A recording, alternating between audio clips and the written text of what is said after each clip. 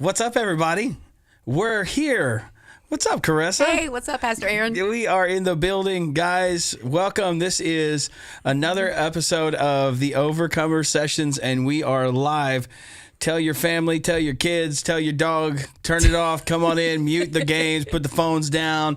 It's time for another session, and we are so excited about this, and we're so glad all of you guys are with us already. Such a great turnout, so this is pretty cool. Awesome. So we're so blessed to have you all on there. I won't make you look at it because they're going to get busy up in here because it's always awesome because we've got one of the finest encouraging people, and our team is hundreds of people now, folks from all over the nation that jump in with us, and they're encouraging, and they want to hear what God's doing, and so we're so excited about that, and so they're popping on, and we're so happy to see you. There's some girl here named Emily Piles. Do you know her? Hey, Emmy. Oh, you might know her. Yeah, I figured you might know Pretty Emily. Special to me. Sister Alicia Arnold says she is so beautiful. Oh, thank you, girl. sis. Y'all, I see. That's why I can't even show her. She'd be sitting there, be going. Thank you, Brother sis. Tracy Dugood's here with us. Hey, bro. Denise Shannon is with us. That's my sister. Sisters hey. in the building. Come on in, guys. We're so happy that you're here. So glad that you are with us.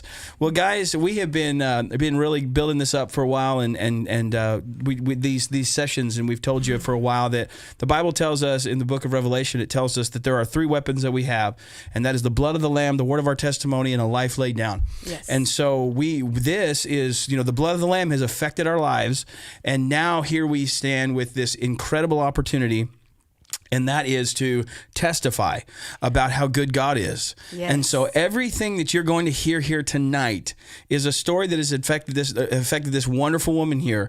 But everything that she has faced, everything that she has endured, I'll guarantee you there were some silent times, some trying times, some crying times, some painful, all of those things.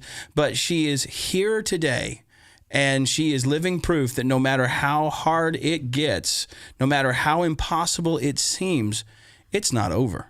No, it's not. It's not over. No, sir. And so we are gonna jump right into this today. We've already prayed. Yes, we have. So you can't see her, but behind the camera, we actually do have a special producer here with us today, and she's already been praying over us and covering us, and she whipped out her oil. I mean, whipped it out. So we have already been praying and getting ready here. Sister Julia Barfield is with us. Lifted 24/7 Church is in attendance, supporting our sister. Thank you, guys. Amanda Reed is with us. Matt Shannon is with us. That's my brother, yes. Phaedra, our soul sister, is with us. Brother Sam is with us. We've just got so many of you here today, and just keep that chat encouraging, because, when this is over, the enemy, after you do something big like this, the enemy, he comes in to try to do everything he can to wear you down. These comments, guys, put some bread in the comments. Please. All right? Please put some bread in the comments. Follow along with this. Put some bread in the comments, because whenever Sister Caressa gets done and she goes home, she's going to get to interact with you guys, and any questions or things that's going on, she can interact with you guys. So leave some encouragement, some bread, because she's going to need nourishment. She's going to need her family, her support system, because God's doing a great big work, and so we're so excited about that. Well, hey, without any further ado, who are you? Well, hello, everyone. For those who don't know me, my name is Caressa. I am a mother of three, and I am married to Larry, my husband. I have three beautiful grandchildren. But before we get to all of that, I have so much to cover. Let's talk about the fact that before I left my house today, I messaged you. Yep. Not a cloud in the sky. It was a little dreary per se, but the very moment that I stepped out to start my car and get out, my hair's done, girls doesn't want to mess their hair up after they do it or whatever, That's but being for all these people. But literally the skies opened up and it just started hailing and a flash downpour came. Absolutely. And if you know me, you know that I have trouble seeing, or I speak, and that just shows there's power in what you say, because I always say I can't see at night when I drive, or when it's raining I can't drive, it's hard, so right there. And I immediately spoke to that storm. I look like probably a crazy person to my neighbors, and I don't care. I don't care one bit. I spoke to that storm, no, in the name of Jesus, just like Jesus spoke. That's right. I spoke to that storm, and within seconds, it just boom. Done. And I sent Pastor Aaron I'm like, I'm on my way. Look. Yeah. So yeah. That was crazy. It was nuts. It was coming down so bad. And I was so loud. So But I want to start with the fact that I want to summarize this whole testimony as that I am a generational curse crusher. Come on.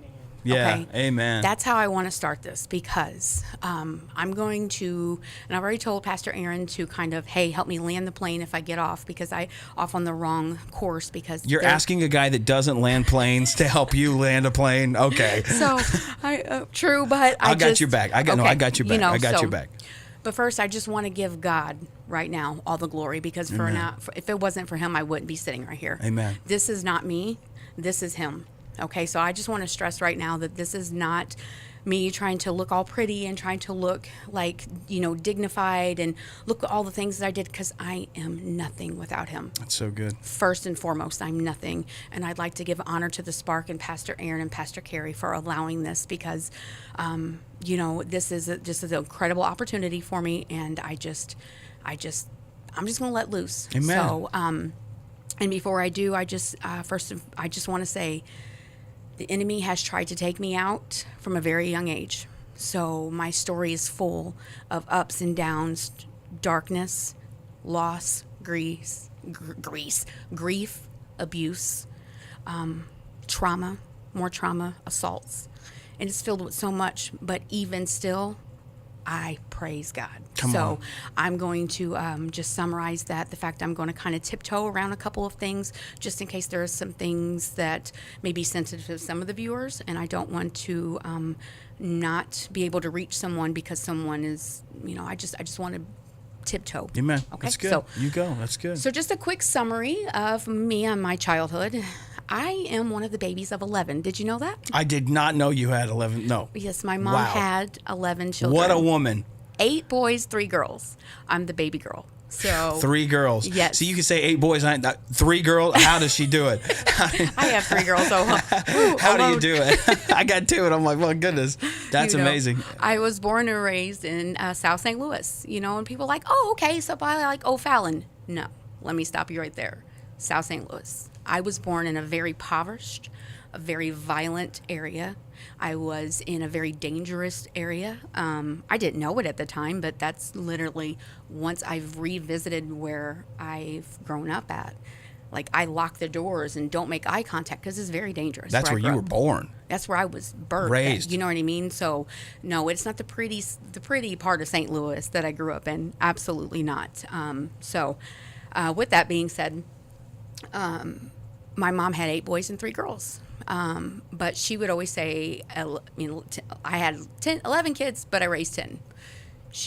My mother didn't leave the hospital with a child.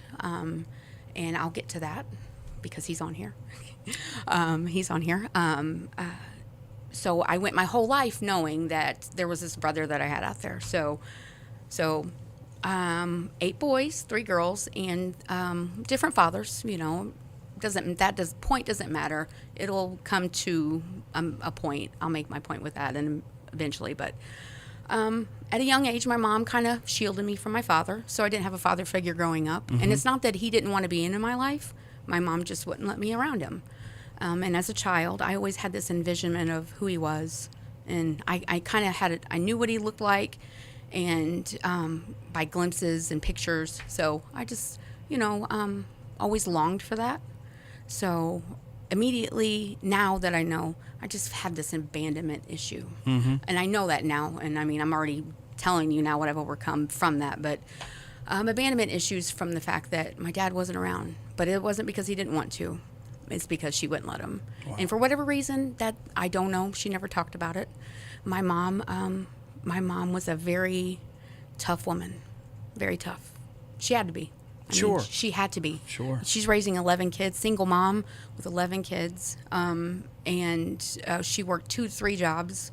So there were times that, we were our own babysitters, and so you got to imagine kids are going to be kids, and we're going to get out. And you know how many times I've snuck out in South St. Louis at 3 a.m., 10, 11 years old, when there was literally a serial killer on the streets, and that was made history up there, and wow. And that's one of the many things he's protected me from.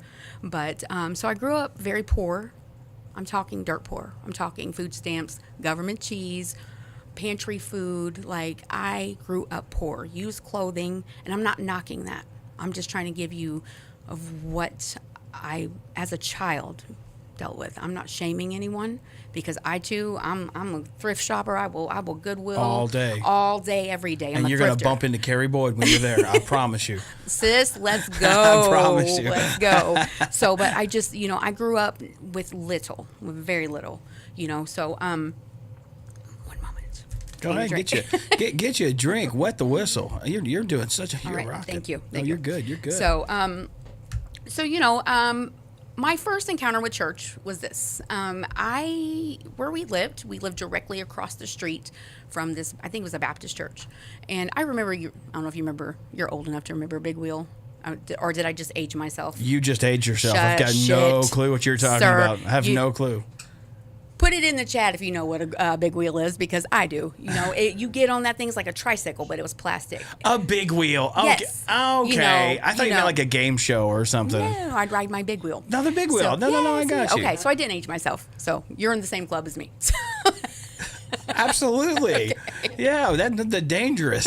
Especially when it would split. The plastic wheel would plastic. It would crack. Those things are crazy, and man. And you would spin out. But dangerous. I remember, like, when church wasn't in session, that's where I would ride my big wheel at, and I would always just look, and I was drawn to the building, like, what goes on in there? Yeah. Because my mom didn't trust preachers. She didn't trust churches. She never expressed it. My mom and I didn't have... She didn't communicate with me, and it's not that she probably didn't want to. She probably just didn't have time to. My mom grew up very, very, just very strict. Mm-hmm. I'm going to leave it at that, because I don't want to put anything on any lineage and any family members that have hurt her. So hurt people. Maybe, she had a strong hand. Yes, very, very. Yeah. That's a strong hand. Very strong. So very strong hand. She was made, if I recall correctly, she had to drop out of school to help take care of things around the house. Wow. So she held resentment against her mom, my grandma, whom I had never met, but and my mom had seen some things, just sure. in the environment that she'd been in. So that's who she was. I can remember she's only told me maybe 5 times in my whole life that she loved me. And it's not that, so I always wanted that love from her, that affection, that attention. But as a mom now of 3 and a Gigi of 3, I'm stretched so far, so I can only imagine what pressure she was under. Right. So I don't judge her. I don't judge her at all. As a matter of fact, that woman taught me some truth. She put some grit in my soul. She gave me a work ethic that, that I truly appreciate. But I remember they had like a VBS thing going on, and I was just like, I wanted to go. They had the balloons and they had all the fun stuff out there. I'm like, Mom, please let me go. Just let me go. And she was like, Caressa Marie. That's how I knew I was in trouble. Uh-oh. That government name. Caressa Marie. She would tell me. Has been launched. I'm telling you. She was like, Caressa Marie. She goes, and she goes, I'm going to let you go. But you are to be home. She wanted to know when it happened and when it started and when it ended. And I better be in that door in that moment. Because if I didn't, I was picking a switch or I was getting a belt. And that's how I was raised, We were raised very strict. My mom didn't play whatever she had around. And I'm not saying my mom abused me. I'm just saying that was her form of discipline. I'm not going to sit here and say I'm a product of child abuse at all. I'm not saying that. That was just how she knew how to parent, because that's how she was parented. Sure. So that was a generational curse that I broke. Come on. Because I didn't do. You can learn to love your children and discipline them without that. That's good. But we'll get to that. That's good. I'm getting before that. But so, once again, generational curse crusher. So she lets me go. I'm like, great, I get to go. I'm so excited. Like, I walk into this building and it doesn't smell like cigarettes and it doesn't smell like the environment that I'm in, and it just the so atmosphere. Fresh. It was so cleansing, and I'm like, wow. And I get a balloon and I'm doing Jesus loves me, and coloring and all the fun activities. And then it was midway, almost over, probably had, if I'm guessing, about 35-40 minutes, somewhere less than an hour, we'll just say. I go downstairs because that's where all the snacks were. Them church potlucks over the basement. I know. All about. I could tell. I could write a book on the potluck. Let me tell you. Well, different time, different podcast. We'll dive in on that one Amen. later. But another topic. I go down there to get a drink and a snack because they were name brand stuff. Like, I wanted that name brand. That's right. Need something new. That's right. I was enticed by it. They were Oreo brand Nabisco Period. Oreo. They weren't those Twistos. They weren't family Twistos. It wasn't that yellow and black package. That's right. And I'm not knocking that. No, I'm knocking it. But I was in the atmosphere, and I wanted to indulge in it because I never had that. The closest we would get would be the one of them was chocolate, the other one was vanilla. You know, Yes, remember the Twistos. The Twistos. That's what it was. The Twistos. So I go down there, and there's, scattering people starting to go upstairs, and there was this group of people that were there, a couple boys and a girl, and I remember walking around them and realizing that I had to get to there through them to get to the snacks. And they noticed me, and I instantly became their target. And, they just kind of, I'm sure I stood out. I'm sure I smelled like cigarettes. I'm sure I smelled and looked like the environment that I was in. But I didn't know that at the time. And they started picking on me, pushing on me, shoving me. And before I knew it, I was on the ground. And I had 3 boys holding me down, raising my shirt, inappropriately touching me. And I'm trying to fight them off. And one of them, and I hope I'm not saying too much at this point. No, you're not. Go ahead. You're Okay. good. You're good. One of them was holding my legs open for an access point for hands to go up my shorts and up my shirt. And one of them, I was starting to scream and become combative, and they put their hands over my head, over my mouth like this, and all I knew was to bite. Hey, I had buck teeth back then. Thank goodness for a good dentist, because if y'all seen these buckaroos beforehand, but I chomped into his finger. You gotta quit. These buckaroos. Let me tell you, I have a good dentist. Shout out to Red Lake Dental. I have a great dentist. You tore that hand off. I bit it and got the attention of someone who came down, and they didn't reprimand. They just broke it up. You guys break it up. And I was so scared to go home to tell my mom, because I thought I was going to be in trouble. Because here I am, I begged my mom, please let me go. And so I go in, and my mom wasn't expecting me, we'll just say till 1 o'clock. And it was like 12:50. And my mom knew the minute I come running in that door, something was wrong. She saw it all over my face. And she's like, what happened? And as I'm trying to tell her, she snatches me by my hands, and we go across to that street. And let me tell you, my mom almost went to jail that day. Wow. My mom got up in the face of everyone and, told them. And by that time, no one was taking accountability for what just happened to me. And it may just be because I was just an outsider, and that felt like I didn't belong or whatever. But for whatever reason, my mom stood on her business then in that moment and said, and that's why we don't go to church. So from that moment, I had it in my mind, church hurt. So that was my first encounter with like an assault and a church hurt. And I was probably about 9 years old at that point. So, and shortly after that, as I said, we grew up in South St. Louis. And if to any of my siblings that are watching, just know that I love you guys. And I'm not here shaming the family. I'm just here freeing myself. Yeah. So it's your story. I'm getting it out there. So in 1990, we get the phone call that my brother Sean was shot and killed. He had just gotten out of prison, and he had been a federal inmate, I think, by the time of 17, which is unfathomable if you know the judicial system, because it takes a while to get. So for a 17, 18-year-old to go federal at that point. So he was institutionalized for most of his life. But when he got out, he decided to make a change, and he was doing good. He didn't get killed. I mean, he didn't die of a drug overdose, but he was killed over probably, they robbed him for drug money. They even stole the sneakers off of his feet. And I remember in 1990, that was my first encounter with grief. So my brother just died. So I remember telling people, yeah, my brother just died. So I remember being off school. I remember the funeral. I remember everything of that.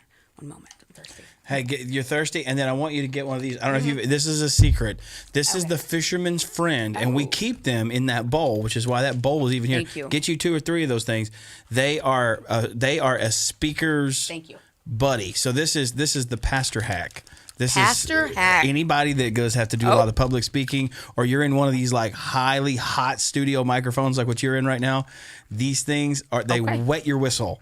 That's what they're all about. So they're powerful. Sorry, Thank you, by I the way. should have Thank told you. It's like they're very strong, by the way, as well. I talk a lot, so like I already knew this was going to be an issue. So,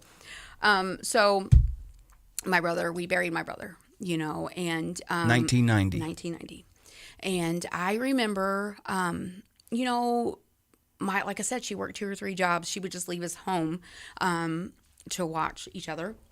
I was usually in charge at that time because the older batch of kids, I call them batches, the older litter, the oldest part of the litter, they were out doing their own. The litter. So there you go. I was primarily the babysitter, and we would just, when Mom would leave her work, it was summertime. We were in these streets doing stuff we shouldn't have, I remember one time having a gun pulled on me. I was probably 12 years old.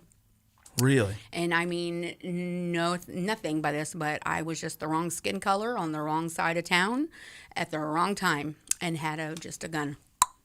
What you doing on the side of town? And just blurted out. 12 years old. 12 years old. And at that time, I knew it is what it is, because at that point, I had already been exposed to so much. It is what it is. And it was God protecting me. I know this 100%. Because, like I said, the enemy has been trying to take me out since day one. He really has. So, though this is a hack, it's a bit of a... Sorry. If you need to take it out, you can. I'm sorry, I'm not couth right now. No, you're doing good. So, do you see what I'm talking about, though? I mean, they don't play. No, they don't. You're not going to have a dry mouth. They will absolutely not. I'm not at all. I should have warned you about that. You should warning label on that next time, Pastor. But yeah, so yeah, I had that gun pulled on me, and I literally just it didn't even faze me, because at that point in my life, it was just like, okay, I guess this is the way of life, because I had already seen. And that's just the stuff behind the scenes. And these are just bullet points. There's some handsome guy on here that just said, "Hey, wifey." Hey, baby. Larry's in the building. You know how I call him out if we're in Walmart? I can't do it on this microphone because it's so loud. I'll be like, Larry. I did it the other day at work to show my coworkers. He'll hear me 5 aisles over. Larry. Larry. Is it like that guy from Practical Jokers? Yes. Is that it? Larry. Exactly. Oh my gosh. Exactly. Okay. All right. Well, I love you, baby. He's with you. I love he's you, baby. with you. So after that, I don't even think that I told my mom that story, because honestly, at that point, I believe my younger brother, and I laugh. I'm sorry, I'm not laughing at the situation, but I just, it's what it was. I believe my younger brother got my mom, when my brother was killed, she obtained a firearm, and I remember my younger brothers getting it out and threatening the neighbor kid with it. Like, we were handling guns. Like, you know what I mean? So yeah, wow. Yeah, he told on us. He told on us, but he literally drew first. So we went and got Mom's gun, but he told on us, your kid's pulled a gun. So yeah, that's crazy in itself. But so my mom realized at that point, we need to get out of this environment. You know, she has 4 children left that are still in school, and she's raising. So we migrated, and if you're familiar with Missouri, we went from South St. Louis to Arnold, Fenton area. Oh yeah. So, and that's where I went to school and finished out high school with. Well, I didn't finish high school. I actually dropped out, but that's where we moved to. So I'm in teenage years, okay? I am at that, I have seen so much at this point in my life that, whatever. And I start school, teenage rebellion kicks in, Unfortunately, I lost my innocence at the age of 15 years old.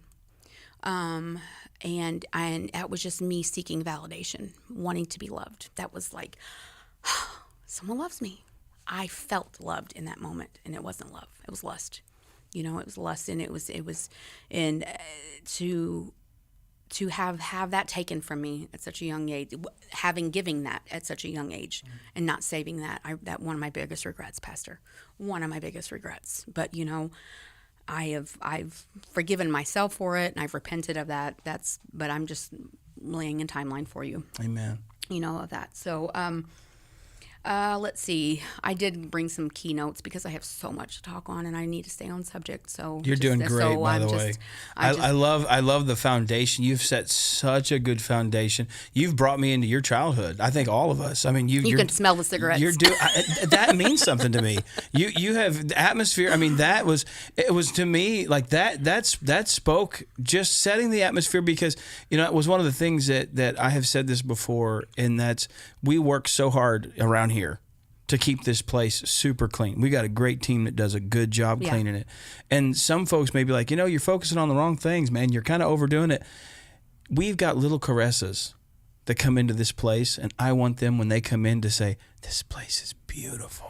Yeah. I put lights up on the sides of the and when you walk in, I just put little lights in. I put these little things, and they're like, why? What's the point? We've got little Caressas that come in here, and it does. It's clean and it smells good, and it doesn't smell like their home. Right. And those situations. And I'm not saying that's everybody, but there are times where that happens. And when I heard you say that, I'm like, I want this to be a place when folks come, it's like, I remember that. Yeah. I remember the excellence, and it was a different structure, and it ministered. You now remember that. Yeah. These just a few years down the road, you can look back and be like, that was something that I wanted you to know. I remembered. Right. And but you're doing a great job. Thank you. You've really brought us in, and I'm just like waiting on the next part. So go. Let's go. Is your seatbelt on?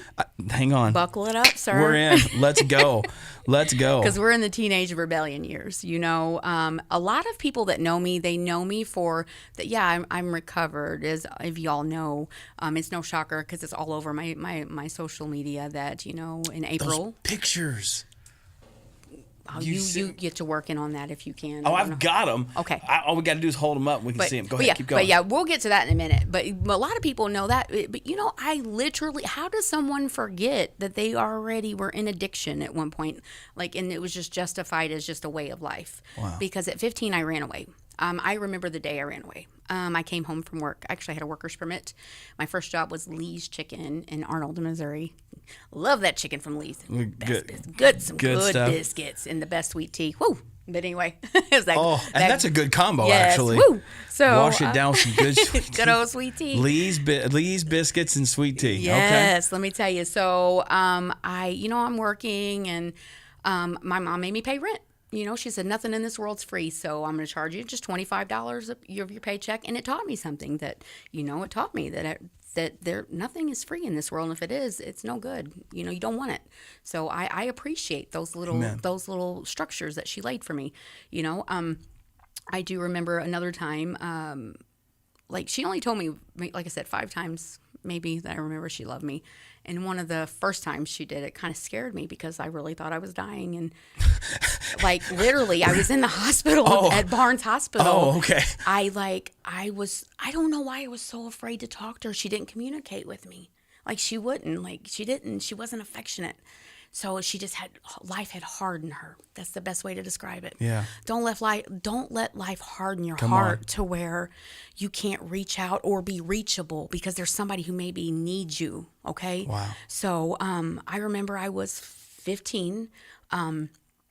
I developed this crazy weird kidney infection. It started with back pain, and I hid it, and back pain, and I hid it. And I was attending church at that time, and my mom allowed me to go back at this point to a different church, completely different church. And I was like a church bus kid, and bussed in and loved it, And I remember coming home from church, and it was this fall. If I had not fallen down these steps, and it just goes to show you that no matter some things or everything happens for a reason. Mm-hmm. Because I had something developing on my kidney. It was a weird bacteria honeycomb thing that was wrapping around my kidney, literally the size of a small watermelon. Before I showed my mom, because I was afraid. I don't know why. I was afraid to tell her. I had done something wrong because I had tiptoed, walked on eggshells my entire life. So I finally show her, and so my mom freaks out, and she takes me to the emergency room, who says, oh, your daughter has to have a kidney removed. And she's like, absolutely not, second opinion. So she takes me to Barnes, and that's where I was admitted for close to a month. And they to this day, they didn't know how it happened. But what brought it to light was the fact I remember coming home. I only brought the church part up because I remember going home and going down my stairs. My bedroom was in the basement part. I remember walking down the concrete steps and my heel caught and I fell. And as I fell, my back hit the step just at the right angle. I was like, oh, that hurt. But it busted it open. So had I not done that, it wouldn't have escalated to the point it did to where I actually told my mom. And I probably would have died. I probably would have sat there in my own sickness because I was too afraid to cry out for help. Ask for help, people. Let me tell you. I don't care what your sickness is. Good. Ask for help. And that sickness is the umbrella term right now. Okay? So, and I remember my mom reaching out to my dad because she thought I might need a kidney or blood or something.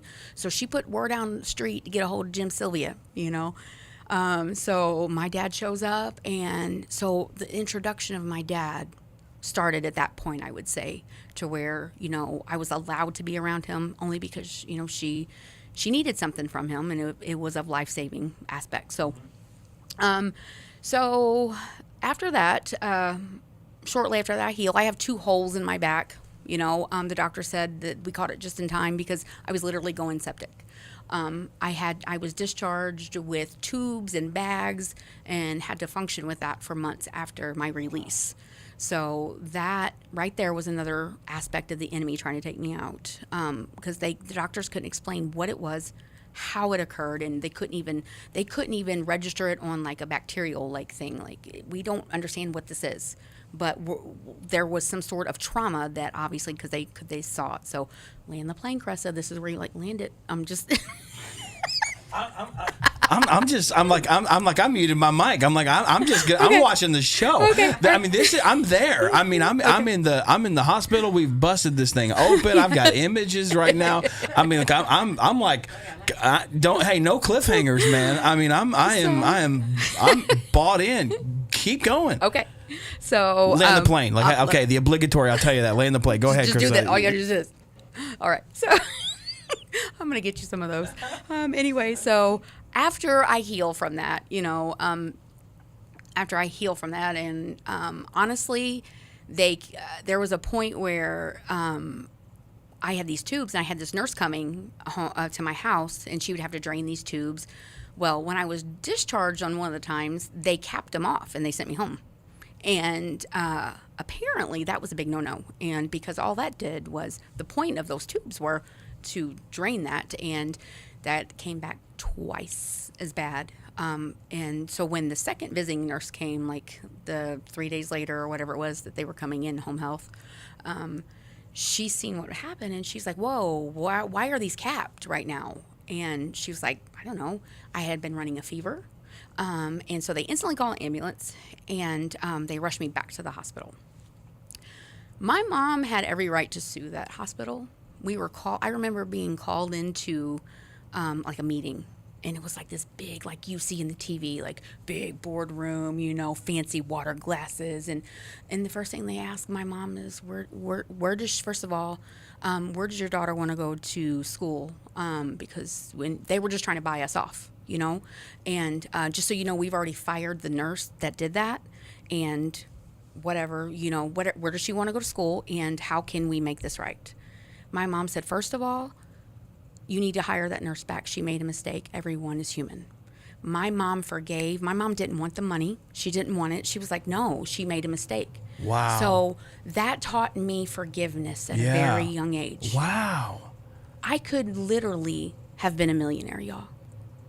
And and for a minute I held that over. I'm like, are you kidding, Mom? You know how much money we could have gotten?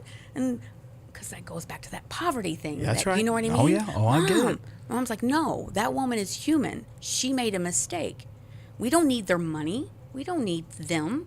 We have us. And that was what we stood on. Wow. So yeah, I almost died then. How many attempts are we at?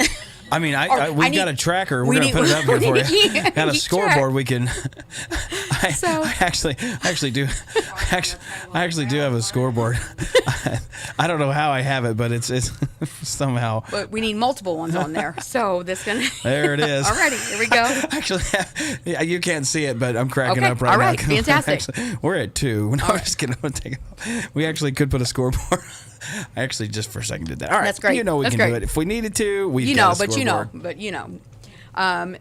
So after I heal from all of that, months by, I decided I was working, and the kidney thing happened before I got the first job. So then I get the job, and I remember coming home, and that's no cell phones, never. We had one landline, one phone, rotary.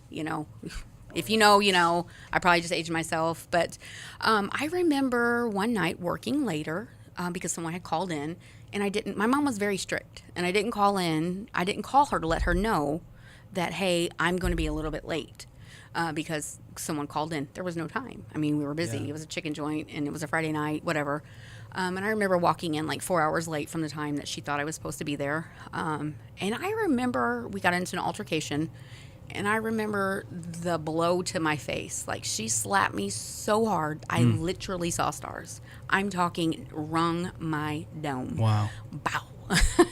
So I remember at that point, I just went to my room, and I was like, that's it. I've had enough. I don't want to live here anymore. I don't want to be here anymore. It was a fight or flight situation for me. It's been that way my whole life, and it's been ramping and amping up. And at this point, here was my moment. I'm leaving this place. I'm done. I'm done with this environment. I'm done with this abuse. At that point, I say abuse. I'm just done with the environment. I don't want to title it abuse because, like I said. So I decided I'm going to write a note, and I packed up everything I could in a little bag, and I took off on foot down in Arnold, Missouri. Are you familiar with Arnold? Oh, a little bit, yeah. Okay, like the big shopping plaza where the water tower's at. I was going to say, the water tower, I know that. All of those, there's a plaza right now by a Chili's and like edible arrangements and all that. That used to be a subdivision, okay? That was not there when I lived there. Okay. None of that was there. I remember taking off on foot in the middle of the night, and I messaged a friend of mine letting her know that, like, look, I'm leaving, I need a ride. And she met me. And she's still my friend, Kelly. Boy, I love that. You got to cherish those friends that stick with you for life. Yeah. Through thick and thin. I'm telling you, she's been there for me. That's the one thing they say you can't make more of is old friends. Have you ever been grounded from anyone? We got grounded from each other one time. I have been grounded. You know your friends when you get grounded from them. We got grounded from them, like specifically. Yeah, she got grounded from me.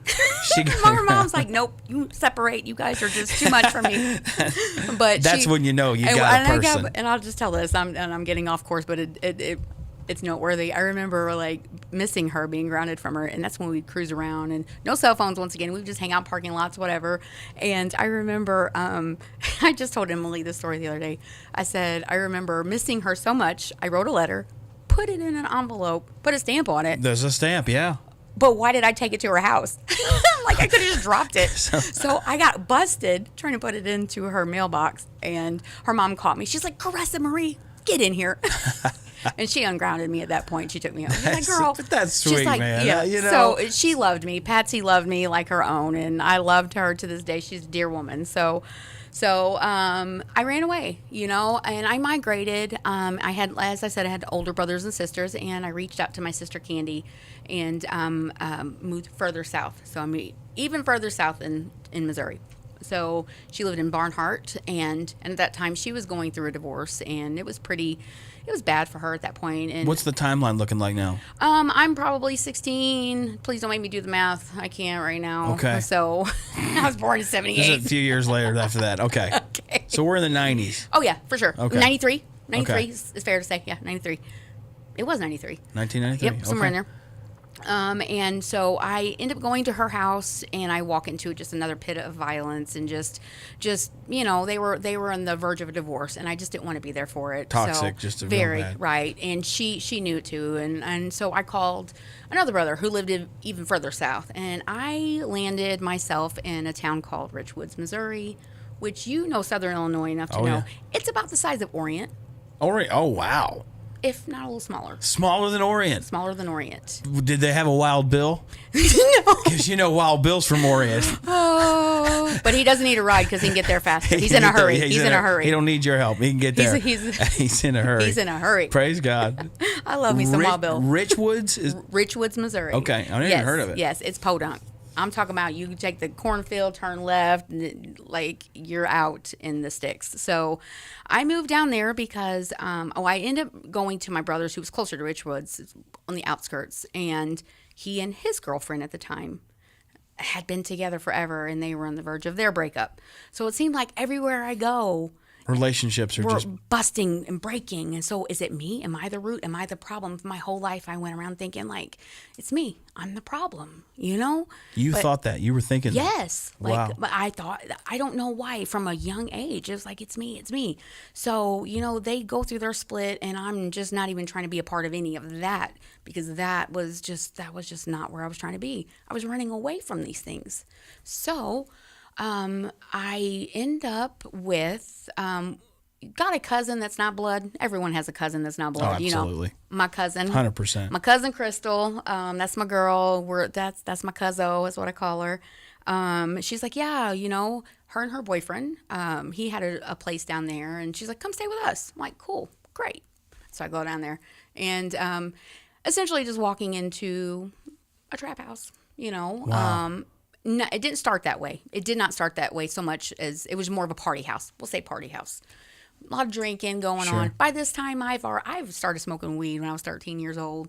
Cigarettes at 10. I remember taking my mom's cigarettes just to see because everyone else was doing it. Maybe I should do it. I was just trying to find my niche, my fit in. So now, prior to 16, were there? I know that you had kind of mentioned a few things. Were you around a lot of drugs like before you left in that time? Like how exposed were you? Are these new things that you're seeing? I mean, I know the relationship stuff is toxic, but like how familiar were you with seeing people into alcohol and into drugs and stuff like that prior to 16? Is that you have any experience at this point with seeing that stuff, with your life up to that point? It was the norm. So you were totally, it was norm. You've seen it. It was the norm. So it wasn't out of the ordinary to be like, hey, for instance, my brother was a truck driver and he's like, hey, Caressa, can you go get my pack of cigarettes for me? I left him in the truck when he come home on the weekend. And I remember finding, and if I'm talking, just say, hey, no, you're okay, good. pump your brakes. No. I remember seeing on his, I don't know if you've ever been into a diesel cab of a truck. Yeah, sure. They got their little kitchenette, little setup or whatever. And I remember seeing this big bread bag full of weed. And I'm like, I knew what it was. And I knew everyone around me was doing it, so I wanted it. So I just reached in there and I grabbed some and stuffed them in my pocket and I grabbed the cigarettes, took them into him. I was literally at school passing it out. Like, here, guys, look what I got. How old? Like, I was in 8th grade. Really? 8th grade. So this is before I ran away. This is way before I ran away. You know what I mean? This was a way of life. My mom, I want to right now say my mom did not do drugs. I never even seen my mom drink. I mean, my dad had told me a story one time how she stole a car one time with them. They were Bonnie and Clyde in it. I don't know. I have so many wild stories. There was a wild streak in there. There was a streak, obviously. There was a streak somewhere. Obviously. But so when I ran away, I started being exposed personally. I was not involved. I was just indirectly exposed. I got you. Based off their own, hurts, habits, hang-ups. So I met a boy, seeking love. Yeah. Oh, I love him. And, I met this boy and he's great. And, oh, okay, yeah. Oh, cocaine? Okay, well, I've heard about it. How do you do it? And instantly, boom, I'm doing cocaine at 16 years old. 16, wow. I'm talking and then it just. Is this in Richwoods? Yes. Is this where you're at? Okay. Yes, I'm doing cocaine, and he lived with the dealer. It was like his uncle or whatever. So I moved from Cuzzo's house in with my boyfriend. I'm 16, mind you.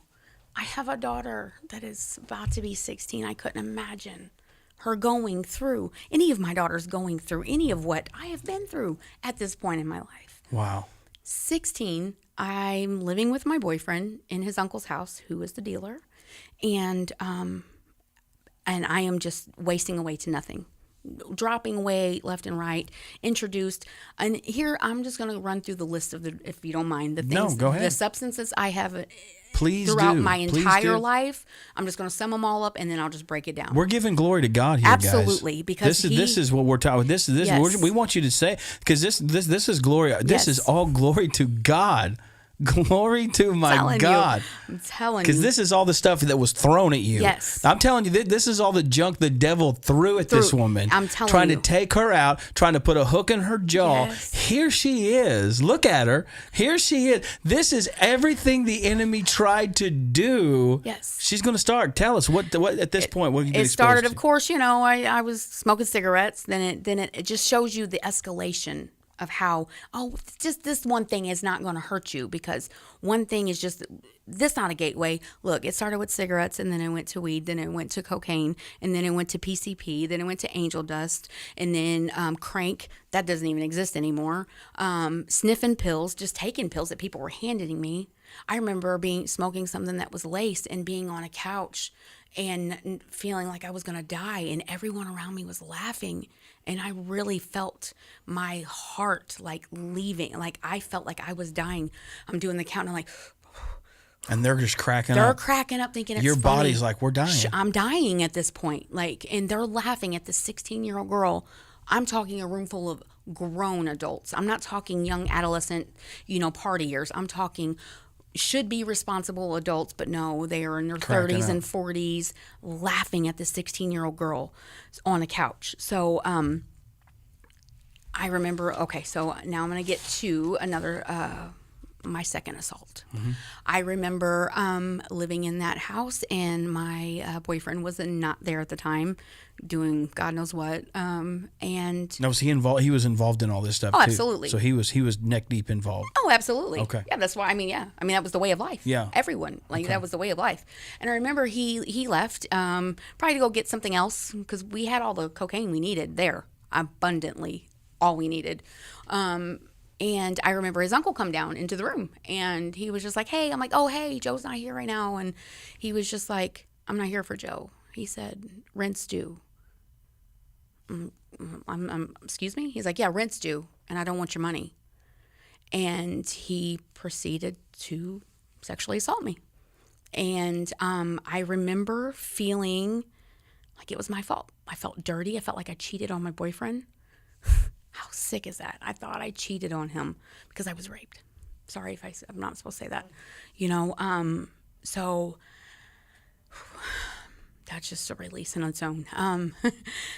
I remember for the next couple of days walking around that house, a prisoner of those thoughts and those of him. Yeah. And walking on eggshells and feeling dirty like I had cheated on him, and like just tiptoeing. I was scared.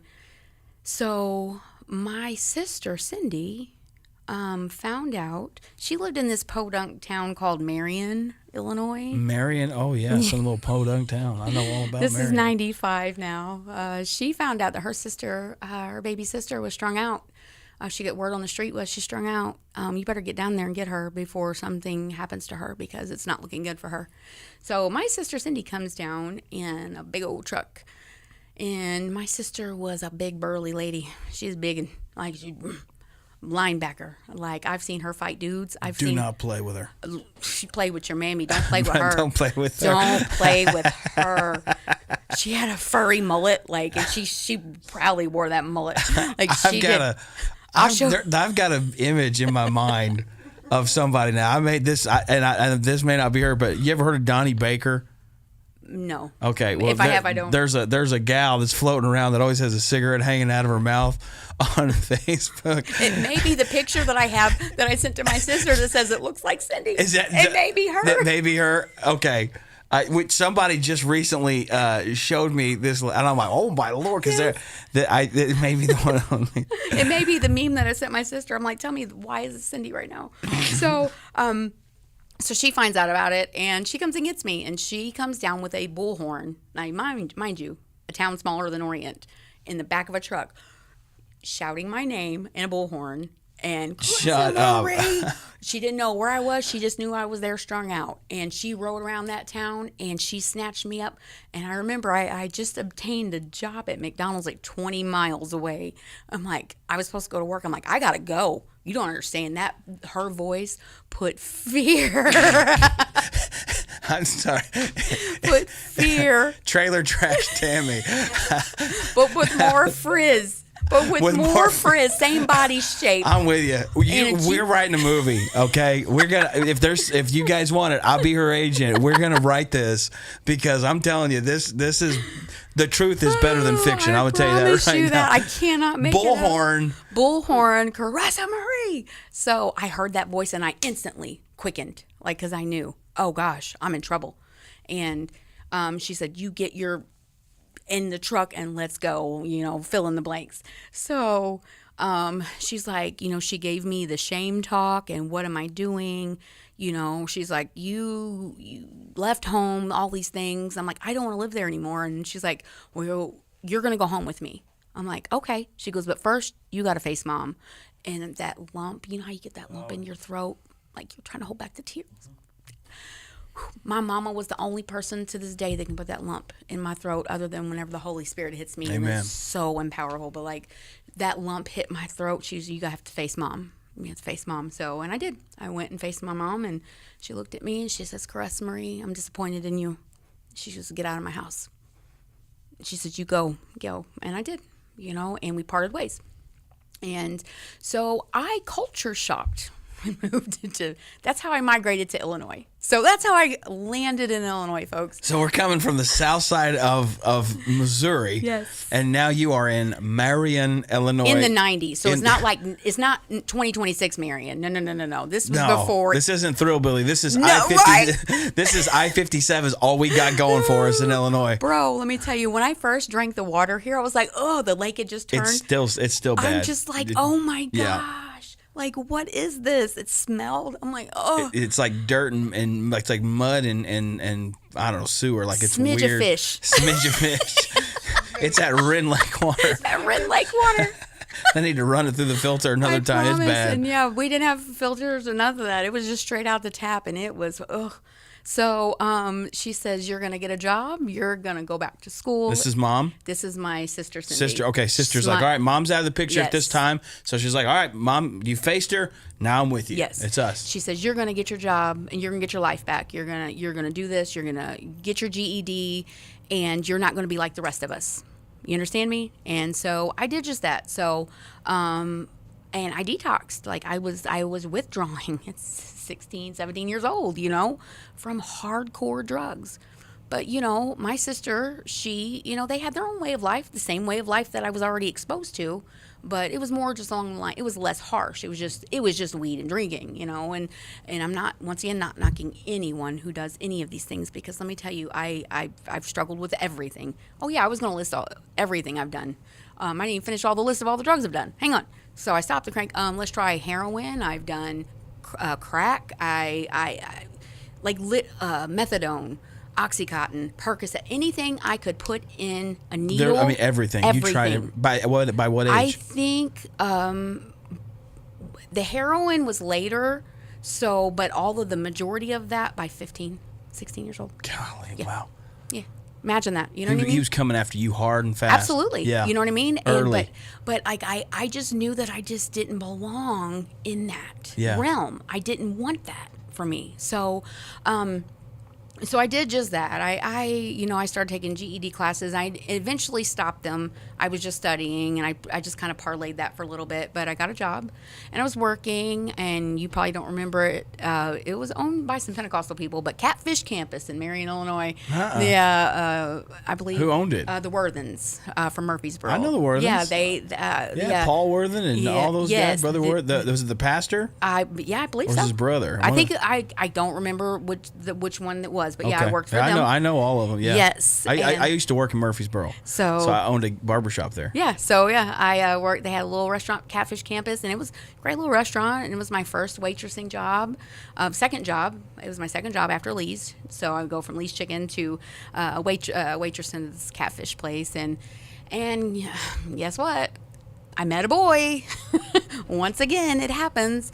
I met a boy who actually attended a church there in Marion, Brother Wall's church. Oh, yeah. And Been there. so I was introduced to that aspect of church through wanting to be with him. So, we liked each other, and Mandy, I know you're watching. And I can't wait for your comment, but you didn't like me at first. She said I was groomed not to like you, she said, by her best friend, because her best friend was like, I guess they had dated off and on up until that point. So, but when I come in the picture, everything was, so everything was about him. So I'm not even going to mention his name just because I don't have his permission to do so. Sure. Yeah, but your girl went off and decided, I had lived with my sister Cindy, and the drawing point for me and working there and dating Kevin, and all of my I just said his name after I said I wasn't going to say it. Anyway, he's not even on. Either way, Mandy's brother. So I remember I was sleeping in my portion of the room, not my room, but my portion of the room at my sister's house. It was very small. And I mean, I'm grateful for what she did for me. And it's not that I wasn't, but it was still the environment that I was running from that I always ended up in. And I didn't want that. So I was always running to get away from the thing that it didn't settle well. It didn't set well. But I remember one night, my brother, the one I told you about earlier. Mandy says, but she loves you now. She better. She loves I you love now. you. So I remember my brother, I'm not going to mention which one, he came in to my portion of the room, and I could smell the whiskey on his breath. And he got on top of me and proceeded to try, and it just grossed me out so much. It was so vile. And he was like, just and just trying to coerce me into this and that I wanted it. And I'm like, you're my brother, get off of me. And, hands up my shirt. And finally, mind you, I'm still trying to fight him off, and he's a bigger dude. And I remember he finally gets off of me, and I just shelled up, and I didn't sleep the rest of the night. I was rocking. I just rocked myself.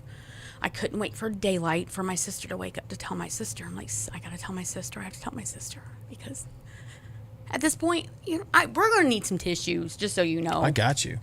Hey, producer. Yeah. Hey, yeah, producer. Hillbilly. Are they not right here? I had. We're going to need some tissues. Are they in the seat? Yeah, we're going to get some. We're going to need them. I promise you, because I'm just scratching the surface, you guys. So this was my brother. This was the same brother that, in a group setting like that, of Minnie's kids, you're going to have your favorite that you lean on. Not that you have every sibling has their favorite, or the one they have more of a bond with. Sure. As far as brothers goes, he was like, man, I loved him. Dude, that was my dude, Yeah. And for that to happen to me, it crushed me. You're okay over there, Hillbilly. You're okay. If you need to go get some off the altar, you can go borrow Listen to me. some from the altar in there Listen if you to want me. to go in I'm there. not too good to use this. I'm good for this. You're good with that? I'm good. I'm perfect with it. Bounty paper towel? Wait till I tell you my jail stories and my jail hacks, sir. Okay. First of all, I can make anything out of it. This will work. Hey, This is y'all, fine. if you need to go get something to drink, we're not going nowhere. We're going to be here for a little while. I promise you. I asked Pastor Aaron how much time. I He's told- like, I said, he said hour. I was like, oh, wait a minute. I immediately said, you know what? No, we're not going to do that. We're going to take the limits off of this, because this has got a lot of good stuff. God's doing great things here. We're going to keep on rolling with it. So this is your favorite. This is that sibling that's like, Yeah. you're like, this one's got my back. This is my this. Absolutely. You He was guys the one just I had a stole the cool- weed from too. Well, I gotcha.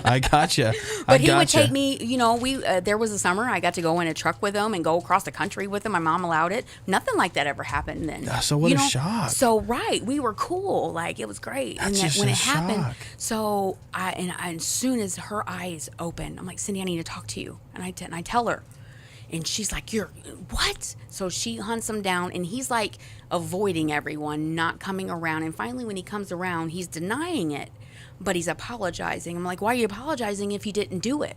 He was like, no, you like trying to tell me, make it in my mind like I'm crazy. They call that gaslighting. Thank you. Yeah. Thank you. I was looking for the word. Yeah. He was trying to make it, no.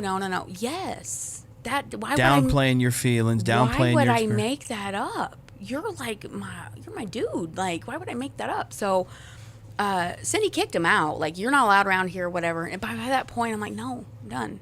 So your girl. But good for your sister. Yeah. You know what I wish, and going back to that moment with the boys in the church. Yeah. That should have happened. Something like that should have happened. Yeah. And sometimes people think I'm a little rough on things because I don't play around. Like, if something like that happens around here, dude, I'm on it like calm. We just don't play around. We don't play with that kind of stuff. And people wonder why. There are churches who will skirt these things. There are people who will skirt under the rug. Dude, we don't play that game. We don't play. No. And people, they want to be, they think that I'm being mean and I'm being rough. Here's the deal, man. You ever cross lines here, I don't care what you do here. I will shut your world down if you play stuff like that around here. You know what I'm saying? Absolutely. Okay, I don't care if this place crumbles because of it. Cool. We'll go do something else. You won't do crap like that here. It's not so good for your sister. Yeah. She stood up for me, and she always has. She's facing that awkwardness to get out of here, dude. Literally, she saved my life. Like I give, for the longest time, I gave Cindy the credit. Like, I'm alive because of her, because she snatched me out of that disposition I was in Ridgewoods, and so I'm still blown away. And I'll say this: if 3 boys held a girl down in this church and did to her what they did, I would burn this place to the ground going after their families if that ever happened here. Right. I mean, I'm just telling you right now, I would Oh, I believe you. Burn. Sir, I believe you. So I'm like, in my mind, like, I think this just caught up with me just now. Like, that was a church. Yeah. And that should have been like, a place of safety, Dude, I'm telling you, I would absolutely. But it was the enemy trying to intercept me chasing God. Yeah. Because I was drawn to that building.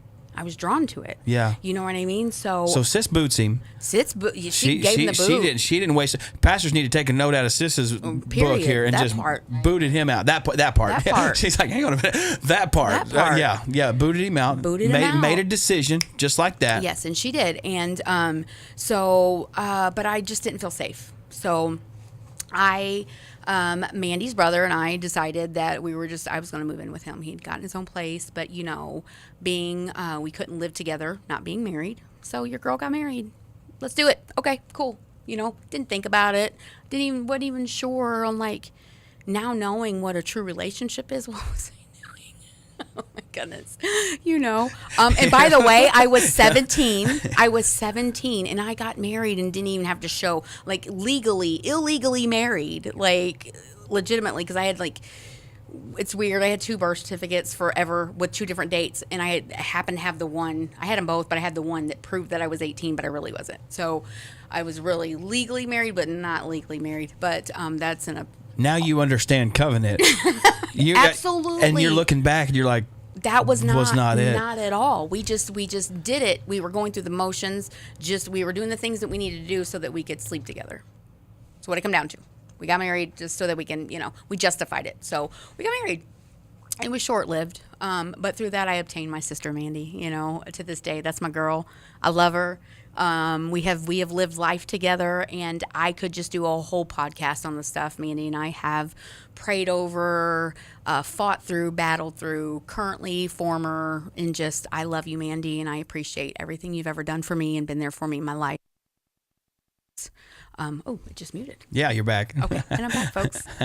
So it was short-lived. I'm not going to get into all the ins and outs and how it just dissolved quickly. Yeah. Because literally, that's really all it was. It was an escape route, but it introduced me to that church. Sure. So I was going through the motions of that church, and without shaming anyone's beliefs or what they are convicted and personal convictions. I want to say that right now, what you're convicted of and what your personal standards are, that's between you and God. However, I couldn't grasp the concept of I had to look a certain way and dress a certain way in order to fit in, or I was going to hell. So that religious spirit, I remember before, let me backtrack. Did you know Brother Walls? Yeah, I did. Okay. Oh, yeah. You know Brother Walls. Oh, absolutely. Okay, so this is gonna blow your mind. So I when I was still waitressing before Kevin and I got married, before I even stepped foot in that church. Okay. Mandy's brother. Yes, Mandy's brother. She's It's done now. It's over. It's out there. My kids didn't even know. Didn't know about it till one day. That I was like, "Oh yeah, by the way," they had no idea. Married to this guy. Yeah, that's how Mandy's your aunt, by the way. Uncle Mandy, and so Uncle Mandy, and Uncle Josh. But so I remember them coming in because I remember visiting one time. I visited one time. And, I looked like I just did. I had my makeup and pants. And I put on my best. You thought you looked really nice Yes. in your mind. You're like, this, Yeah, cool. And I remember being talked about, judged, and just, I knew. when someone's talking about you. It's called discernment. You know when someone in the room, you're the topic you're in someone's ear. You know that your name is on someone's mouth. Like, I just felt it. It was discernment. And though I wasn't nourished in that aspect of my spiritual, that was developing in me, and it had been for years. But so it was after, what did we do? After church, everyone go out to eat, right? So it was a Sunday, and I was working, and they all came in, the entire church. So I'm like, cool, great. And I'm waiting on all of them. And Brother Walls being one of them. And he was like, well, hey, young lady. And he was just so cordial and so nice and very respectable man of God. And I looked at him and he said, you ought to come to church sometime. I said, well, I did already. And I'll never step foot back in your church. He looked at me. And I said, I'll tell you why. And if you got anyone out there knows I'm zero filter. I'm zero tolerance. And this is really before I knew the Lord. You didn't. This is before I knew the Lord, so sir. This happened. There was a confrontation. You're one-on-one with the pastor. And the whole church group that was with him. I let them all know. All right. Y'all a bunch of hypocrites. You're judgmental. I felt like an outcast. I felt like I didn't belong. Wow. And he said, I'm going to tell you what, young lady. He said, I encourage you to come next Sunday. He said, and I'm going to roll out the red carpet for you. Wow. And he goes, I'm going to tell you what. And he did. And he goes, I'm going to reserve you a seat. And he did just that. And he chewed everyone out from that pulpit. You see this young lady right here? Let me tell you. Sometimes you just got to bring his youth group. He got onto his youth group That's at that right. point. So sometimes you got to straighten the youth group out. And he did. Come on, y'all. Let's not forget the vision and the mission of what we're here to do. He did just that. He goes, and I don't care what she wears. I don't care, and he stood up for me. And so I was like, I found my niche. Let's go. That's good. Let's turn a page. Okay, so here I am. But I still can't make the connection. So I didn't really have a full relationship, but I remember being baptized and infilling of the Holy Spirit. You're maturing. I remember that. It's happening, but it's not clicking like that. Everyone talks about that relationship. Yeah. So, okay, whatever. But I just didn't feel like myself in this attire, in this costume I was wearing. We'll call it that. I just didn't feel it. I didn't feel free. Yeah. That's the best way to put it. Yeah. You know what I mean? So, but I just did what I said because I didn't want to go to hell. I didn't want to go to hell, and that's what I was being told. So, I've been to youth conventions, all that. I've done all that fun stuff, and I'm thankful for all those experiences. However, it just wasn't my thing. So, I get this. So let me backtrack. So the divorce has happened. We dissolved the marriage. Mandy's brother, I'm trying to read my notes here. Backtrack.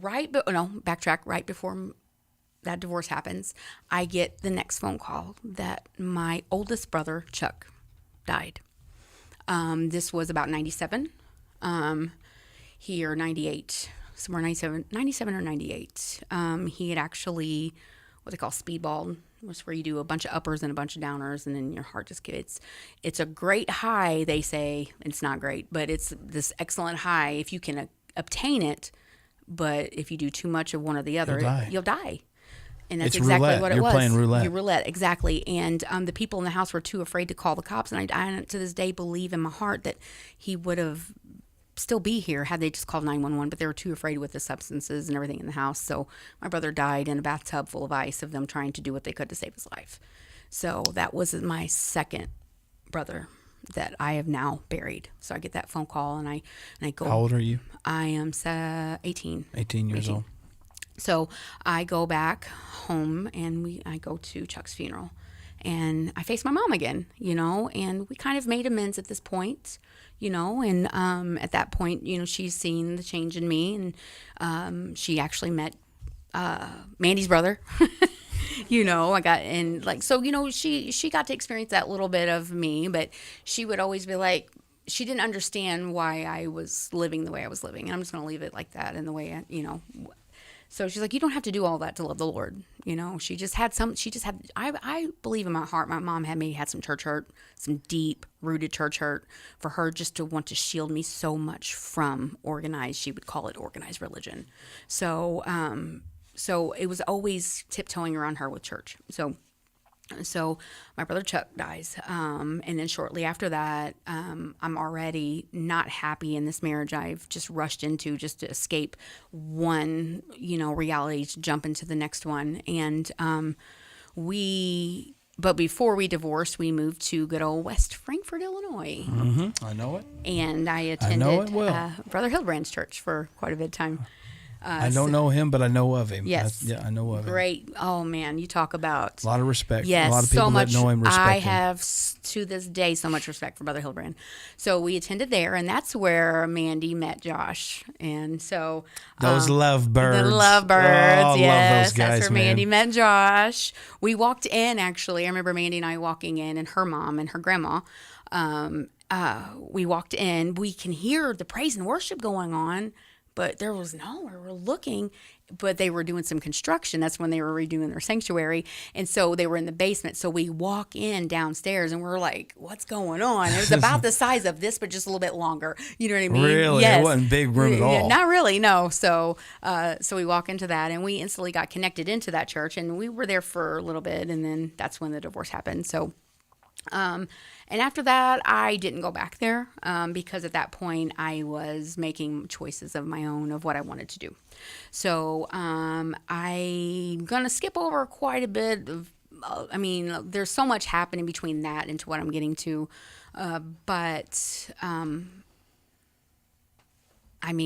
Shortly after that divorce, I get my own apartment. And, it's a way of life. I have my own place. Let's party. I'm drinking and I'm smoking weed. And so the church life is now, after the divorce, you started going back. Bye-bye. Okay. Bye-bye. So you started getting back into... I rebelled okay. hard. But, during all of that, no one ever knew anything I really ever went through at that point. I never really even thought to tell anyone, this is what I've been through. Y'all have no idea.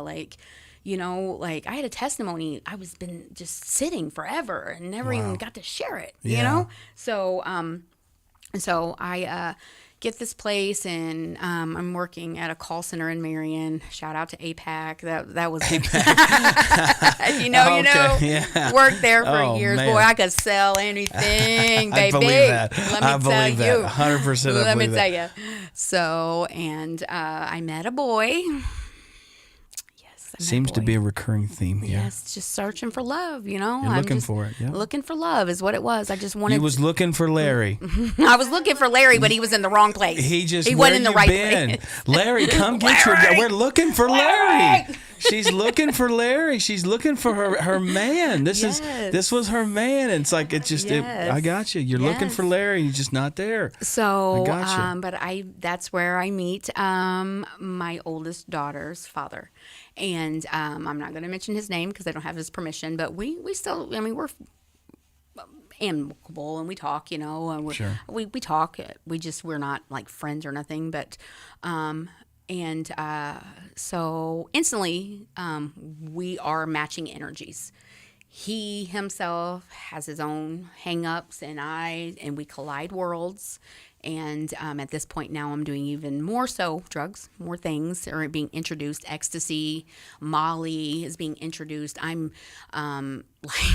making, now I'm dealing at this point. Let me just stop and pause. I remember giving my testimony to Sister Leslie Chrysler.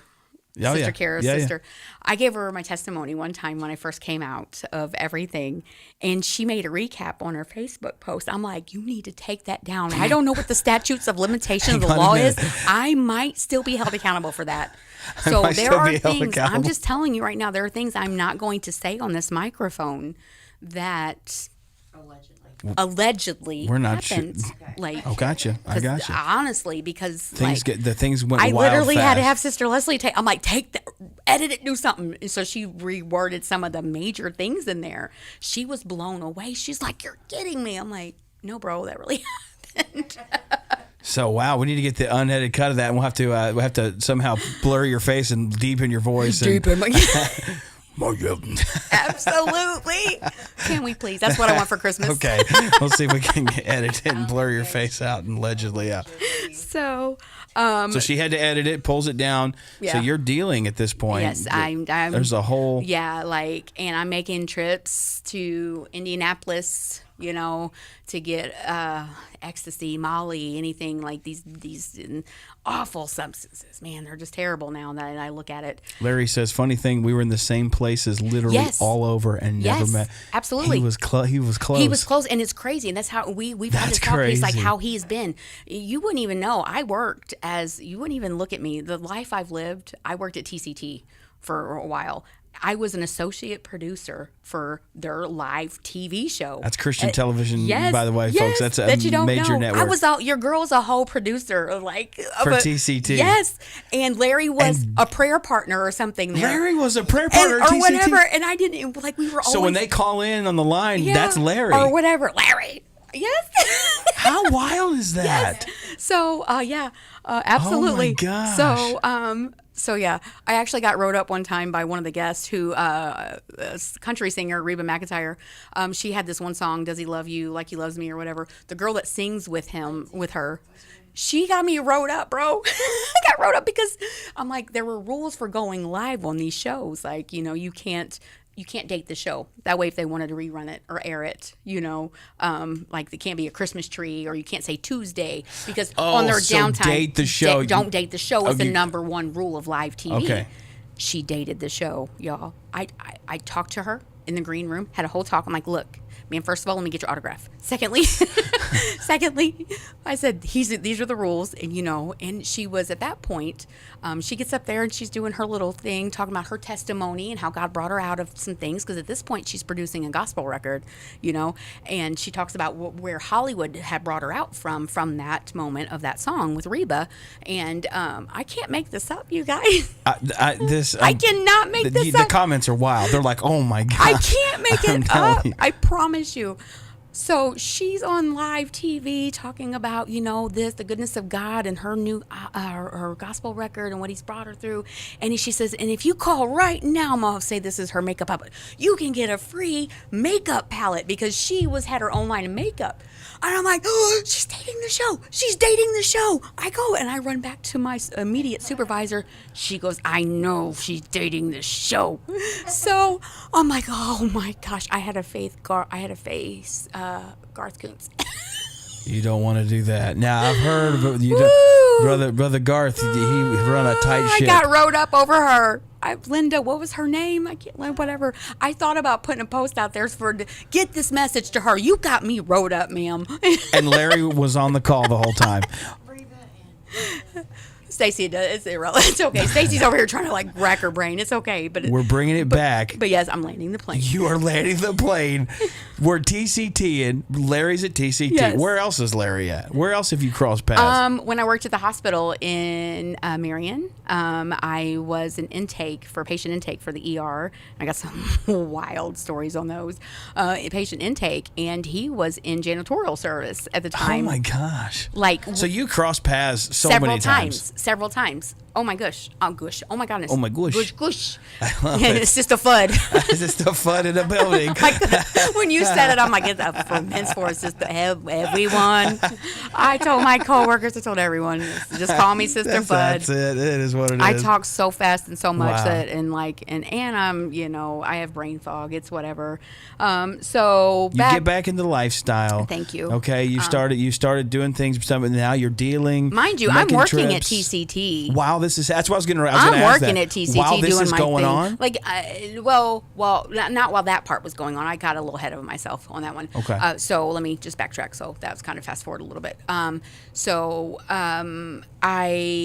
Kylie's my oldest daughter, her father and I. It is what it is.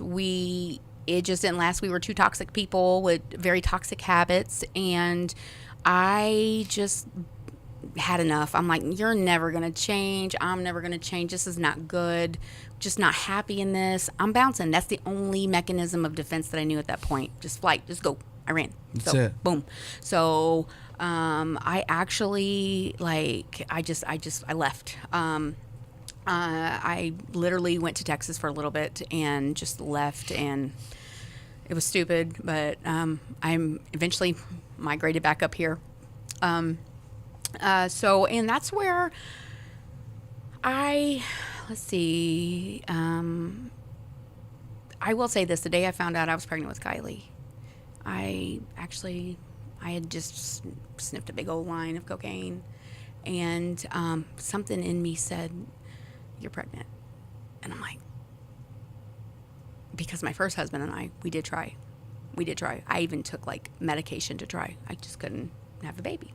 So I just thought I couldn't get pregnant. That was my mindset. I couldn't get pregnant.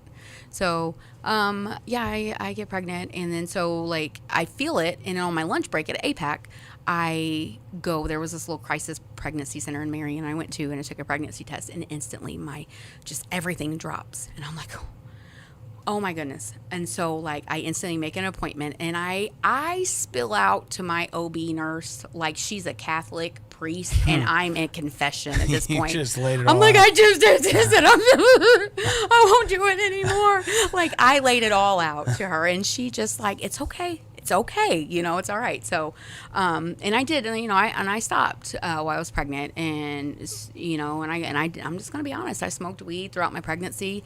My OB actually gave me the okay at one point because I was throwing up a lot, and he said, it'll make you eat and settle your stomach. I don't care is what he said. That's what my doctor told me. So I justified it.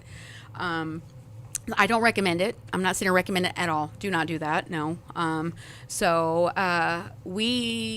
dad and I, we just resolve that relationship, and somewhere between that and the next boy I meet, I lost that brother that attacked me, and I had to go back and face that, so I go back to Missouri, around my family, and I'm feeling some type of way, This is the man, the last time I seen him, he, did what he did to me. It's a tough conflict. And I remember watching his grave, his casket go into the ground. Because normally, nowadays, they don't let you stay around for that. They wait for the family to leave before they'll lower the casket because of the trauma of their, Sure. And it's sad that I know so much, like the facts about, but yeah, true. They prefer the family to be gone. But at that point I stayed, and I remember having a talk with that casket,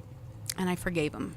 And I was like, you know what? I forgive you, because I wasn't you. I smelt the liquor on your breath, and, I just wish it didn't have to end like this. So that's the third sibling I've lost. Okay, I've buried. He overdosed. Wow. I don't know of what drug of choice at that point. He was into heroin. That was his thing, but I really don't know because I wasn't around him. But when I got the call, I was just numb, triggered, scared to go back and face it. But when I did, I just kind of released it, and just like, I forgive you. It's what it is. So. I come back, and I developed a friendship with someone in Brother Hildbrand's church, and started out as friends, and just friendship turned into, when I came back from Texas, he came back from Nebraska, and we decided, hey, he's of legal age now, because of course I was a few years older than him, and he was actually, in a place in his life, and all right, let's do this. So that's where I met my second husband, and we lived together. And both of his parents, his parents definitely wanted us to get married, and we wanted to be married. We wanted to be married, because at that point, going to the church and that conviction, like, that's what I wanted. You know what I mean? because that's what I've been seeking. I've been seeking that love and seeking that validation and just family and wholesomeness. Sure. You know, the things that God intended it for. You know, so and we get married and. I will give him a shout out. I won't say his name, and if you know me, you know who he is. I just don't have his name permission, but I give him a shout out because he picked up a role to my daughter that he didn't have to at a very young age. Like he instantly just embraced her as his own. He was 18, 19 years old, and so shout out to him for that because he stood in a place, not to say that her dad at that time, because he was trying, but he still wasn't. At this point in my life, I'm more structured. Sure. I'm just more structured. At this point, I'm just, I'm working and, I'm just smoking weed. That's all. I'm just have a little drink here and there. And I was at that point, we had left that church in West Frankfort. And we had started attending Benton Church. So we get married in Benton Church. I'll get a little tickle out. Yep. It's time to go meet my fisherman friend. Those are delicious, by the way. They're phenomenal. They are delicious. Yeah, they are phenomenal. I've got more if you need them. I'm going to put them right there in case you need one. Thank you. So they kill tickle immediately. That's another thing. If you ever have one of those nagging tickles, it's a miracle. You have one of them. I mean, it literally will. It's delicious. My father-in-law couldn't believe it, and I said, "Hey, this will kill a tickle." He's like, "I've had this for 3 days." He took one. He's like, "Where'd you get those at?" They're great. They work really good. Stacy's over there like, "Man, I wish I had one." If you need one, we got more. Oh, you got a whole pack over here. She come equipped in That's more good. ways than one. You're ready. You're ready. So, we went to Benton. We are married, and at this point, my dad is in part of my life. He's been a part of my life. He lived in Missouri, however, he walked me down the aisle. A cherished memory I'll always have. Like he walked me down the aisle, and I'm gonna take this out. Excuse me. To be continued. So I may be getting ahead of myself, and forgive me. I'm like, you got to understand, one of the things I pray for is that God restore my mind from all of the things that have, just filtered through there and have just blocked things that make me not. Sometimes I get lost for words, and Sure. that's the aftermath of drugs, kids. Just say no. Yeah, just say no. Don't do it. Don't do them. Don't do them. Don't do them. So we, we have, I get pregnant, and at this point I'm working, I believe, at Pepsi. Actually, no. Yeah, I'm working at Pepsi. And I actually had a miscarriage because I fell. I remember falling, and I had a miscarriage at that point. So my second baby was a rainbow baby. My middle baby, she's a rainbow baby. And the joy that it brought his parents. I mean, his mom, she was so happy that she was a girl because she had just them two boys. Oh, yeah. She was so happy to get, and she loved Kylie. They embraced Kylie as their own too, but she loved, when she found out that she was having a baby, that we were having a baby girl, like she just, I can remember on Sister Carlene's face. I remember that, that precious, she was a precious woman of God. Yes, she was. She really was. So, we get pregnant, and but before Katie was born, I get at that time in my life, one of the most devastating phone calls that my sister Cindy died.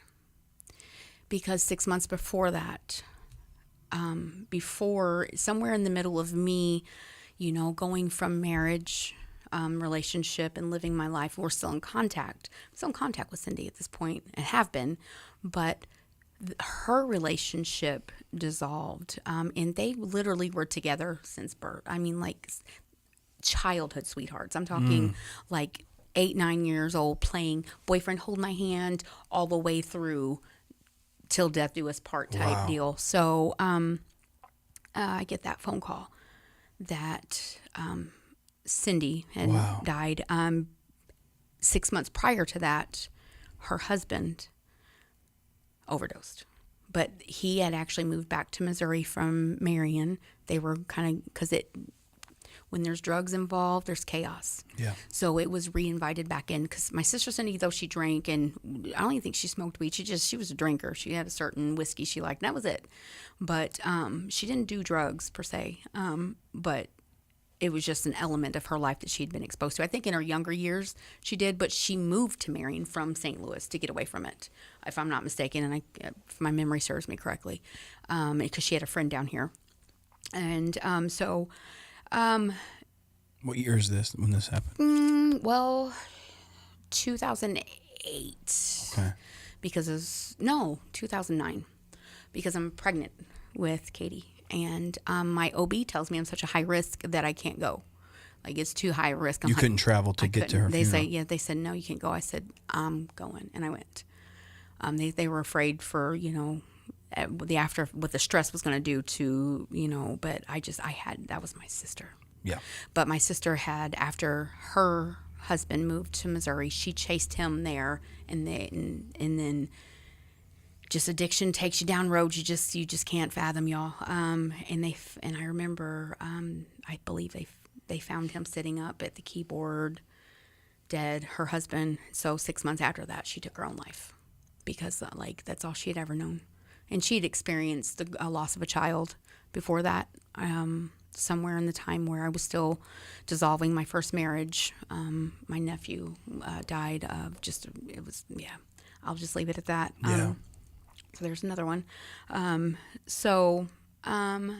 After coming back from that funeral, I just thought, great, man, this is just my lot in life, death.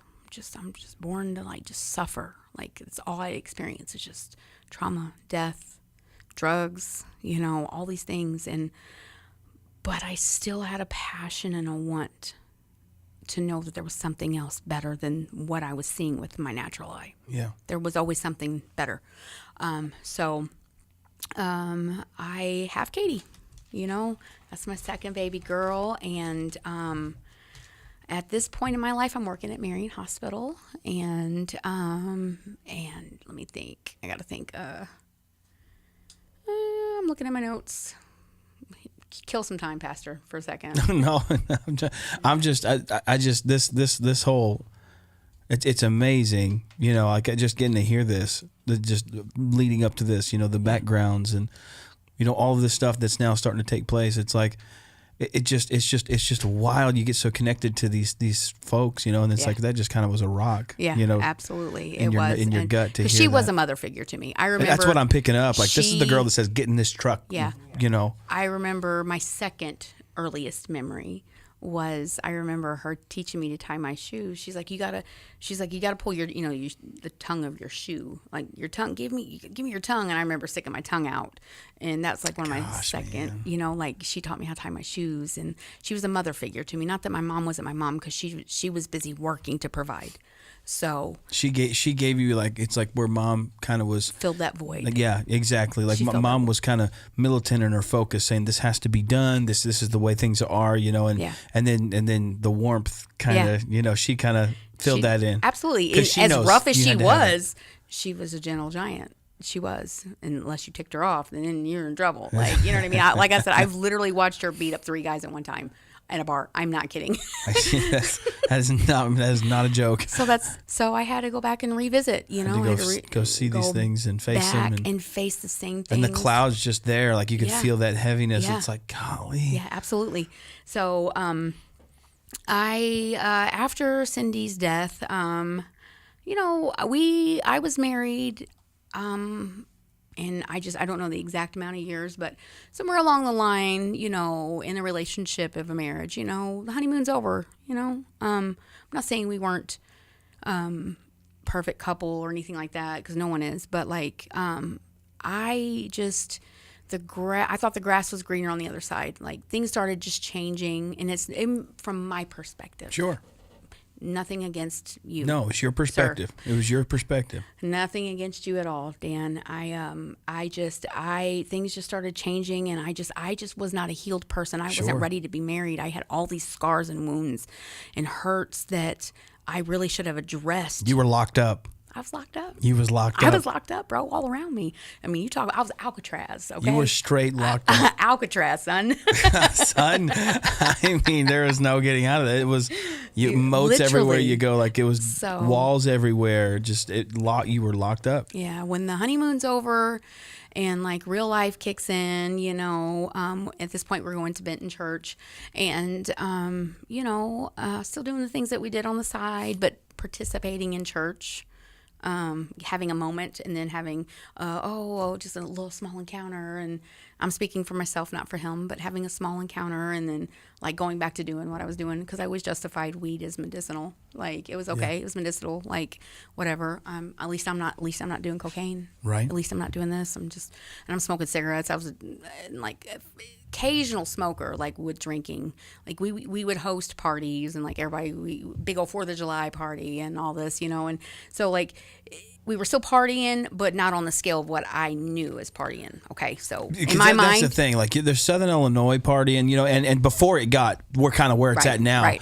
Like you're coming from a place that was like, what? There's no scale for that here. No. Like when people are like, "Oh my gosh, we're just wild," it's like, no. You didn't even fantasize how wild it was. So what you're coming out of. Yeah. To these folks, they don't have a clue who's sitting in front of them. I got jumped when I was 10 years old by a group of multiracial people for standing up for my brother who was being picked on by mainly guys. And I remember having my face scraped up against the fence, the chain link fence. And I was being kicked, all because I broke up them and my stupid little brother, God rest his soul, he takes off and doesn't get help, and he leaves me there. So, you know what I mean? So, like, no, I did not grow up. The strong will survive. Yeah, right. He's like, thanks, sis, and bounce. You a real one. I'm like, what? But little did those people know that very group, there was like 2 girls and a bunch of guys. That very group, one of the main girls, she had no idea that I was the sister of Ted.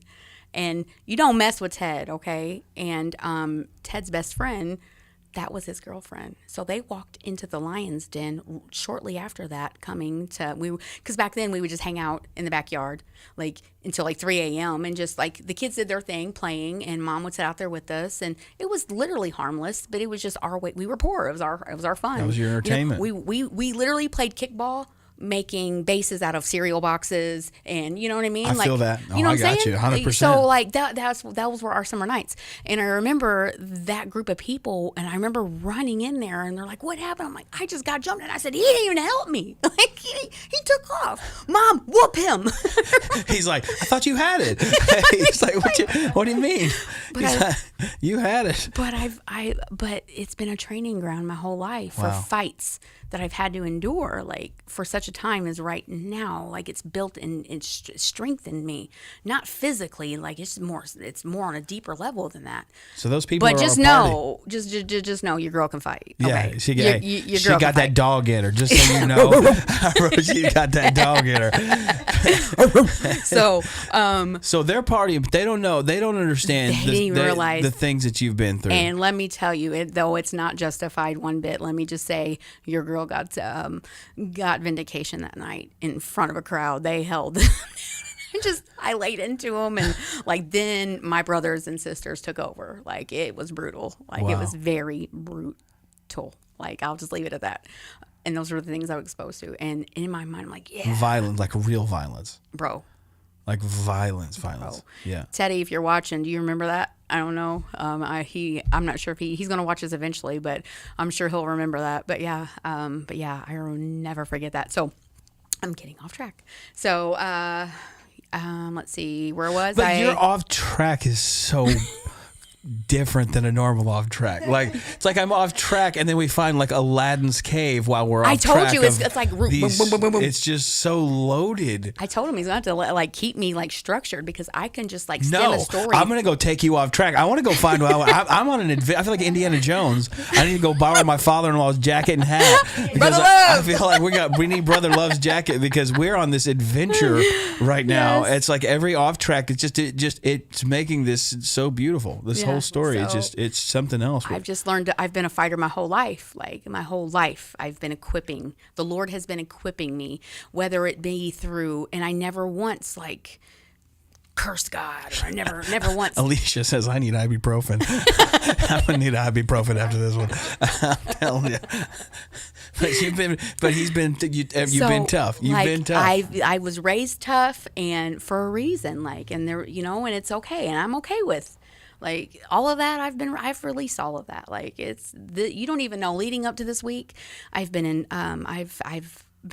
plugged in, of course, the Man Moment. I love it. It's such a nugget in my life every day. I love it. I share it with anyone I can. I'm like, look, that you have to plug into this. So I want to thank you for introducing me to that, because let me tell you, if you're not, to any of my people that are just tuning into this, you need to like and follow this church, and every morning he goes live, and it feeds my soul. It really does. Amen. It does. So I Praise was God. taking the advice of some of the things that you've been teaching on. I've been fasting and cutting things out of my life. And I was preparing for this week, and I've just been opening up and letting the Lord lead. And you should have seen them. These are the notes that I have. You should have seen the notes I had. I showed her. You and should it was see the wastebasket. Bro, they're sitting on my table. Larry should take a picture and send it in, because this just so much. Because I'm I just wanted bullet points, but it's more than bullet points, because each bullet point has about 12 stories attached to it. If that makes sense. What's amazing is this is what you're sharing with us, but this is something I want people to understand about these Overcomers broadcasts that you're seeing. And this is, Caressa can testify to this, that whenever I call you, and whenever you say yes, it starts then. Mm-hmm. It's not, and she can testify to this. Is that what she's going to share with you is what God wants her to share. Yeah. But what's on those other pages, that was for them. Yeah. God's like, hey, now I want you to give this. Yeah.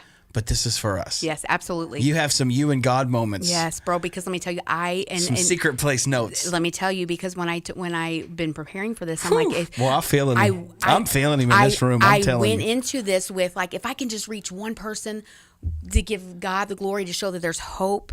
There is a God that loves you no matter what you've been through. Your trauma doesn't define you. Your past doesn't define you.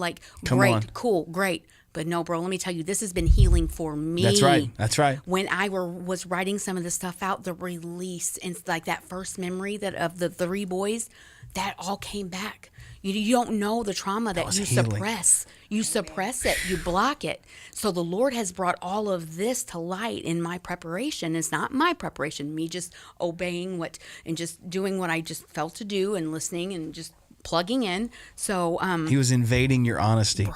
He was invading your honesty. It was the door, and he's just coming in. He's like, "Come on, I'm healed." Stormed in. Everything you talk about, I'll heal. I'm telling you. What if he says, "Hey, Caressa, everything that you talk about, I'm gonna heal all of it." I'm telling you, man. Come on, go find it, bro. I'm telling you, I'm just telling you, So, back to my marriage and the fact that I just wasn't happy, and I didn't really know how to love myself, more or less someone else.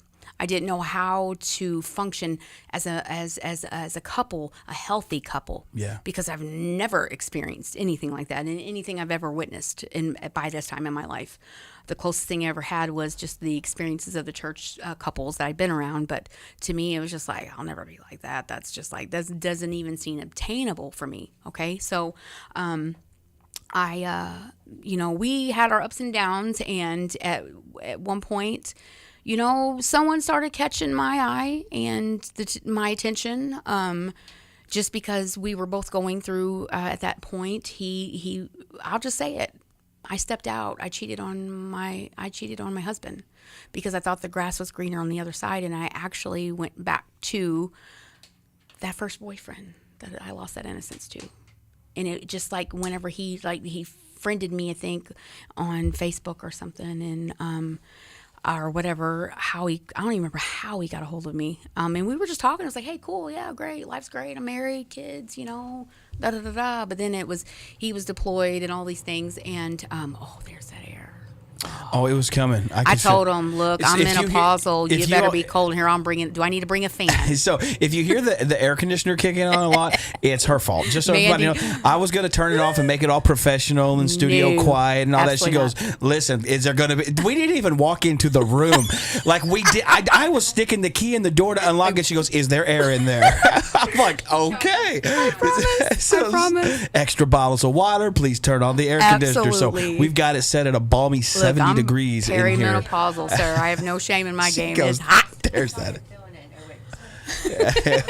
So so a long story short, I'm not gonna thrive on it. I cheated, and I broke my covenant that I made with him, and there was love there, and this is no disrespect to his current wife, because whom I respect her because she stepped up, and I'll get to that. But so this is, and I just want to say that to you. I'm not at all trying to, and I hope you don't take offense to me reliving this, but it is part of my story. So, Becca, I hope. She's a wonderful woman. Yes, she is. I hope she doesn't. And Dan's a wonderful man. Absolutely. That's a couple I have a lot of honor for, so too. I just want to make that very clear. I'm not sitting here, I'm like, oh, I wish I didn't. No, I'm being accountable. You're just telling a story and I'm now. being accountable for what I did, because through accountability comes, the healing, being held accountable for things. That's very good. Absolutely. So, very good. You're being accountable to those. That's beautiful. So, that's good. At first I wasn't, though. Oh, no. At first I wasn't, no. It was all about you. It was all about me. You were the center of that world. Didn't matter who you heard. Yeah, absolutely. Because, I really never had that real encounter. I'm still hungry and thirsty for it, at this point. I had a couple experiences, and, I was just going through the church motions. And knowing you now, I mean, and I feel like you're sitting here with me looking at another person, because that person is dead. Yeah. Oh, absolutely. Absolutely. I'm telling you they are. Absolutely. Because, the person that I'm talking to right now, and I feel that because I got, there's a dead guy back there, laying back there that God worked through me to get rid of. Yeah. And so I love third partying this, because it feels like you and I are looking at this whole other person. Absolutely. And that's the reason we can have the freedom to do what's happening right now. Absolutely. Because that is not who you are. No. It was the person that had to die. And absolutely. And she's gone. She's wow. But it gets deeper, though. So I just wanted to first and foremost just give honor. That's good. Honor to her. Absolutely. Honor to her and him. Honor to that couple. Yeah. Absolutely. Precious. Because I'll get to where she stepped up where I couldn't. So but yeah. So I just didn't want her to think that I was just trying that's to. Good. That's good. So I thought the grass was greener on the other side. He was coming home from Iraq, and he was like, "Yeah, let's do this," and I jumped ship. I uprooted my children at that point, and I had Emily, my youngest at this point, and I uprooted my children, packed everything I could in this car, and I fled. I left. I left to Texas, and but before then, I had went down there a couple of times, and seeing him, lying to him about my accountability, where I was doing. I'll say it. I was lying. I'm not. I have nothing to hide. So, living this double life, and I'm like, oh wow, this is great. Yes, he has money. He has this, and I get a fresh start, and I'm away from everything, and just like finally, I thought I found it, and I'm reconnected with my high school sweetheart, or it wasn't even high school, because it wasn't even high school. My great, middle school sweetheart, and it's meant to be. It has to be, No, it wasn't. So I get down there and completely shatter his world, and the fact that I took his children, and I quickly thought it through and was trying to get him down there and get residency established so that he couldn't, get them back. So, because you can establish residency after so long of time, and he would then, that's where they live, and now you got to come to me. So I was evil then. It was evil thought process, and I'm sorry. I'm really sorry for, just for what I put him through with his children. That's what I'm most sorry about, and the fact that what the damage it did to them, and the back and forth and inconsistency. So, so we're down there short term. I mean, it didn't. I promise you. He's a good dad. Yeah, dude, he really is. He's a good dad. Let me tell you. I mean, seriously, he really loves those girls. He loves his kids. He loves his kids. He does. He does. He has a great dad. His brother's a great dad. Absolutely. Those are two great. Yeah. I'm telling you, him and his brother. Yeah. Are great dads. Absolutely. They really are. And so that's the thing is like that like you said, crushing his world is like I crushed his world I did, and because I was only thinking of myself. That's tough. Because that's all I've ever known was survive. Just survive, Caressa. Wow. Just survive. So this was a survival tactic. Outthink them. You know, outsmart them. absolutely. Out-strategize I'm a them. hustler. You're the You smartest can't- one in the room. You can't tell me nothing. Like, They're 2 steps ahead behind you. You're ahead of everybody. Absolutely. That's the narrative you're trying to. Yeah. And even though there's lives, real lives, that are in the balance, it's like, yeah, but I can outsmart them, and my smarts will be enough for them. Right. And they needed their dad, and you're like, I'm going to give you something else. I'm going to outthink your dad. I'm going to get ahead of all this. Yep. And all of this stuff is happening, you know. Yeah, But something real was chasing you. bro. It was chasing We you. haven't even got to the meat and potatoes of this story yet. I promise. Alicia says it gets deeper. You said it, you're like, it's gonna get deeper. Like, there's brains. Everyone's brain just exploded all over their. So here it goes. I eventually, that was quickly dissolved, and Dan and I did work something out to where we met in the middle a couple of times, and going through our divorce. And eventually it's like, look, I called him and I'm like, look, I'm sorry, dude. I made a mistake. This is not what I wanted. I don't know what I was thinking. And it wasn't a call like, hey, I want you back. But it was like, what did I do? I knew like it was over, but like, what did I do? I'm sorry. And so I had already started talking about coming back at that point. And I did just that. The kids finished out that year of school. Fun fact, they were in the talent shows and they won, and it cringes them every time that memory surfaces because it's great blackmail footage, bro. Let me tell you, I can't speak on it anymore because I'll get in trouble. But yeah, Okay, when we go off camera, I'm gonna have to find out what we're talking about. I'm telling you, it's great. It was a great talent show. So they Dan and Becca come down and they get the girls for the summer, and then I think after that is shortly after that I come back up here, because now I'm telling this guy that like, oh, I'm just gonna come up here for a little bit, knowing that I was coming back up here. I was escaping. Like, no, this is not, because the grass isn't greener on the other side. Because when I got down there, he was complete. Now you can understand, this man has done tours in Iraq, and so he was just very unstable. He was as far as like providing and all that, it was great. It was safe for the kids. It wasn't like that, but it was just like he was just unhinged real quick and just like, no, this is not who he was wearing a mask. He drew me in. Sure. So, your girl come back to Illinois. It's just sucked you right back in. So I come back. And I don't know exactly where, how I obtained my first place on my own in West Frankfort. I don't remember that. I literally just can't remember. But I get this house, and it's not too far off 37 there. And Dan and I at this point, back and forth, we're splitting custody, and I think he was living in Marion at the time with the kids. Him and Becca were living in Marion, and I was living in Frankfurt. I could be wrong, so that doesn't matter.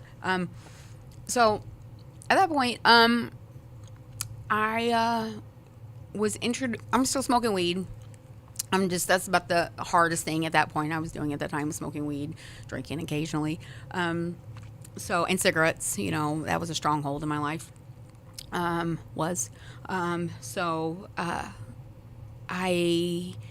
at some point, I really don't know how, but I get introduced to this crowd, and I'm just going to say this crowd. And this is the crowd. Now buckle up, folks, because this is really where it takes off. So, I go from, what do you mean? Do I need to replay where we have gone up into this point? That's Sesame Street. All right, hold on, folks. We were in Sesame Street. Okay. We're leveling up here. I mean, whew, okay. So, so I guess what? I met a boy. Where's Larry? Larry, where are you? I mean, bro, we're looking for you, man. We're looking for Larry. Looking for Larry in all the wrong places. That's right. So, Larry, come get her, man. She's looking for you, bro. So I met a boy. Sister Julia Barnfield says it's about to get real up in here. Oh yeah. Hey sis. Oh yeah. So I Matt Shannon says takes off. LOL. So he's getting ready to come into play here in a minute. Okay. So All right. I met a boy, and I was introduced to K2. I don't know if anybody's familiar with it. Yeah. Oh, yeah. It's a synthetic marijuana. Mandy Tom says, "Oh no, she's singing." I karaoke at work. Hey, my boss has given me the green light. She's going to let me karaoke in the downtime. God help us. I love it. I love it too. Absolutely. I love it. It'd be fun. I love it. And bringing the party. that job is such a blessing to me, and so they're included in my notes. Don't worry, Mandy. I'm going to get to She's you, getting ma'am. there. I'm getting to you, ma'am, because you're part of this too. So, but That stuff got wild. That K2 stuff got wild. let me tell you, I've had seizures on it. That stuff was wild. But let me tell you, I didn't even know. I didn't ever do it, but I remember the season whenever it was popping off. Yeah. And dude, I've heard some stories Crazy. about that stuff. It's It's crazy. like potpourri, wasn't It's it? potpourri, but it's laced with like arson and like rat poison and like what embalming fluid. Embalming fluid. I was smoking embalming fluid, and it's just crazy stuff. So, I had a guy I used to cut hair with that said that they're from St. Louis, from South St. Louis. That's where he was from. So your neck of the woods, where he was from. And he said that there were guys that were going into the mortician business, the funeral home business, so they could get access to formaldehyde. Yes. And they were putting it in cigarette butts. Yeah. So when people were smoking cigarettes, they were getting high off of the want they call it. Oh my God! Because your head just says want. And so that's what's in K. That's what's in K2. They were putting that and lacing that. Absolutely, oh yeah. My That's what that goodness. is. Absolutely. So because I was reaching out to someone that I knew could get me some weed. I'm like, hey, bro, can you give me? He's like, well, yeah, but here, try this. And I'm like, he's like, it's weed, but it doesn't show up in a drug test. I'm like, okay, cool. Sign me up. You know what I mean? Because you know how many times I've carried pee into a job interview? Do you know how many times I've had to like call? Like I have nothing to hide, people. I'm just telling you, I have nothing to hide. Like so. Hey, sign me up. that girl, all that stuff, that girl back there, we're talking, that girl over there. No, she. No. I don't owe nothing to that gal. Yeah, no, there's I'm power. gonna tell on her. There's freedom. I'm when gonna you snitch release on it. her. I'm gonna tell you, it's freedom. It's freedom. So K2 is introduced into my life, and if you've never done it or have experienced it, it's literally the kind of high of heroin. You nod out. With heroin, you just kind of. I remember some of the videos of people on this stuff and too. I literally became addicted to K2, and it was more addictive than cocaine. It was more addictive than the Molly. It was more addictive than the acid that I'd been. Like it took a hold of me, and I remember the first time I ran out, and I became so sick. Really? And my boyfriend was like, here. And I remember him like scraping the device that we smoked out of to get some residual out. He's like, here, he's like, stupid, you're sick. And I took one hit of it, and instantly my sweat dried up and I stopped vomiting. I'm like, I am dope sick off of K2. What is in this stuff? But did I stop? No, I didn't. I went to the store and got some more. Wow. You know what I mean? Man. I just went to the store and got some more. Wait, there's more. So now through this person, this is where it really gets just really dark. I mean, I'm just going to tell you guys, like, this is where I experienced, like I said, how do you forget you had a whole addiction before you had one? Everyone knows me for this addiction that I'm about to talk on. So this is where the majority of the people that know me and know my story, this is where it started. It started with K2. So started smoking it, and it literally grappled me like a wrestler would and just held on to me, and I couldn't function without it. I was nodding out at the table when my kids were running around. And I remember, I just hope what I'm about to say doesn't hurt any of my kids or whatever. I remember like Emmy getting out of the house, and there was a bunch of snow outside, and she had a gray coat, so she blended with the snow, and I was nodded out at the table. And I remember coming to, talking about, where's Emmy? I was like, where's Emmy? And like, she was just right down the street. And I lived at that time by Brother Hammond's church. So in Benton right there. And I'm literally just a couple houses up. So she was just right. I say just, and it was more than just. But she was out of my sight, but she was right there. So like, I believe the cops were called at that point. And that was like my first encounter with the law. And How old was she? Emmy was maybe 3. I could be wrong on that. So she's Mercy's age. Yeah, so Little. I'm literally it's in my mind it's okay because it's like nothing, like I was smoking weed when I was married, so it was justified, like it was just synthetic weed, but not realizing it was much more than that, you know what I mean? Yeah. So at this point, when I went to actually smoke weed, it didn't even do anything to me because it just ruined all my brain receptors, and like it was just awful. It's like a whole infrastructure. Absolutely. It brought in heavy material. Absolutely. It brought in so much. In the midst of all of that, I'm spiraling out of control in K2, and then I get that phone call. You need to get up to the hospital. Your mom is dying, and she's not going to make it. I haven't seen my mom in over 2 years because I didn't want to face her the way I was. She had seen me when I was married, and she hadn't seen me since Texas. I don't even know that she knew that I went to Texas. She might have, through word of mouth, through who the rest of the group that was living. But I don't even know if they knew I was there. Like, we were so scattered at this point in our lives. So I get that phone call that my mom was, she was sick. My mom had actually had shattered her ankle. She was a hard worker. She shattered her ankle years prior, and she had like all the pins and the rods in her ankle. Mm-hmm. And that equipment should have come out like years before this demise happened in her. And I remember my brother, everybody knows him as Fats, and he'll forever be Fats. I remember Fats saying that Mom was walking and he heard a ping, and she just kind of like, and like did one of these, and the screw literally popped out of her ankle, and she proceeded to fry chicken. My mama was tough. Good night. She proceeded to fry chicken and got mad at my brother for even trying to help her try to get an ambulance. He called an ambulance. I think he got a whooping for it. I think he got a whooping for calling an ambulance. How old is he? He was enough. He could 200 and something pounds. Okay. Didn't stop Mom. No. So, but at that point, it became septic, and so it was too late. So she gets admitted into the hospital because actually, I believe if I'm recalling it correctly, and Ted, if you're watching, correct me, but I think that he called senior services because at that point she wasn't going to listen to anyone. She was stubborn, she wasn't going to listen to anyone. I remember she looked at a judge one time. She never had a license ever in a day in her life, a driver's license. And she drove? She drove everywhere in the police. And she's the cops that just quit messing with her. But she went to court one time, and she looked at that judge. She goes, only God can judge me. He said, get this woman out of my courtroom. Let her go. Like seriously, she drove without a license her whole life, like to my knowledge. Like never had a license. She had a big old Caprice Classic.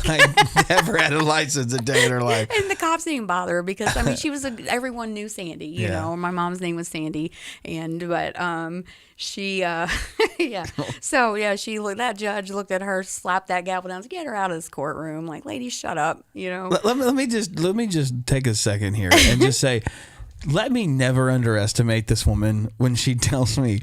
Now, my testimony, she said, what are we at time-wise? I'm just curious. I'm not telling you because I'm not going to tell you how long. But when you told me to be getting ready, I'm like, okay, I'll be getting ready. I was not, and I'm saying that in the best possible way. I was not ready. Okay. I wasn't. Fair. He wasn't ready. He wasn't ready. I was not. I mean, we're talking about the Caprice and no license, and the judge says, get her out of here. Get her out of here. And then she drove home from court. And nobody bothered her. Nobody. Everybody knew she was no license and drove right out. Have a good day, officer. Right, and she did. Because she didn't bother anyone. They knew her for, she was a single mom raising her kids and raising grandkids at that time. Yeah. Because my brother was in prison and she was raising his kids. And, that's what my mom was known for. She was a nurturer, but a tough one. Very tough. Very tough. So, and that, once again, she was just a product of her environment. And I decided that whenever I had kids, I was breaking that cycle. I didn't want that harshness. I wanted communication. I wanted to tell my kids every day, I love you so much. You have done that. You know, I love I've my seen kids. you with your girls. I love them so much, you know, even before, like, even more now, like, since they have forgiven me for what I'm about to tell you, like, that even goes even deeper. So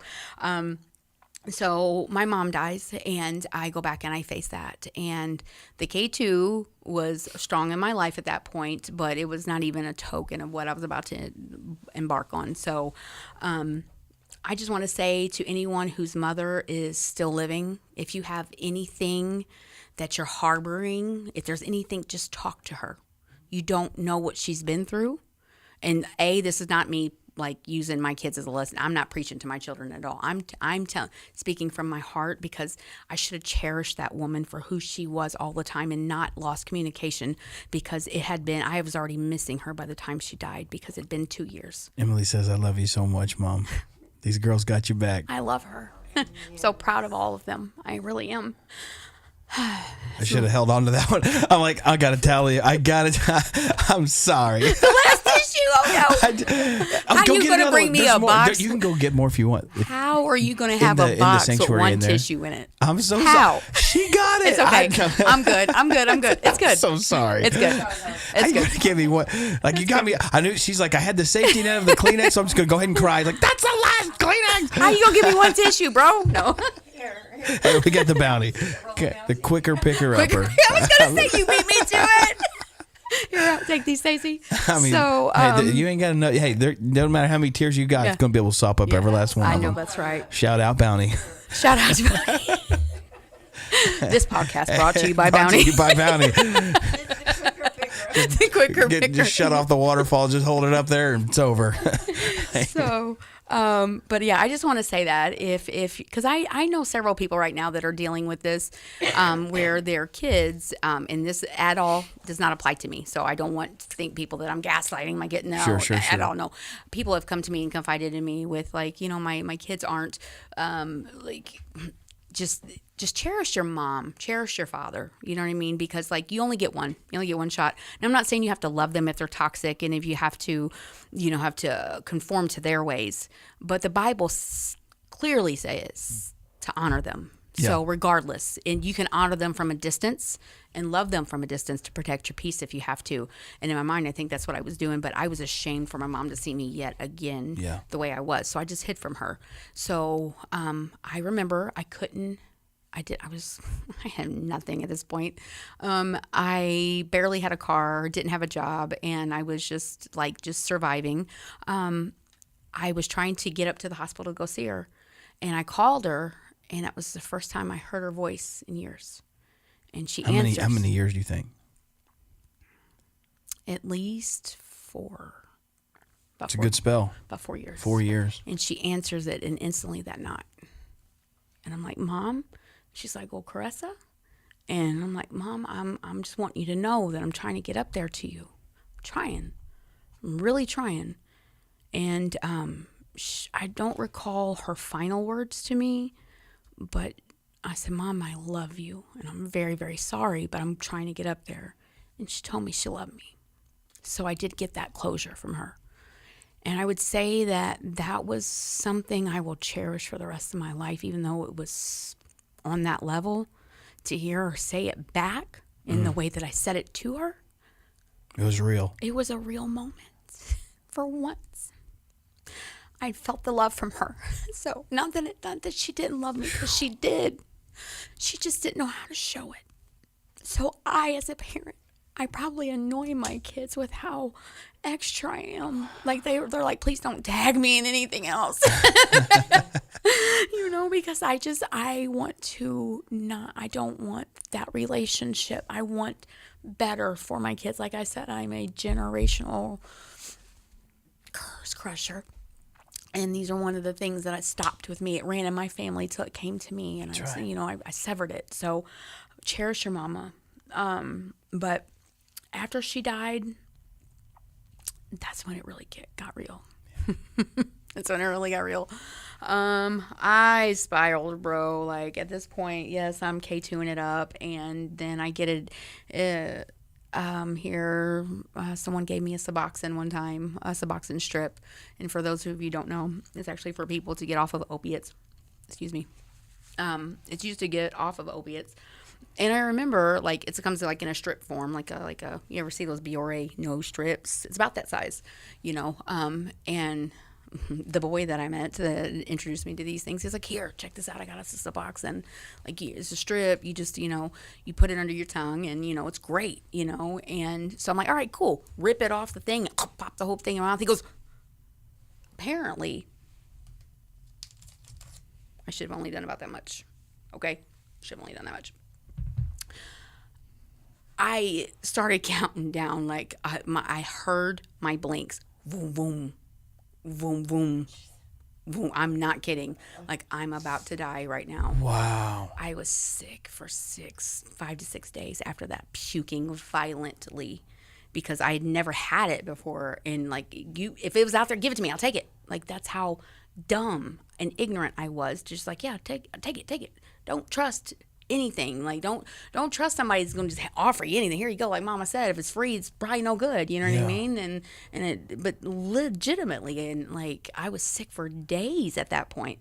Now, mind you, my kids are still coming back and forth, but I didn't party around them like that. When they were at Dan's, I partied. But when I just toned it down when they were there, and I'd wait till they go to bed and then smoke outside or whatever,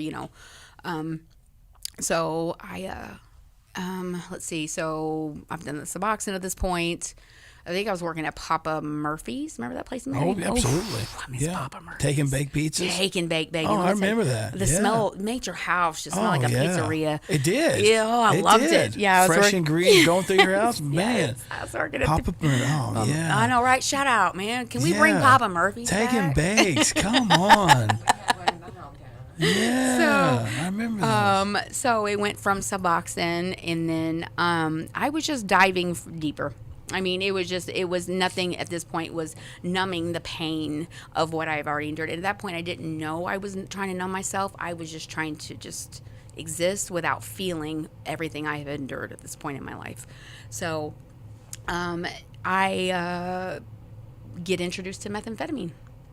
And this is the very thing that I ran away from. I ran away from to get away from it because I didn't want to be a part of it. Because all of, no offense to my older siblings and my family, but I didn't want that. But it ended up being the very thing that landed in my hand. Actually, no, it wasn't meth. I take it back. It was bath salt. Just like bath salt is a synthetic methamphetamine, like K2 is a synthetic marijuana. So, and let me tell you, bath salt took me down a road, and it introduced to other things. I think bath salt was actually harsher than methamphetamine. It's methamphetamine Really? times 500. Now, that's the one in Miami where the guy ate the dude's face off. Absolutely. So at this point, I'm just smoking it, smoking it at this point. Becca Piles, she says, if you only knew how proud I am of you. Thank you, Becca. Girl. Thank you. So bath salt, like that now has become like the term of like they're bath salt crazy. Salt heads. Yeah, I mean, because when you see somebody getting crazy, like I remember there was a story. This guy in Florida, he ate his face and he was shot however many times and they couldn't stop him. Like they said, literally bullets could not stop people. Right. And you were using I those. was smoking it left and right. Like I was smoking it left and right. And then I got, and in the midst of all of this, one of my really good friends, he died of a motorcycle accident, but he actually made K2. Like, so I learned how to make it. So I was making K2 in batches, you pick it up at a gas station in a little pouch. Well, there has to be a supplier for that. Well, I was helping supply that pouch to those local head shops and liquor stores and stuff that sell them illegally out the back door, buddy of mine introduced me on how to show me how to make it. So you just need this. I'm not even telling you the recipe, so don't even. Yeah. But you need this, and this is how you do it. And I helped with that endeavor, and so I had just access. So I was doing K2 and bath salt at the same time. Boom, boom, boom, boom, one after the other, bounce. So So wow. And now it's really, Dan is really at this point like, no, this is no. He's like, you don't like, I at this point am making empty promises to my kids. Your mom's gonna come, and I mean, I'm not even going to touch on it because I will bawl like a baby, but I know the pain that I've inflicted on my children through all the addiction. That's just on that part of that side, on the very first beginning of it. So my brother Teddy, who lives in Kansas City, found out about like his little sister. He's like, girl, after mom died he's like, come up here, you can live with me. So I went up there to get my life better. So my brother helped me out. And Ted, he helped me in a time that I needed it, but my heart wasn't there. And my heart was with my kids. I'd come back and visit. But I also was introduced to, while I was up in Kansas City, connection, your girl met a connection, not a boy, but a connection. And I got plugged into some pretty strong methamphetamine. And I'm talking with organizations that, sure. That are dangerous. And I was going, when I came back from Kansas City, I'm like, yeah, guys, I'm better. I'm coming up here to get better. Mom's trying, and making minimal contact, being I hope I can say crappy on here, being a crappy parent, sure, yeah. And just not, I'm just being selfish. The addiction had just taken over at that point. So many addictions and so many substances were raging through. I couldn't find K2 up there, and thank God. And I couldn't find the bath salt up there, thank God. But I found methamphetamine. So, it was cool, and I come back with it. And so by this time, I'm homeless. Come back.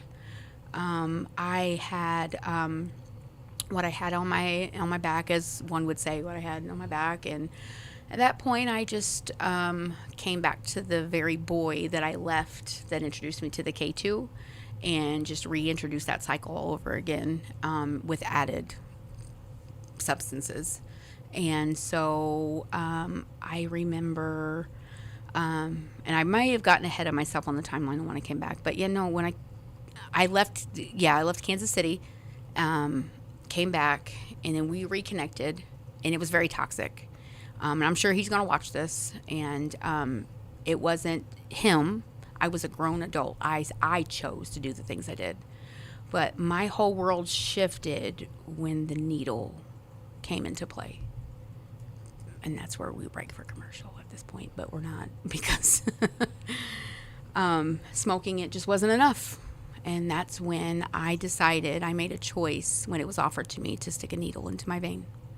Because no matter what you seek in this world, no matter what you search for, the carnal things of this world will never fulfill what God did in my life.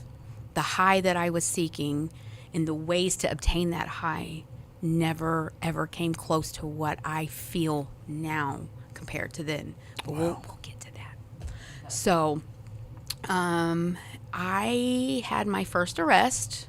I actually, I wrecked my car. I wasn't paying attention. I probably was high on K2. I was actually on my way to a job interview, crazy enough, because I was trying to get my life better, and the cop came knocking at my door the next day because I'd left the scene or whatever, and I was arrested on, and that was my very first arrest, first of many. I think the course of my addiction, I was arrested, I think 12 or 13 times. Okay, so we'll talk about all that. I told you, bro. I'm going to check the time. 2 hours and 18 minutes. I didn't want to tell you. Oh, my goodness. All right. Well, I won't. No, don't. Okay. Because here's the deal. You only get one shot to put this out. Okay. You know what I'm saying? Okay. Like, you've got multiple platforms booming. Okay. You are locked in. My schedule's good. Okay. Let's put this down. We don't want a part two. Okay. I want you to put this. Okay. You thoroughly got ready for this. All right, bro. I just didn't want to. No. I want. This is you. Okay. I'm all here right. for you. This is. You do it. This is you and God just telling how good he is. Well, he's so good. Keep talking about how good he is. That's all I'm here. Okay. Keep talking. Go ahead. Go ahead. So I, once that needle came into play, I was literally, I remember the time I was like living a double life, like I'm trying to do better. I'm not doing it anymore, coming around. And I remember going around Sister Fitzpatrick. Oh, sweet Sister Fitzpatrick. The sweetest woman. The sweetest woman in the world. Shout out to her. I love her so much. That woman. Ain't nobody in the world don't like her. And look, you can't They all love her. I wish somebody would try to outcook her. Like, I don't They say the dumplings are real. I've never had them. She taught me how to make dumplings. Let me tell you, we made dumplings together. Don't play with me. I can make a mean dumpling. Thank you, Sister Fitz. Good night. I'm telling you, I've heard. Yeah, she actually gave me some pointers. Sweetest lady. I love her. But I remember the look on her face. I remember at that time Dan was attending church. Is it okay to say? I mean, where he's attending? I mean, I don't want to like. Go ahead. He was attending, his church where he was attending. I don't know. And Becca, at that point, and her testimony is that she was praying at that point for Dan to fully come to God, because, he was still battling with all the stuff he had landed in his lap. He was trying, thanks to me and whatever else I handed him. Gotcha. You know what I mean? So Becca was praying for her husband's salvation and full commitment to God. And here I am, in and out of jail, like just getting slaps on the wrist. You know what I mean? Just because I had never been arrested. Like, I remember the first time I walked into jail. Like, I'm like, oh gosh, here I am. I had no one to bail me out, because all your friends that are there for you, all your friends that say they've got you, that get you into the mess that you're in. Let me tell you, you find out who your true friends are when you are in jail. Come on. Mm-hmm. Or when you got to move. Yeah. You got to move, buddy. Ain't nobody picking up about. Everybody's I got busy. stuff going on that day. I just so happen to be This in Jamaica. Friday? I'm so sorry. Man, I'm going to be in Jamaica that weekend. I'm sorry. Man, I wish it was next Saturday. I didn't know it was this Saturday. But you find out truly who really your homies are, and people that, you know what I mean, that gravitate around you when the party's good, but when it gets real, you find out. And I found out real quick, because I had to sit. I didn't have anyone to bail me out. Like that little brother taking off, letting you take a beating. Here you go. Now it's replaying these friends. So here I am. Here. I'm equipped. You know what I mean? So I walk into jail, and mind you, I don't really know the clique really yet in Franklin County. So I walk into a room full of females, and you hear all the jail stories about how it's scary and this and that, and very real. Very true. And I have so many jail stories, but I'm not even going to, since we're 2 hours That's a whole podcast. That's probably a whole just podcast. the jail Look, stories. I can tell you the stuff I've whipped up in jail, I cooked. I could tell you some stuff I've done in jail. I made cakes. Never mind. I'm not even going to say it, because that'd incriminate me. I allegedly did some things in jail. You shouldn't be able to do. You shouldn't be able to do. Gotcha. Bro, people smoke all kinds of stuff. Orange peels. They'll dry out orange peels just to get a cigarette. Legitimately. Bug spray on. Brent was telling me he works at Menard, and they are spraying bug spray on paper, and they're taking little strips of it and smoking it and getting high off of wasp It's the spray. essential of K2. That's kind of what it is. It's a chemical and leaf and whatever else. So I'm like, okay, and that's just in jail. That's a whole podcast. That's a whole podcast. I'm not even going to say, because that might incriminate me, and I am friends with the sheriff. I've made amends with the sheriff in the town that has arrested me. There's a whole lot. They of stuff hug me now. happening. They come into my work, so I'm not even going to So you've been in jail a lot. Moving on. So I walk into jail, and I'm terrified of all the jail, stories, and and he was like, "What are you in here for? Who are you?" And I remember purposely walking out of the not complete, I was in the shower area, and I raised my shirt on purpose to show the holes in my back. So I was like, "What's that?" I'm like, "Oh, I got shot when I was a kid." It made me feel tough, and they believed it. They believed it, bro, because I got 2 big holes in my back. They believe. I'm like, and they're that's perfectly from the kidney. aligned. That's from the kidney. That's from the kidney thing popping. That was my defense mechanism. That's my kidney cyst. Because I'm like, I didn't want to be there, so I'm like, I'm going to do as least as possible. Say to myself, hey, my name's Bennett, and I'm not in it. I don't want to be a part of it, so I just stayed in my own lane. So but through that, my arrest and rearrest. You know how many times I was arrested, man? And it's crazy, because I'm looking back at all the people I've encountered, right? So it is a certain time of year, and oh, mom's in jail again. Oh, she's arrested again. Yep, this again. It's crazy. So I want to, hang on, I got to turn. So, okay. So yeah, we're at this next part here. So I'm knee deep in it. I mean, I'm so deep into it, bro. Like Sister Fitz, I was getting to her. Sister Fitzpatrick. She looked at me and she's seen it all over my face. She goes, "Oh, honey." I can see it. Yeah. Because I was just gray in the face, like that picture you have. I got it. Let me pull it up. Yeah, absolutely. Let me see if I can. Absolutely. I had it pulled up. Yeah, absolutely. There it is. Let's see if I can get a good. Let me get a good shot of this. All right, folks. Here we go. Let me go sideways with it. This one? No, the other one. I feel that was my rock. One? Yeah. I was dead there. I was just a living dead girl. Like it literally. I was maybe 95 pounds, skin and bones, and she looked at me and she's like, "Oh, honey." So I was actually going to church that day because one of my kids were getting baptized. Okay. Wow. So I went, and then she looked at me and she's like, "Oh, honey," and I'm like, "Oh, sis." Yeah. I'm like, "Yeah." I'm like, "That was the day. That's the one." This is the day. Yes, that's the day? one. That's that picture. That's the look. And she looked at me and she could see it all over me. And she's like, "Oh, honey." I'm like, "I'm fine. I'm fine. I'm doing better. I'm not done in my mind because Looks I'm not nothing like you. I know. Because when God does something new, He does something brand new. Like I look older there, and I'm not trying to glow, like make myself, but no, I look older and don't just even dead. look like you. Like I was dead there. I was dead inside there. There was nothing left. I was shattered. This world has just tried its best. Did you no favors? Like no, I didn't have any. There was a song, "No favors, no handouts." Like, and it's like I wasn't born with a silver spoon in my hand. I wasn't born. I didn't have a spoon. And you want to talk about perspective? My perspective is people's like, "Oh, you were touching on that." We did this morning. People's like, "Oh, the glass is either half empty or half full." My whole life, at least I have a cup. That's been my perspective. Wow. At least I've got a cup. You know what I mean? I have a cup to fill. So that's always been my perspective in most of the things when I'm clearly thinking. So, all right. So, there was one night that I had tried to get clean. I was trying. I really was. I wanted to do better. I just couldn't. That would call me back, or the dope sickness would call me back. And I remember one time having the thought process that I would be better off dead to my children than alive, because I wouldn't be hurting them or scarring them at this point. And I tried to, this was a suicide attempt at this point in my life. This was something too that I just shared with my daughter too, and she's like, "Mom, you never told me that." I'm like, "I just didn't want to tell you that, you know." Yeah. But I was in a hotel, and I had written a letter to each one of my children, starting with Emily, then Katie, and Kylie. And I was finishing the letter on Kylie's, and at that point, I did a shot that alone should have stopped my heart, right? And I had some pills lined up that were going to do that same effect that my brother died from that I spoke of earlier.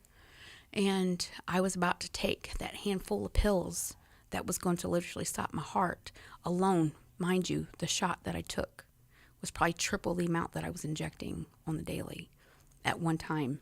So that should have just, poof, but it didn't. And then like I go to grab the pills and my phone's ringing, and it's late night. It's like 11:30. I was just in this dark, deep state. And I see it's my daughter, and I'm like, "Why is she calling me this late?" And she goes, "Mom."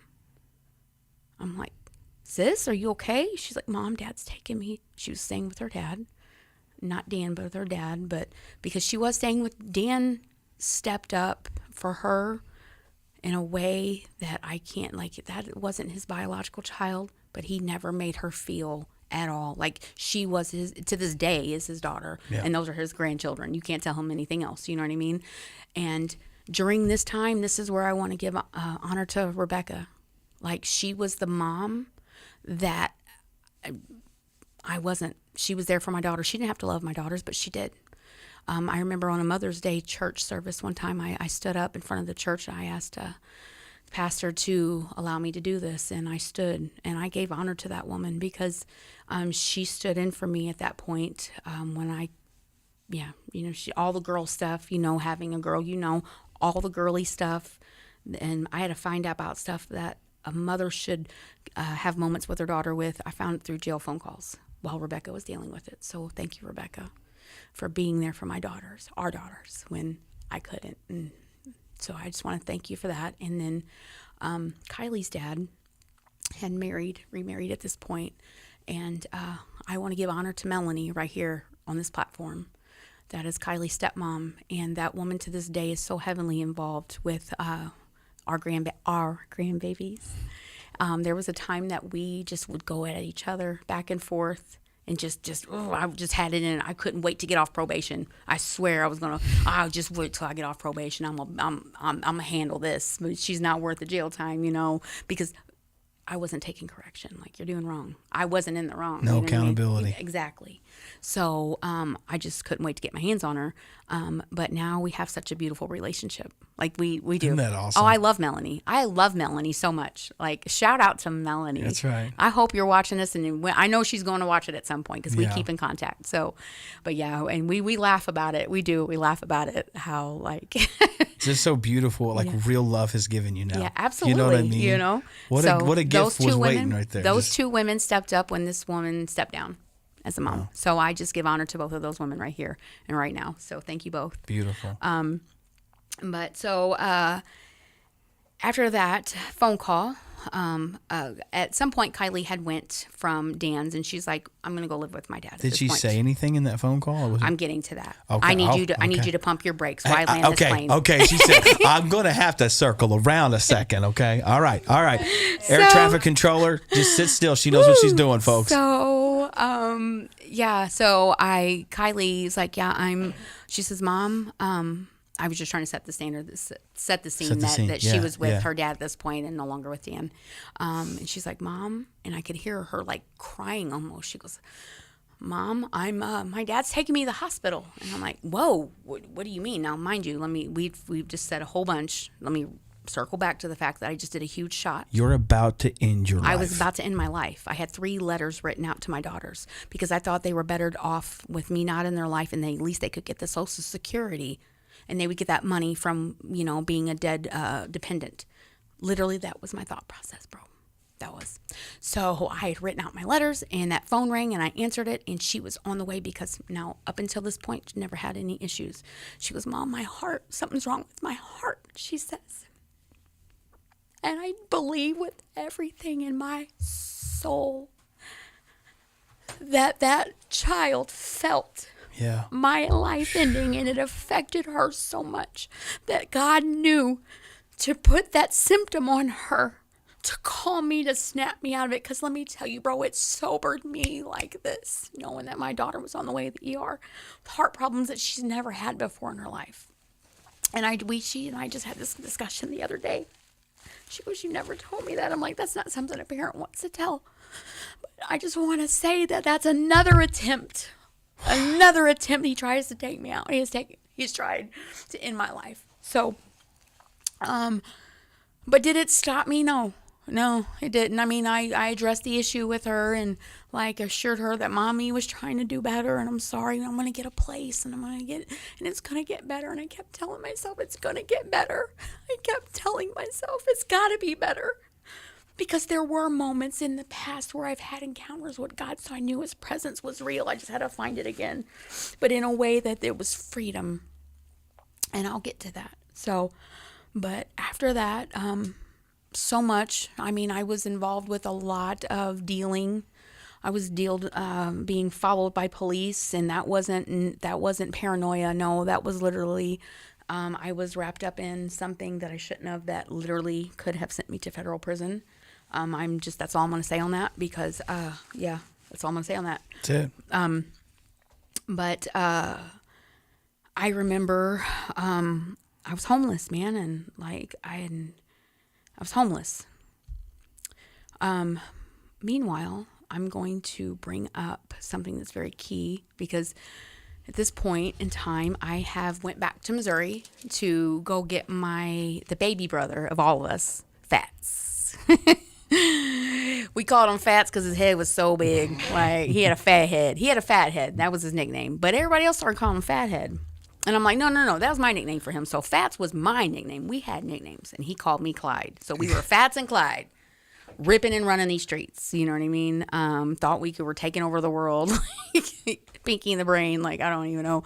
Like, just doing the most. Living out of tents. There were nights I slept on park benches, slept on stairs of that big old church off the square in Benton. I've slept on those steps with a blanket. But I went and got Fats, and he came down here, and I'm like, yeah, bro, look, I got this hustle. We can do it. We could, let's do this. We're going to partner up and take over. I was enabling people, folks. I was enabling, introducing, and I was giving drugs to people. And so, not cool, man. Not cool. While arrest in and out of jail, it was like a revolving door. Like, and at this point I had earned the nickname Boots. That was my street name, Boots. And, everybody called me Boots. And why? Because normally I had something packing in here to defend myself with because of the lifestyle that I had. Like, it was necessary to have very something. necessary. I've had multiple guns pulled on me. I've had multiple weapons. People robbed me, and all kinds of stuff happened in that lifestyle. Absolutely. And at one point I was even a debt collector. I got paid to collect debts. So, what like I said, your girl can fight. Used to. Don't try me. Like try Jesus, don't try me. There are segments. Everything we have heard so far, like I'm like, there's segments to this thing. I told you. Like this is just one, but I'm like, I bet there's story after story there's after so many. story. I've after left story. so many out, but I'm just trying to keep. I told you my key points. So, so Fats comes down here, and that's my very best friend. That's my best friend, and if you know, anybody knows, like he was my best friend, like Fats and Clyde. So now he's over here doing his thing, and I found a place to sleep with some people that I trusted at this point in time, and I was like going to clean this house for this guy's dad at that time. I'm like, I needed some money. Like, and I was literally trying to get some money up for like one of my kids' birthdays, I think, or something, trying to legitimately earn some money. Yeah. That's all I was trying to do. So he's like, yeah, and it was like a hoarder house. Like it was, oh man, it wasn't like, they didn't know what was going on in that house. They had, the owners of the home had no idea that the people in there, what they were doing, but there was so much stuff. I'm like, yeah, I can come in and clean. Cool. And I had been up for days. The longest I had stayed up on these drugs, I think was 11 days straight. Oh my gosh. 11 days straight. And I remember one day, I'll get to that, but 11 days straight. So, and I was tired. So I hadn't had anything in my system just from the day before, but you got to understand methamphetamine holds in your system for days, and you're high on it for days after one use. Like, it don't just go away. Wow. You're high on it for days. So, but I wanted to come down and I wanted to sleep because I'd been up for so long. So I, at that point, take I take like a downer, just to kind of help me come down. And when I tell you I fell out. I was out sleeping. I was so tired. And I just remember being that couch felt so good, bro. And I just rested in it because at that point, it was church stairs and park benches and laundromats because they were open 24 hours at that point. That was way before COVID. So I woke up to someone sexually assaulting me. I came to, and I don't know how many had already, at that point, had their turn. So, and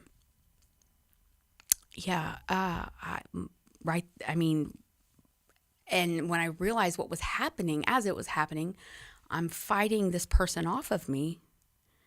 In the commotion from it, and the other people come out of the room, and I hope they're watching. I really do, because I have forgiven you. I've released you. I'm not going to say your name. I'm not going to do it. But I've let that go because I know what I know. And multiple people took advantage of me that night. But I come to, and he's like, but you wanted it. I wanted it.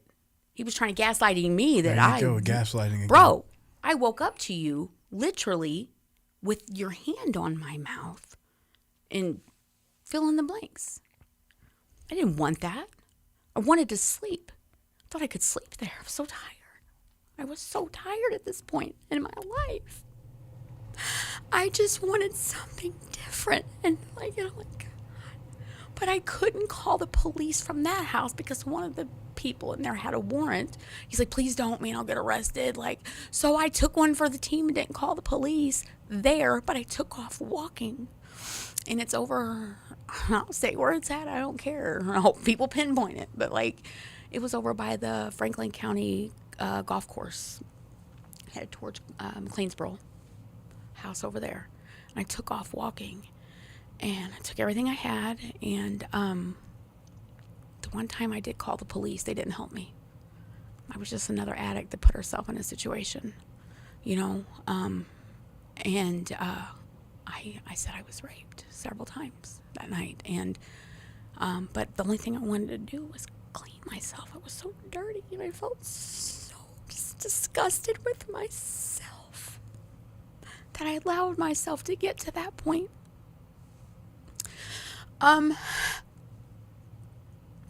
go to the campground to take a shower. I had nowhere to go. I get a hold of Fats. Fats come and rescued me. I go get a shower. And he's trying to plot vengeance and all this. And I'm just like, no, Fats, I don't want to. I don't even want to revisit it anymore because at this point in my life, who cares? I'm just another statistic at this point. I'm just another used up body. I'm just another victim. And I deserved it because I put myself in that position. That was my train of thought. So I didn't call the I went to the police, and then they didn't help me. And they got mad at me because I took a shower. And I'm like, I didn't know I wasn't supposed to take a shower, which in retrospect, I probably should have known that, you know, like because of DNA and whatnot. But I filed a police report, and the people that were key witnesses there said they would have my back and testified and said, I tried to stop them. But did they show up to the court to have my back? No, they didn't. They probably didn't because they were also 2 in on it. So I really don't know how many, but I know at least 2 or 3 that night. For sure, if not more. So, let's turn the page. How are we doing? So in between. God is so good. In between that phone call of Kylie and that assault, I get a message from my dad. Now my dad has come to court dates, you know. Now my dad, let me tell you, my dad, oh Lord, my dad, he too was a part of that life, you know, but we did it together, so it was okay. It was justified. I was with my dad, you know, getting high with him. But because of my kidney issue, make this make sense. Because of my kidney issue, I wasn't supposed to have dark soda, you know what I mean? I could drink a Coca-Cola, or I couldn't drink a Coca-Cola, but here, take this pipe. Your dad wouldn't let you drink Coke. But have a pipe full of meth. That's not funny. But it's laugh, bro. But make it make sense. Make it make sense. It's like he would be mad and not talk to you for a week if you drank that dark soda. He really would. What did I tell drink you this about water that? or green tea. I promise. You're playing with your life. I promise. You can do the hardest of hard drugs, but you stay away from that dark soda. I can't make this up. I promise. It's like, hey, so now Dad ain't talking to me right now. Why he saw me drinking dark? I was drinking that RC. I had a Coke. Cocaine? No. Coca-Cola. Coca-Cola. It doesn't make any sense. It doesn't. Maybe that was his way of being your dad. Right, and it was. You know, he was your dad. I'm very disappointed in you. Right. You know better than to drink dark soda. My dad, however, and we can laugh, you guys, I promise. Like, laugh at it. I don't care. Like, I am free from all of this. That's free. That's a free girl. You know what I'm saying? You're free. So, so I wanted better for myself, in and out of jail. I'm kind of go over my notes here because I'm just kind of, So my dad visiting me in jail, he tried to be a character witness for me, and I remember him bringing my daughter into the courtroom, and I'd gotten arrested that time. At that time, literally, I sat an entire summer in Franklin County Jail because I had breadcrumbs, and it was in a baggie, and that's really what it was.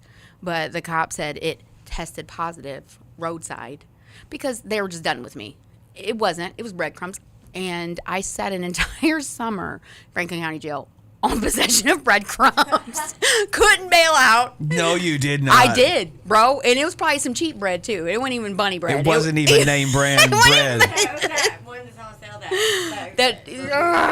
A whole summer. A whole summer on, and literally, but... Why did you have a baggie? Would you have a sandwich? Well, I was helping a friend of mine who actually, I want to give a shout out, Jeremiah Broski. We call him Gigs, but he has been through my addiction, and I hope he's watching, because he's a big part of my recovery, because he was there for my rescue every time I needed a ride. He'd help me get to my kids. He would create an environment for me to see them. And Dan trusted him, and yeah, that's cool. You guys can go to eat, because Dan was very, at this point, reluctant. No, but very supervised visits and with do right. You know what I mean? Yeah. With very do right. So he just was there for me. And I remember it was a snowstorm one time, and I had my shoes were stolen, because when you're living in trap house to trap house, your stuff gets rummaged through, stolen, and you know what I mean, you just have your guard has to be up, because if not, you will be robbed or assaulted or anything else. You know what I mean? And I really love that you're sharing not just your story, but people are also getting an idea of what those people walking with the backpacks. Yeah, absolutely. This is, they have many times we want to jump to conclusions.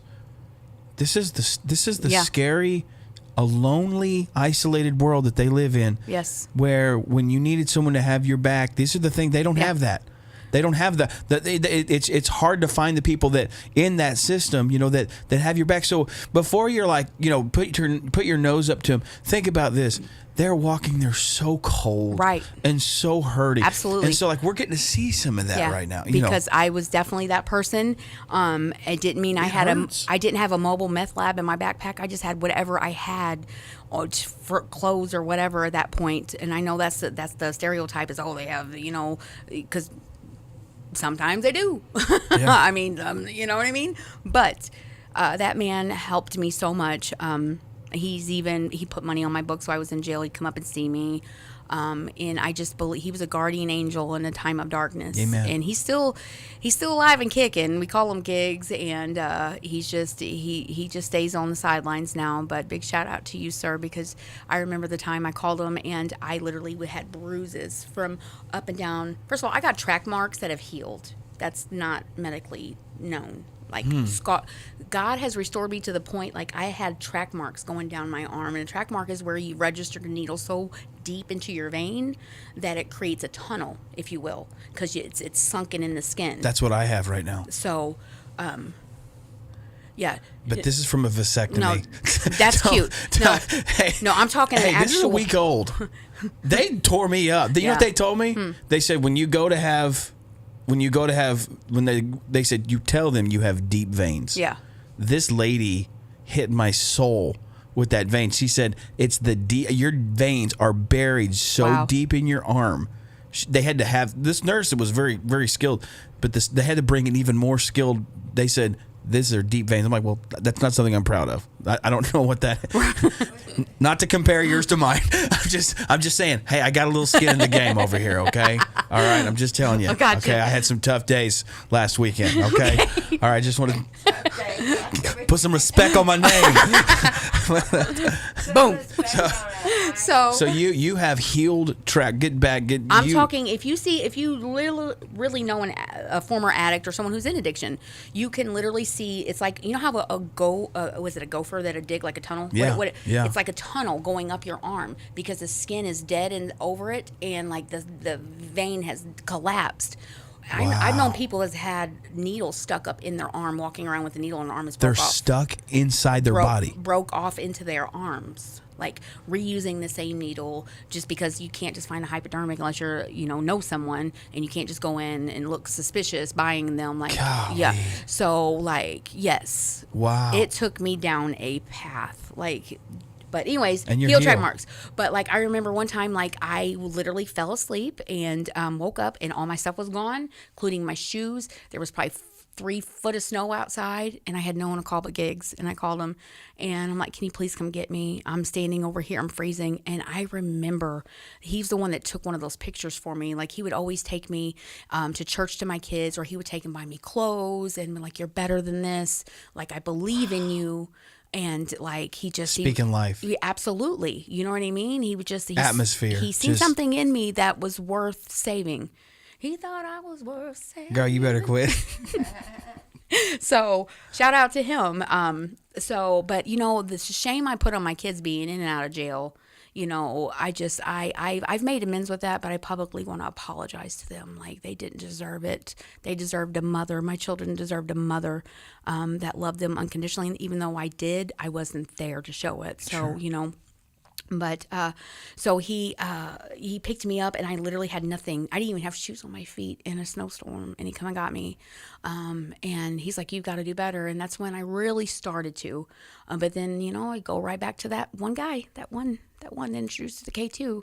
It was a toxic draw. It was toxicity, and I draw me back into it. And so I would stay with him with Gigs, which was a safe environment. But then as soon as that guy would come back around, I would go, it was like a magnet, man, went right back to it. The devil knew what he was doing. Let's see. One of the last couple of times I got arrested was the longest time I actually was arrested, incarcerated. Usually the most I'd be in there would be like 30 days. This time was close to a year.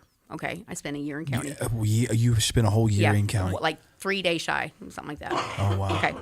I would have rather went to prison than been in county jail. Absolutely. Oh my gosh. You want to talk about it? But this is where your girl got her calling. Okay. Because I remember that was the first time I really picked up a Bible. Like, in jail. In jail. You know what I mean? I'd been in church, but never really applied it while I was there because I was just going through the motions then. You know what I mean? I really wasn't. So God sat me down, and my pastor told me, your buddy told me one time, he was like, hey, he says, girl, you are either Mary at the feet of Jesus or Jonah in the belly of the whale. And that's what he said to me because I was so just radical either other way. So, I would be in and out of church. I was trying, but I would I'm doing better, guys. And I was really, truly trying. Sure. But it would just like that would, and then I had so many months under my belt in recovery and was doing good. And then rearrest. And then finally, I remember the day I picked up that Bible, and it was like a jail Bible, and it was issued to jail inmates. And I remember it, and I remember yes, it was it was like I hate to use this like Jesus, like the ABC, like typing for dummies or whatever. It was like literally like your boy Jesus went out. Like it was so. So it was worded in a way that was worded to captivate people who weren't familiar or didn't So it or was couldn't a jail. comprehend. It was a jail Bible. Okay. Like it was built for people Yes. that And you it would actually expect had, to be in jail. Yes, maybe. and it actually had pictures of people that have testimonies, like they've been in jail. I've never heard of that before. I will show it. Oh, sorry. I will show it to you and give you the link because it was pretty cool, man. It really was. And they issue these throughout the prison system and whatnot. So when the book cart would come around, like I obtained that, Wow. and I'm like, you know what? I'm going to read the Bible. It's the first time I ever really read a book. I learned to love to read in jail. Like, not just the Bible, but like, I'm like, I love to read. Like, Who would have thought? Who would have thought? Like, you know what I mean? Like, wow, reading is actually pretty fun. Like, so I'm in and I pick up and I just open to Jonah. I'm like, I picked just one of the shorter chapters, and I'm like, okay. All right. Wow. So it's starting to resonate with me that God is calling me here, but I'm going here. And God's been trying to push me here, but I'm going there. And I'm having small encounters at church, relapsing, but it wasn't until he sat me down for that almost whole year. Let me tell you, the church we had in that jail cell, I know there are a couple people to this day that were coming out of jail, that were getting out before me, I said, go to this church. go to that church. I'm telling you right now, go to that church in West Frankfort, because I'm telling you right now, that's a church for you, because it's for the lost. It's for the broken. They don't judge you. They're not churchy. It's not sister so-and-so pretty suit. No, it is for the broken. And that's what, and I was sending people to that jail. I was giving referrals, if you will. You could trust me. I would tell you right now. Like a doctor would refer you to a specialist. I was referring I'll send them. you to this church. I'm telling you, bro, this is the church you need to go to. And like, so they would get out and they would be in attendance and like becoming like established over there as a member. And here I am still sitting in county, but like having Bible studies with these ladies. And Wow. yes, absolutely. Wow. And then like it got to where I got the TV remote, because there was a big fight who got the remote. Top dog, I done been hearing the most. I wish somebody would take it out of my hand. You know what I'm saying? Okay. I had that remote. Boots gets the remote. Boots had the remote. So guess who? Guess what? Boom. Put it on TCT Come and on. whatever else. And like I think it was Stephen Furtick. And like, you know, and some of the girls like, oh, he's so cute to look at. And I'm like, just if that's what does it for you, but just listen to the man. You know what I mean? Like now it's a seed that was planted. Sure. And Sure. it's not something I follow now. Right, Like, but at the time, it served its purpose. Amen. You know what I mean? So I remember like giving a whole, like, you remember my Jonah and the Whale Bible study? I know Sister Renee, if you're watching this, I told it to her one time and she's like, she's like, I've never heard Jonah like told in that way before. Cause I talk about like how you like, I'm like, hey, Jesus, like, you know, I told this whole Bible study. So I'm in there preaching like that because, you know, I'm from South St. Louis. I'm a little ghetto, y'all. Sorry. That's why they call me Southside. I'm a little ghetto. I'm a little refined now, you know, I've been through the fire, but right. however, though, it comes out. Sometimes it makes its way out. That tongue pop will come out sometimes. But so anyway, I gain access to remote, and we're watching it, and we're doing Bible studies, and so I tell Renee when I finally get out, I remember going to this church, and I tell her this, and I just remember this one key point that I made. I said, that whale, when he spit Jonah out, he didn't just spit him out in the middle of the ocean, because by that time, the chemicals alone in that fish should have deteriorated 100%. Jonah. Yep. Should have killed him. The acid and everything should have killed him, Absolutely. but it didn't. He was in prison like I was, so I related to Jonah at that point in my life. So, but what Jonah was tired, like I was tired on that couch, and I just wanted to rest. Like when God spit Jonah out, used that whale to spit him out. He didn't spit him out in the middle of the ocean for him to swim, because he didn't have the strength. He got him on land, Yeah. right? So think about it. Think about this. How big is a whale? Pretty big. How deep is a whale? And that sand comes into play at some point. That whale went against everything in what its instinct knew to get close enough. I mean, where the rubber meets the road, that sand met the belly of that whale, and he still pushed through to get Jonah to land. You know what I mean? Even the whale, man. look, even the whale, Girl. you know what I'm saying? There's a Yeah. message just in that. The whale obeyed. Because it went against everything it knew. Because why would a whale? That's the worst thing that can happen to a whale, right? To be beached. Yeah, get beached, yeah. So think about that. So I told that whole. She's like, "I've never heard of it Dude, that way." I'm telling you, you got my brain, you got my preacher brain. You about to check I'm me? I'm telling about to you. check out, and I'm about to be. His brains is I'm starting to go. We're telling too you. close to Sunday for you to be throwing stuff like I that know. into the mix. So I 'cause, promise mean, you, that like, is- so yeah. So all right. So I'm gonna get this to a close.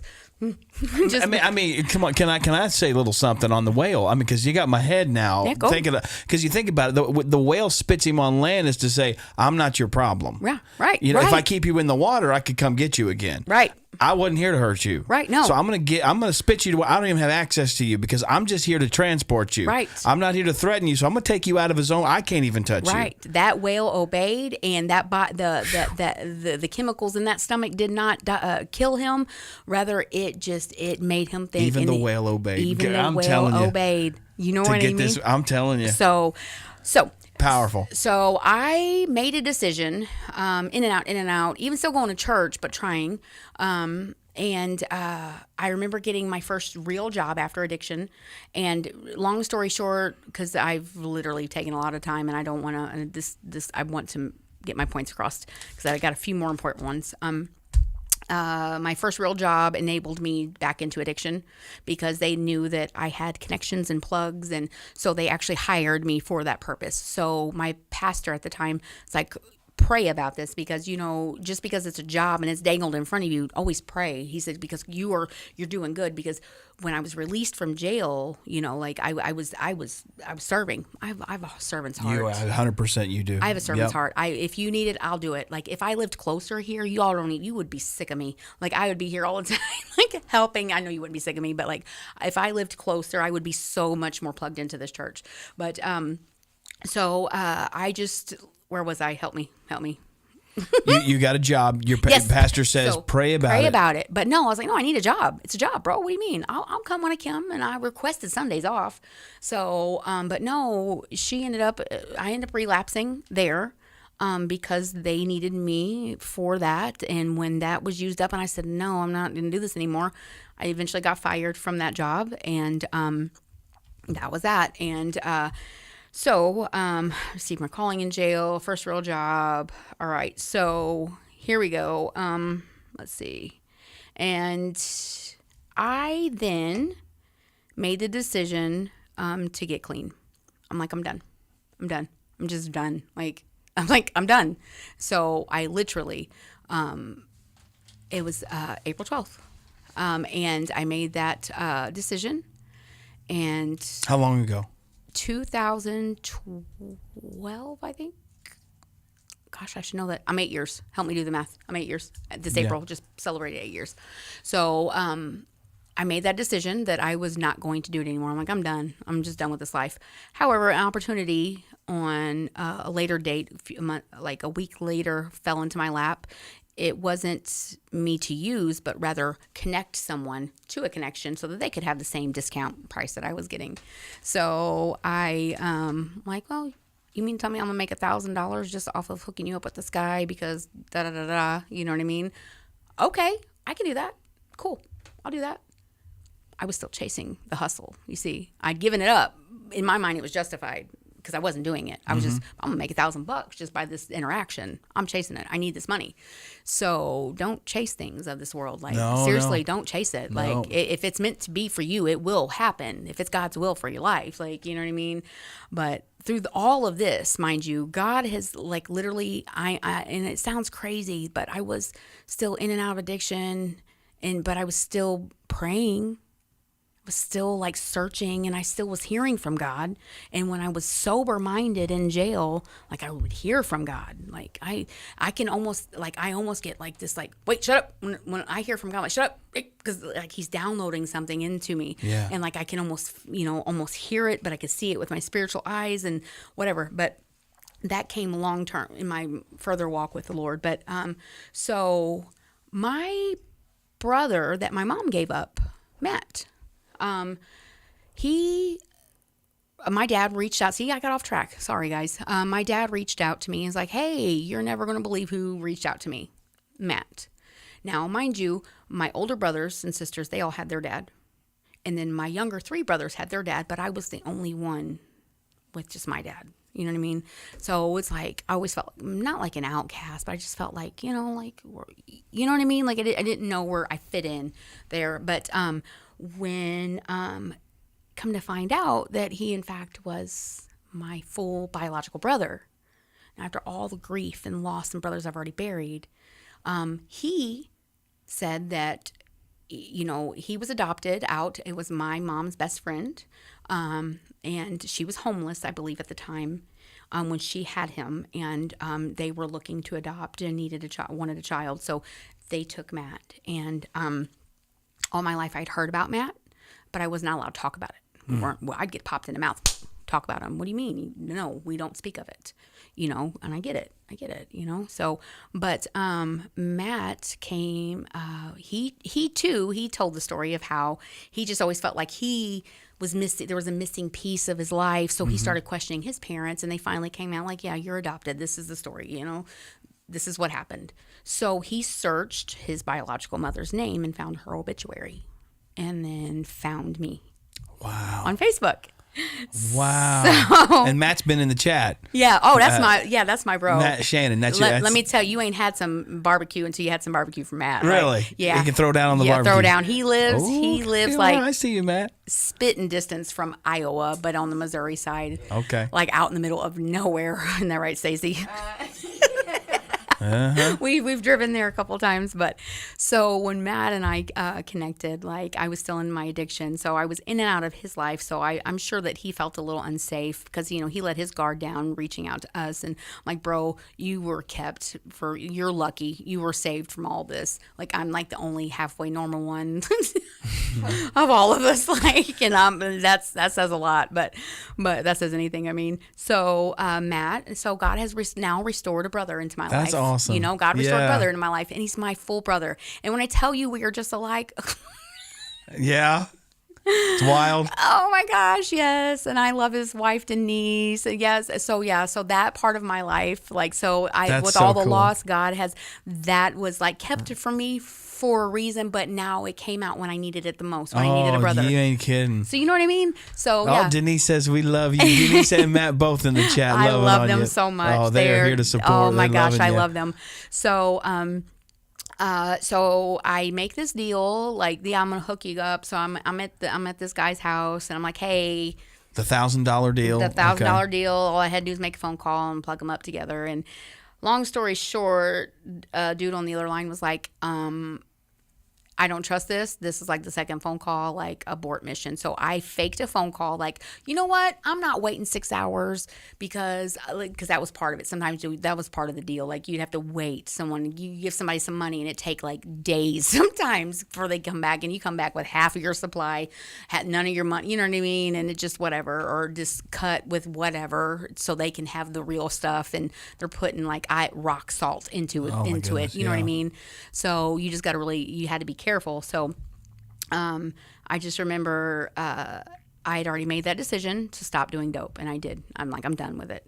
But I was still chasing the hustle. So that was part of the problem because I was boots and I was in control. It was a power thing with me. I'm like Hustling right over character, right over integrity, know right what I'm over those traits that God's like, those are building blocks to Right. shape a real thing. Right. You know, Right. you can't hustle past those. You gotta, right. You can't hustle. You can't play the player. You know No, what I'm no, saying? you can't do that. You're going to have character and integrity, and there's no way you could go and hustle while maintaining those Right. things. So God's sitting here saying, that's not me. It's not me. It may look like me, Right. but it don't have none of the character. The integrity's not even a No part fruit, of this. nothing. There ain't no fruit. And you're zipping right on through it. It's a desert. I did like 20 years ago. Yeah. So I fake a phone call and I get out of that house because I realize it's a setup.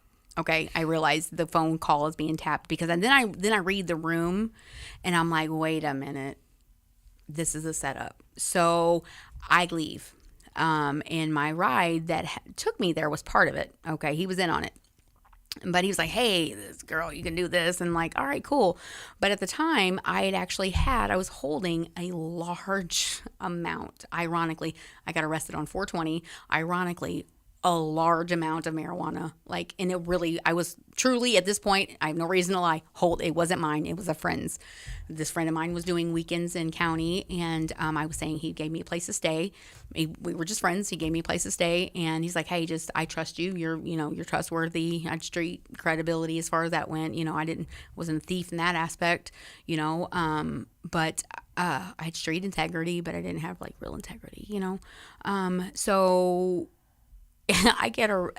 it's right down by J&S, if you know where J&S is at in West Frankfort, the little pharmacy, block down at that stop sign, right by where, never mind. Anyway, so I realize and I see all the lights and we are swarmed. Before I know it, I'm pulled out of the car and I am like just dogs everywhere. I am on the ground face first. It was part of a sting operation and I got arrested. And I had all of this guy's weed on me and it was a large amount. So they got, and I'm like, I said, look, I don't got no dope. I might have a little weed on me. Like I smoke a little weed. And the idiot that was driving was like, and I say idiot respectfully, I shouldn't say that. I'm sorry, Lord, forgive me. And I mean that, forgive me, Lord. So he was like, not mine. And the law is you can either take it, accountability for it, or everybody gets arrested. Guess who didn't get arrested that night? Him. I did. It was part of the sting. So all of this weed was seized at this point, and they got me on an intent to deliver. So that's when I sat the longest, and that's when I received my calling. And during that, Now, was that the year? Yes. Was that the year in county? Yes. Okay.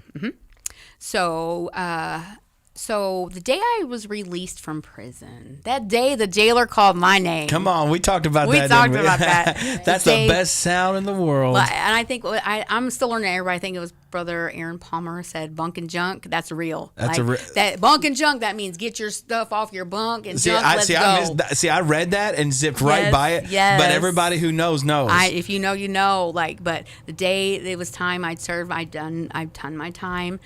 I came out and I had burnt every bridge at this point. Who would trust me? I didn't trust me. Like, who would trust me at this point, you know? I didn't have a ride. It was a Thursday night, and church in West Frankfort had Thursday night service, and I walked from Franklin County Jail to Thursday night service. And in the same clothes I was arrested in, and like I tell you, like I made the news. Like I made the news. My name at that time reflected the same name on the church billboard. So I brought shame again. You know what I mean? And for that, I'm sorry to that pastor. Pastor Brent, I'm sorry. Sorry. And, you know, I just thank you for, you know, always just seeing past all that. Because like my name reflected the billboard, bro, at the time. Because at that time I still had my ex-husband's last name. So, so I then truly got serious. And this is when I really got serious with God. So, and I'm clean. And I'm just going to say right here and right now, you got to want it. Nobody's going to do it for you. You have to put in the work. It's hard work. It's hard work. Because people are still, like, when I shared the first poster that you sent me the first time of this announcement, and it was shared, negativity instantly came on someone's, feed who had shared it, talking about, oh, she's a joke, she's still da da da da da da. People are going to be naysayers, but you still keep pushing forward, because no matter what they say, it doesn't matter. You need to silence those voices right now, because I'm telling you, you know how many people I've had to shut down real quick, because I'm not a prisoner in my past. I am not a prisoner in my past anymore. I'm not that person anymore, and I don't even allow people to call me Boots. Just like Paul had his name changed. Like, no, you don't call me Boots. Don't call me that. It's not my name. I remember when I had that encounter,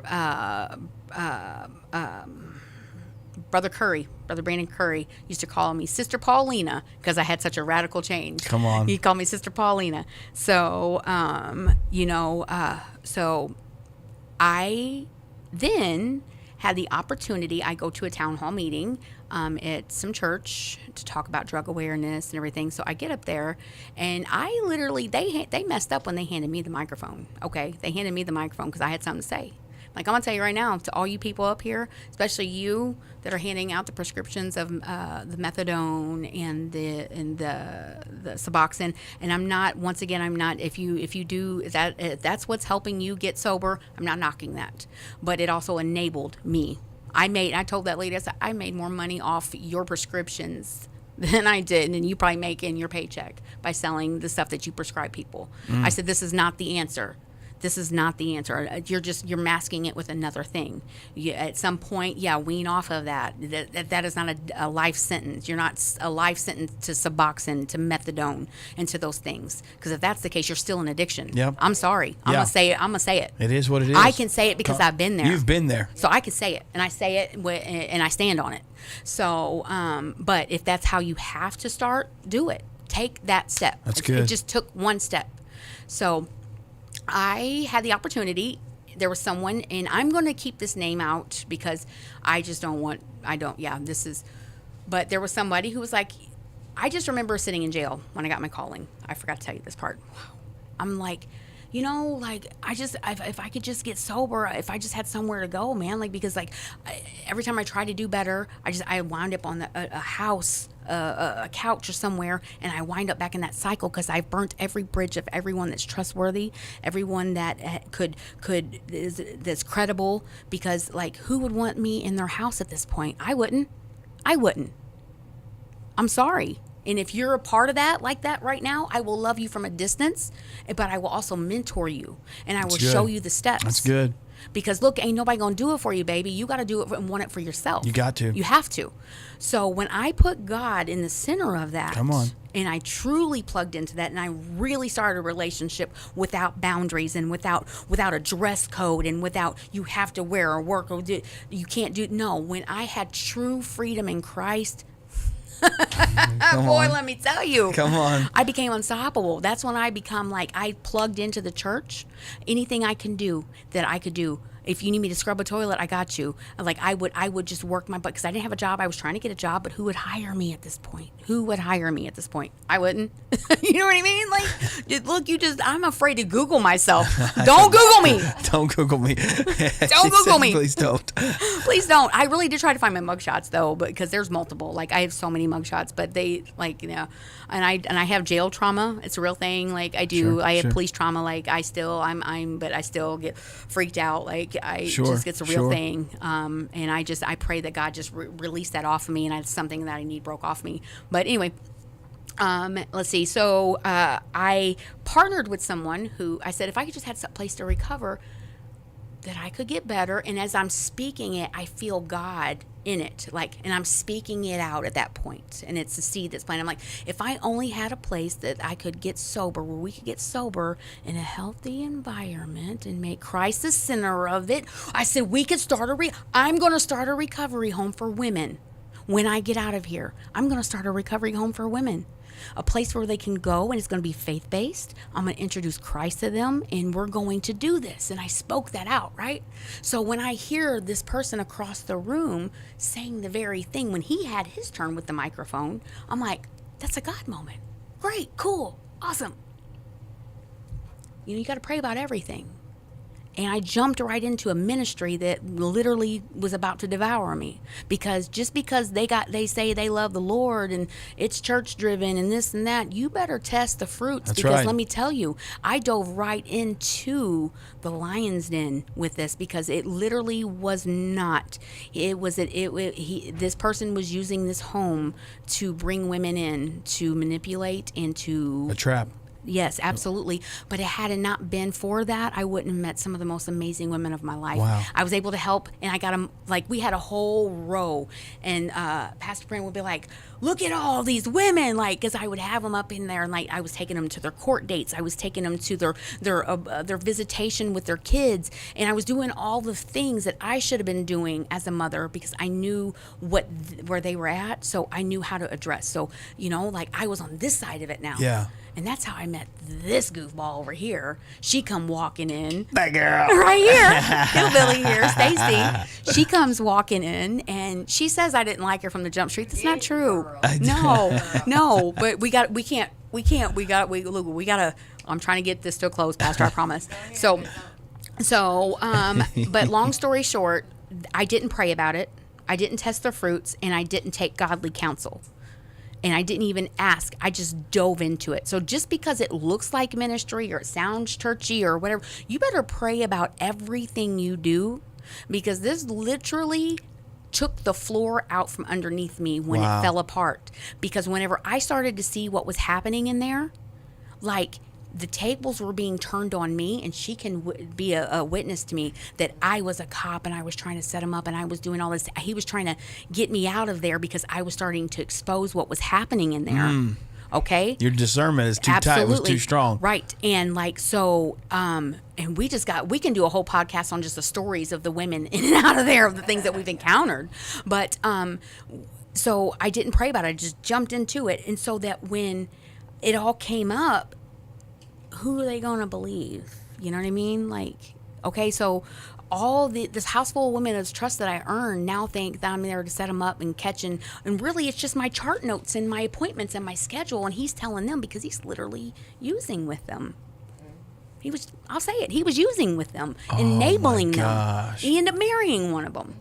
And I'm not condemning that man. I've prayed for that man, but yeah, he ended up, you don't do that. No way. No. No way. No way. Wow. Absolutely not. So I started to see it. So then I became, the one who was the target of like, nope, she's trouble. So he went and had this whole thing, big ordeal. And I literally blew up and I got mad because I felt like I wasn't being heard by someone who I've known for a long time. And he and I have hashed this out. Like, I'm like, dude, you really gonna take his side over mine? Like literally, like, literally. But, so when I had that, I'm like, I can't win. Here I am trying my best, and now I'm back to this. Like, I'm homeless. I'm right. Bro. I'm right here. Like I'm actually not wrong here, and this is what's going on. I'm homeless again. Because that's where I was living. I agreed to live there in the home. I was the head of the house for the women, and he was not. And he was just whatever. He was in and out. Was supposed to be and just maintain, and he would help finance it and whatever. But no, it was a whole trap. It was the enemy. It was the enemy. So and he actually took advantage of several of the women there. But as I started to expose it, I was kicked out. I was the black sheep, and so now I'm homeless. And guess what? I met a boy. Tell me it's Larry. It's not Larry. We're looking for him, though. I'm going to tell you right now, we are looking for Larry. I just needed, and he was someone that I've known for a very long time, and he and I are still Facebook friends. And it just, I really thought that's what I wanted. He was a great guy. And he actually, and I remember sitting down with the kids' dad and the pastor and being like, hey, I need to do this. And they're like, no, you don't. I'm like, I have nowhere to go. I have a place to go there. And I remember him looking at me and well, if that's your answer, I'm done. He just got up and left. I'm like, you're just going to leave me here? Walked out. He's like, well, you're obviously not going to listen. I'm telling you, this is not the will of God. But I left anyway, because I had nowhere to go. So, because I thought I needed a place to stay, but because it was, and he didn't at all. I mean, he was straight-laced, straight-laced guy. Long story short, he told me so. And I made that phone call to him, and I'm like, hey, guess what? You were right, bro. I'm sorry. I just every time, and then I shared custody. At that point, I'd come get the kids every 2 weeks, and I'd go to church on the weekends. I'd come down there because that's where I was spiritually fed, and I'd go there, and but I'd go back there, and I plugged into churches over there, and but I was definitely not married and living with this man, and so but then God was just drawing me back. Every time I'd come to visit the kids or come to this, it's like I would almost hear from God every time I'd cross that state line. But every time I'm over there, it's like, no, but so it's like there was just a drawing back to here. So landed back, long story short, I landed back here. Told you so, came back. Hey, I'm back, y'all. Guess what? And then that's where that pastor presented me with the hey, let's do this recovery home. And we did square one. Because, when you have nothing to build, you start from square one. So we started the square one. We had church partners, and it was beautiful. It was a great little ministry, and so many crazy, wild stories, so many beautiful women. It was done right. It was being done right at this point. You know what I mean? And Stacy came into play. She'd actually left that situation because when I left that house, she was still there dealing with it. And then she left and I think did whatever she did.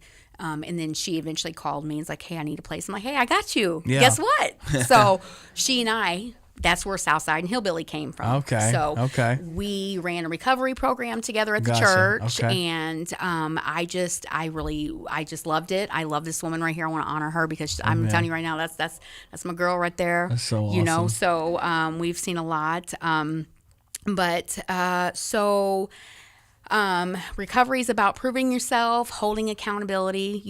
I plugged in, and when I got it, I plugged into every little thing. Like you said, surround yourself with accountable people and people that are going to hold you accountable. Good voices. Good voices, and that's exactly what I did. If there was a toilet needed scrubbed, I picked up a toilet brush. If they didn't have one, I grabbed a toothbrush. I'm not kidding. And he can contest to this. I would just spin because if I went that hard for the world, I can go that harder for God, and that was my perspective. That was my cup. Okay, come on. So, you know what I mean? So, and that's how I did when I come back. So, and at some point, I realized I hadn't really established a true redemption with my kids. I'm sober and I'm part of their life and we're going to church together and I'm every other weekend and they're coming down to the Square One house and they hung out there and they have their own wild stories. They can tell you stuff they've witnessed, but, I just remember like at some point that I just needed my own life, Yeah. and I went and I approached. I'm like, look, bro, I said, I appreciate this opportunity. I said, but it's time I need to restore my kids. So I just needed to spend some time with my kids and then do that. I said, I've spent so much time helping others that I needed to really help myself. Yeah.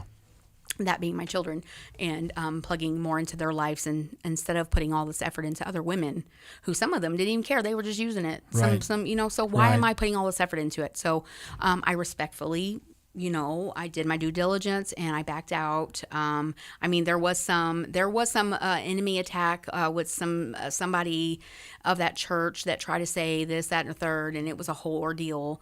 But that didn't stop me. I just People don't always handle transitions good. no. If there's one thing that I've learned, transitions they're so challenging for people, and they're just not good with change. Yeah. They're not good with any kind of change. They're not good with transitions. And if there's if they're gonna trip, if there's anything, they're gonna trip on a rug. Yeah. And all we need you to do is go from this seat to that seat. They're the one that's gonna Yeah. because they just don't do good with that. Right. It's good if things just stay. Right. And that's why sometimes things have a hard time growing. Yeah. Is because transitions are too challenging, and that's kind of where we just have to kind of let go and let his hand get on it. You know what I mean? And so that you're gonna have that, and I always try to give, and I know you will too. You'll give grace to those people Absolutely. because you know what? At the end of the day, I say I've got people. We got people around this ministry. I'm like, I love you. Just Right. you suck at transitions, and that's okay. And that's okay. That's all You know what right. I mean? It's you have that problem. You're clumsy in transitions, you know what I So- mean, and spiritually that happens. Absolutely. So, I at that point, I left the ministry, not because of that, but just because I was ready. It was shortly after that because actually, I remember that pastor and the leaders of that church getting into prayer because they literally tried to say, I said, I'll pee in a cup right now for you. And I did. And it lit up like the 4th of July. And I'm like, for stuff like barbiturates and all these other things, I literally had these people, and I'm sorry if I'm stepping on toes here or whatever, if I'm crossing the boundary, but I'm not sorry, but it's truth, tried to set me up and say that I was selling drugs out of the Square One house. I'm like, are you serious? And that I was using, but the person that handed me the cup also took Suboxone and all these other things as far as her recovery. So there's no telling what she put in that cup before she handed it to me.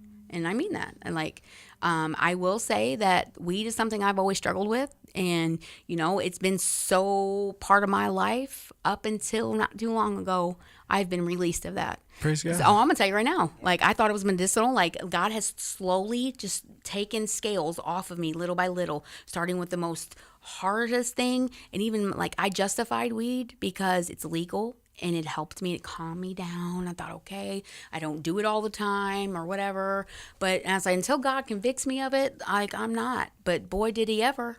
And I'm not I tell my kids, hold me accountable, no, because I have nothing to hide. So no, your girl stands here before you sober as a gopher. Sober as a gopher. Let me tell you, I'm sober, sober, of sound mind. Librarian sober, okay? I am librarian, okay? Yes. Accountant sober. So IRS, That's audit now. you sober, Sober wants to look like her. So- she is the picture of perfection and sobriety. So, but it was a long, hard road. But so when I left the ministry and I got my house in Royalton, and I started my old job, my former boss gave me my job back. How do you get a job back in a medical building with your track record? You know what I mean? That was, but God, God, because legally shouldn't have been there in that medical facility. And they gave me a second chance when I didn't deserve one. And then I worked there for 4 years. But during that time, my dad's health was declining. And my dad was you remember those cigarette commercials? Which ones? Quit smoking or you'll end up like this. And it'd be Oh, yes, yeah. My dad could have been on one of those commercials because he limb by limb was chopping, had this amputated. Dad, please stop smoking. And I mean, he stopped doing the meth, but like cigarettes were such a stronghold on him. Sure. His arteries, amputation after amputation, seeing my dad just demise, it just broke my heart.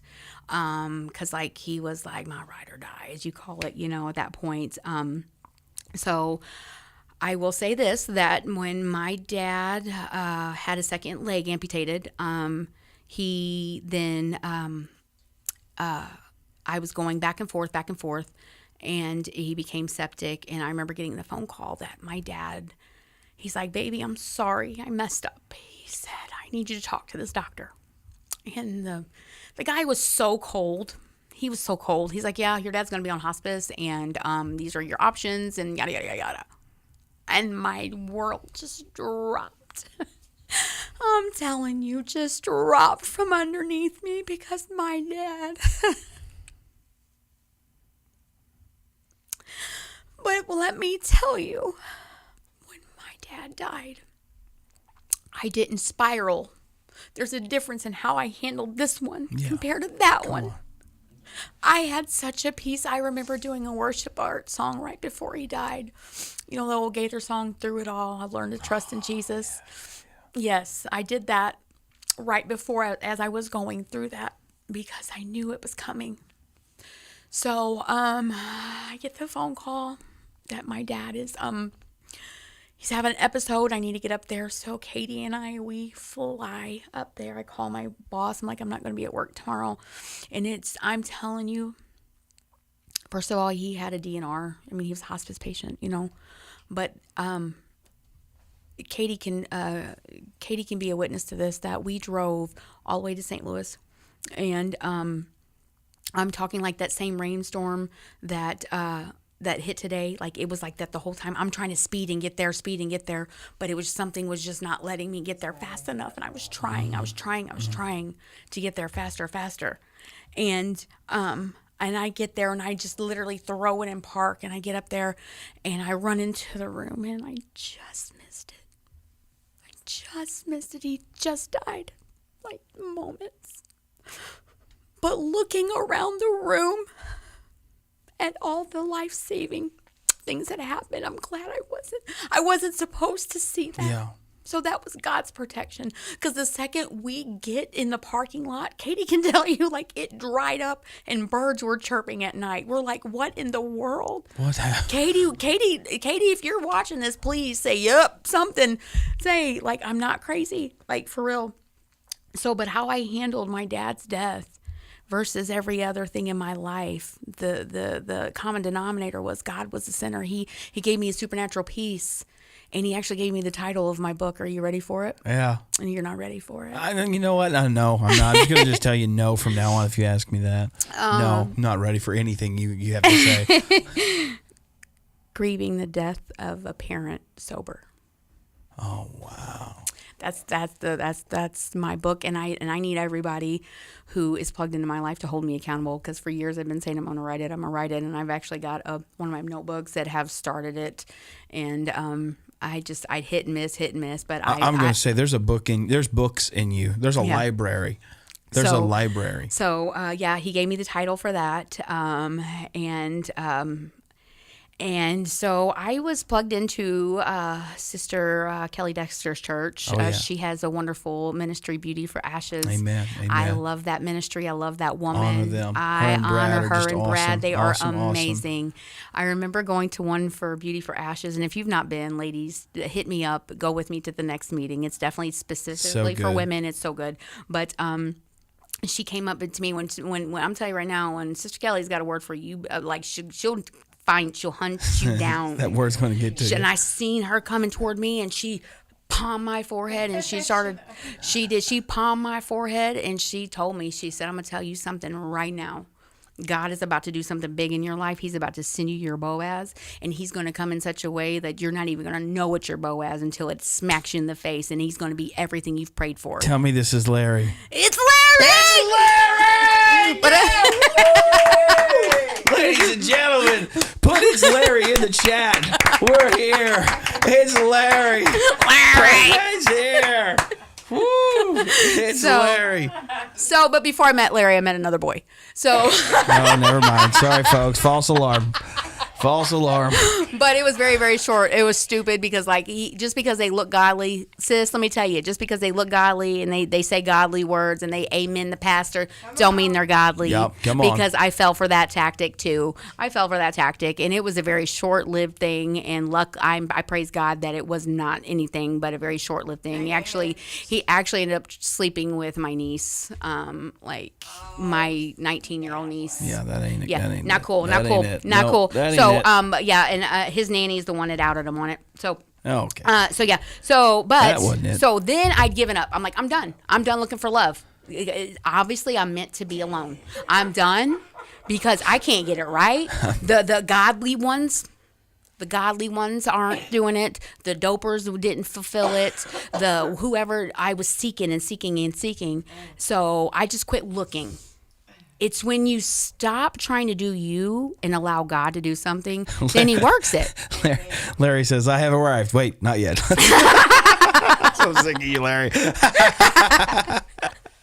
So Larry, so Sister Kelly gives me that word and that he's going to come into your life and you're going to whatever. So, all right. So, after that breakup, like when I found out what happened, I went hard. I had to repent, and to where my pastor was like, take that post down. It's enough. You've beat him up. Because I caught him red-handed.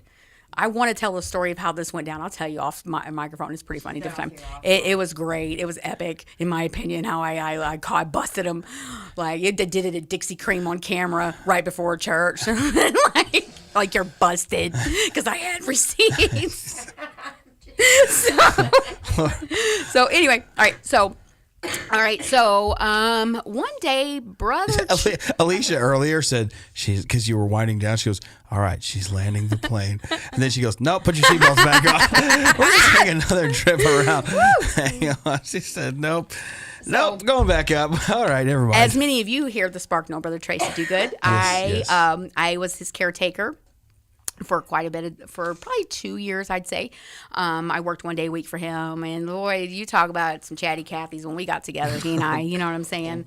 So I worked for him during that time, and during that time,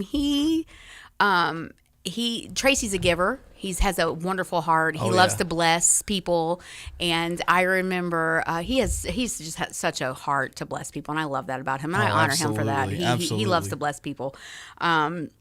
So he had bought a bunch, just like around COVID-ish time, where hand sanitizer had to be essential, in the church.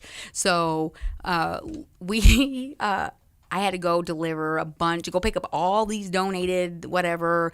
Tracy, you ran me ragged, bro. Let me just say, you had me all over the place. But I had to pick up the sanitizer, and Larry at that time had already been going to the church. And I never noticed him. I wasn't looking for anything at that point. I was not looking.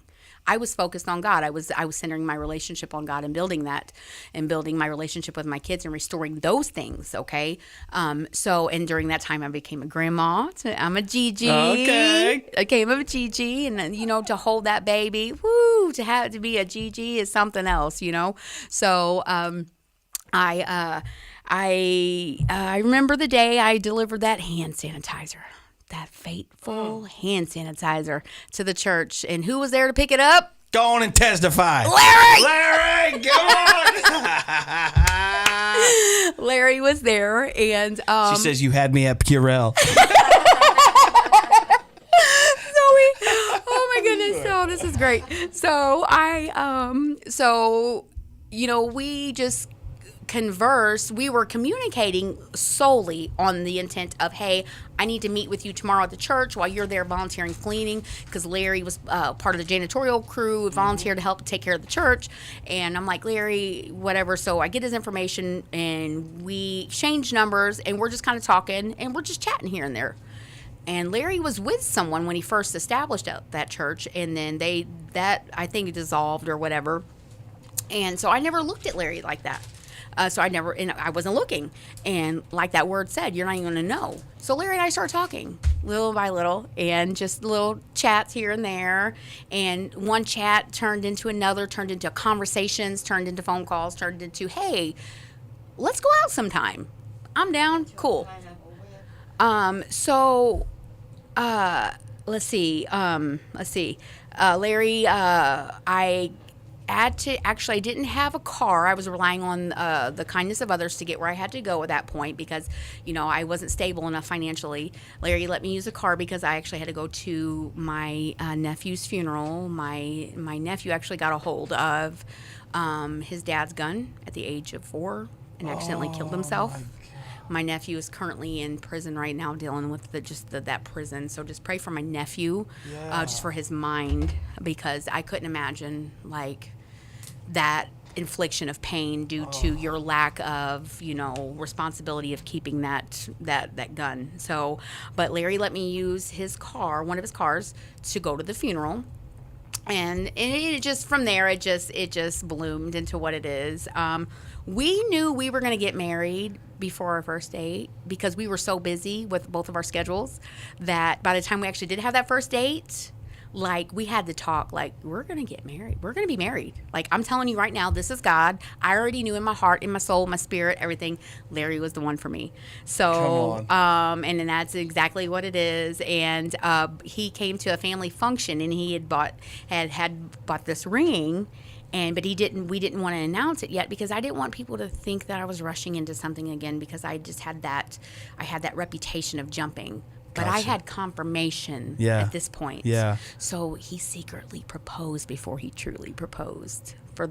So he actually proposed to me at my Uncle Tommy's. We went down there and in Missouri, river trip, took the kids. It was great. Matt and Denise were there. You guys didn't know, but Larry proposed to me that night. He did. What? And he put the ring back up, and like I was so excited, I found my Boaz, I found my Larry. So. Larry's here. I'm so glad you found Larry, man. So, we got married, and it was great, Now, during that time, my season at the church I was going to, it was fizzling out. I will tell you right now, something I've learned from, and by my own account, gossip destroys. Oh, it can. 100%. Gossip, even if you think you're helping someone by listening, or you're just, hey, you need to know what they're saying because, look, they're not being who they say they are to you. Gossip destroys. And I fell for those tactics. And I just cut ties. At first, I had church hurt. I did. I absolutely had church hurt because, like, I knew things. And because I knew things, I wanted to vindicate for those, but it wasn't my fight to fight. You know what I mean? And it wasn't in the past, it wasn't in this, but it was with others. And I'm like, why isn't this being handled? Well, why was I worried about it? It wasn't my business. My name's Bennett. I ain't in it. I should have stuck with that motto, So that, since then, I've been trying to find a place to call home. Now I've made amends, and I speak with this pastor, my former pastor, and I honor him. I honor him right now for everything he's ever did for me, for everything he's when he believed in me when no one else did. Like, people, like, he believed in me, and he stood behind me. So thank you. Absolutely. Thank you very much, Pastor Absolutely. Brent. Absolutely. But that just is a season of my life, and it's over. And I know that I'm welcome back there. I can go anytime if I want to visit. And they probably ain't ready for DJ Praise to walk back up in those doors. That's what they used to call me because I used to run the cafe, and I would flip up some coffees and flip up the tunes, and because I love me some worship music, as you know. So, Amen. So, but I do remember, so I wasn't attached to a church at this time. Larry and I are married. Life's great, another grandbaby, and Katie's graduating, and I'm experiencing the things I should have always experienced, and it's beautiful. I'm missing that consecration of church and that fellowship. Sure. Don't forsake it. That's I'm telling you, it's so valuable. There's something about it. So, and then this right here is where, like, I was one of the most devastating things that's ever happened to me. I remember in October, I'll never forget, a couple years ago, I got a phone call that Fats died. I woke up to a text message that CPR was being done on him and that he's not responding. And I'm a hard sleeper, if you know. Half the time my phone's on silent because I do work in a medical office at that time that I had to keep it silenced. So I got the phone call that my very, very best friend, you guys don't even know how close. I mean, like we were. I just shared a post yesterday how we landed up in the hospital at the same time in a different state. Like we were always together. So that was a blow that I took tough. hard. That was so hard. And I'll never forget the blood curdling scream that I made. Like I dropped to my knees and I called Larry that morning. He was on his way. It was like 5:30 in the morning. And I'm like, it's Fats. And come to find out. And I knew that he had relapsed. And he was too ashamed. He was recovered when he came out of prison, and he was sober. He was so sober, and we had a great relationship. But he was secretly hiding, and I knew it because one day he came over, and I could just see the signs. So I'm just going to tell you right now: don't come at me trying to tell me you're sober if you're not, because I can discern and see it all over you if you are. So, and I saw it over my brother's face, and I called him out for it. Fun fact: you ever watch the movie Monsters Inc.? Yeah. Roz. Oh yeah. Wazowski, if I got your paperwork. We had at work, we had a whole like theme. I worked at a pediatric office, so we did like a Pixar or Disney. So I chose Roz, and I'll show you the picture, bro. This is where we need a slideshow. But I mean, I'm talking. I bought a hoop. I looked like a snail. Best Roz ever. Like I remember it was, and I remember going to his house that night. This is before he passed away. And that I could see it all over him. And I'm like, and I called him out and just see me running out of his house as like Roz with this hoop trying to get out of his house. I was mad, hurt, brokenhearted, and I'm so upset. But so in the months coming, and the avoiding came, and I was already missing him, and I knew that I knew something was wrong. So when I got that phone call, it just shattered me. It shattered me. And I'm going to tell you something right now. Grief, if you allow it, will literally take over your entire life. Wow. Grief will literally become all you see, all you hear, all you think. That is something you need released from and something you need freedom from. Holler at me. I'm telling you right now, because I have learned, I've been in the trenches of grief, as you've heard so far, because I'm only on number 7. So when Fats died, like coming out of the fact I didn't have a church I was anchored into, but I never relapsed. I never lost my praise. I never gave up. But I just I was lacking that. So, people came together, helped me bury my brother. I had a fundraiser, and I thank all those people. And then the months to come after that, it changed me. Depression set in on me. First time I really truly had depression, minus the one time I tried to kill myself. Depression come hard to where my kids didn't want to be around me because all I did was just I didn't want to function. Like I just went to work and came home, and like intrusive thoughts coming through, and that was the enemy using that emotion to work. Wow. So and I know for a fact that his girlfriend at the time, she was a registered CNA.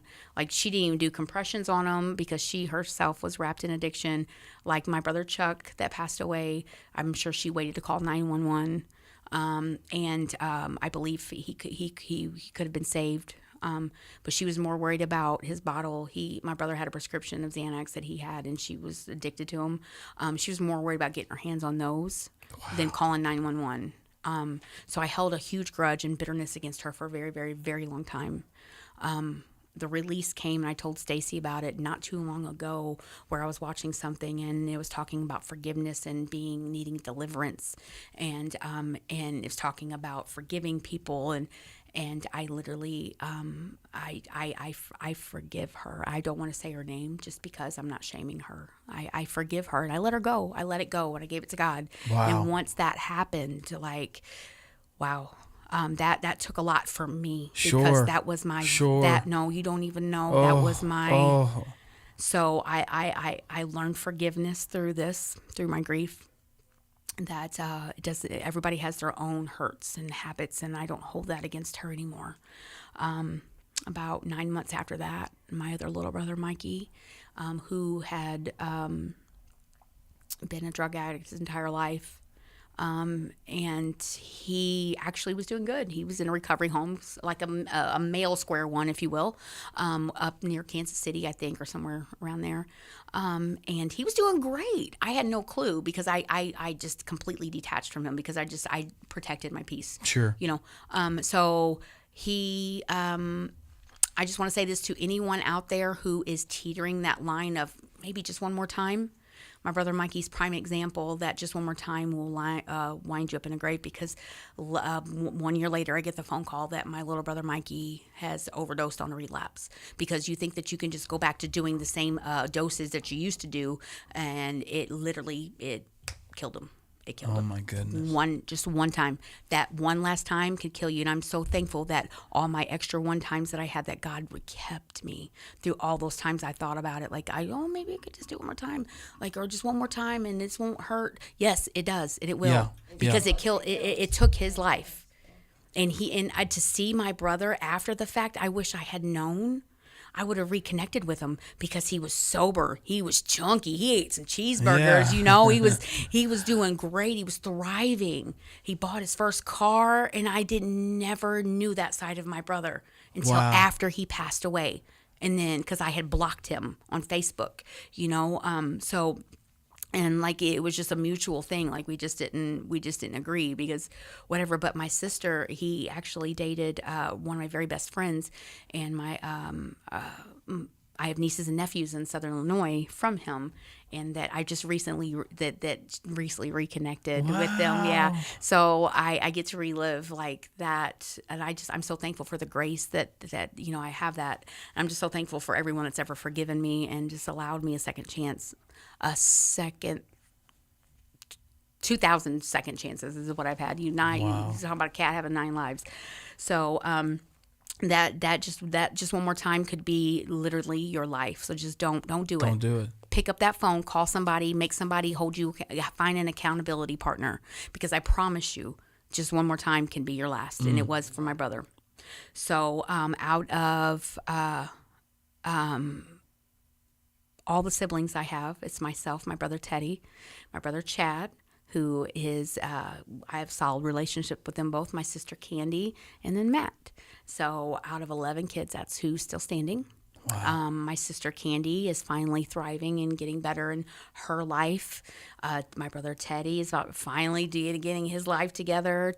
Chad is my brother Chad. Let me talk about I'm going to bring him to church. He lives in Hillsboro, Missouri. I'm going to get him to come down here one time with me. Oh, bro, let me tell you, he's on fire for God right now. I'd love to meet the whole fam. Like, bro, well, yeah. I want to meet everybody. And not just that, I've buried so many people. Stacy and I we've lost so many people to addiction. It's real, folks. Let me tell you, just when you hear that whisper, when you hear that, it's okay. Just that peer pressuring thought. I'm telling you, it will open doors, demonic doors, to things that you wouldn't even fathom that could happen to you. Because I never say never, because I always said that I'll never put a needle in my arm. Thank God he healed some of these track marks. I still have some. He still reminds me, but the big ones are gone. So, like, I'm thankful for that. Amen. So, I'm coming to a close. I really am. So, going through the grief of my brother, right about the year mark of his death was when I was still working at the office I was at, but I just wanted a better environment. And so it was a God thing, because I was trying to be there for my daughter having her baby, and work was giving me opposition. And I'm like, dude, I've put 4 years in. I've barely called in. I have vacation time. My grandbaby, she can go in anytime. She was had high blood pressure and just had terrible pregnancies. Poor kid. My poor daughter. But so when I got the call, I'd already had to talk with my boss that, like, this is what's going to happen. So, and then they tried to, they were just so hateful to me. And I was just like, this is toxic. This is not, like, they should be supporting me. And, like, they made me come back to work right after, like, my dad died. Like, if you're not here within 2 weeks, we'll have to replace your position. Like, really? Wow. Okay. So I applied for this job, and I just put it out there on Indeed, I think. And I remember getting the text message for the interview, and I walked into this interview, and I'm like, how am I going to explain? I've got this great, like, I've been working for this doctor's office, but how do I explain the huge gap in my resume from Lee's Chicken, TCT, from getting rode up to, how do I explain this? A lot happened. I prayed about it, and I went in there completely transparent, and I was like, okay, so this is what I can do, and put on my customer service voice, and like, this is what I can do, and this is, I worked here, and I've done this, insurance, billing, and all the things that I can do, and what I've, my work. And then I said, so I need to talk to you though about the gap in my resume. I said, I'm about to be completely transparent with you. And Mandy, if you're watching, she was in the chat earlier. Mandy and Leah were interviewing me, and I just opened up to them. And I was accountable for every action, everything I've done, and summarized everything. I don't know how I summarized it, but I did. I summarized it all up in like maybe a 30-minute interview. And I walked out there with my head held high, not knowing if I had the job or not. And I get the call that, hey, and they've offered me this position. And when I tell you that it is a God-centered job. Mandy is still here, by the way. Hey, Pookie. She said, I love you. She said that the second that I walked out of the interview, that she said, I just love her because I was an open book to them. Why hide it? Why hide it? Because I'm not there anymore. I'm not a prisoner in my past anymore. So I'm an open book. I would tell anybody. I don't care.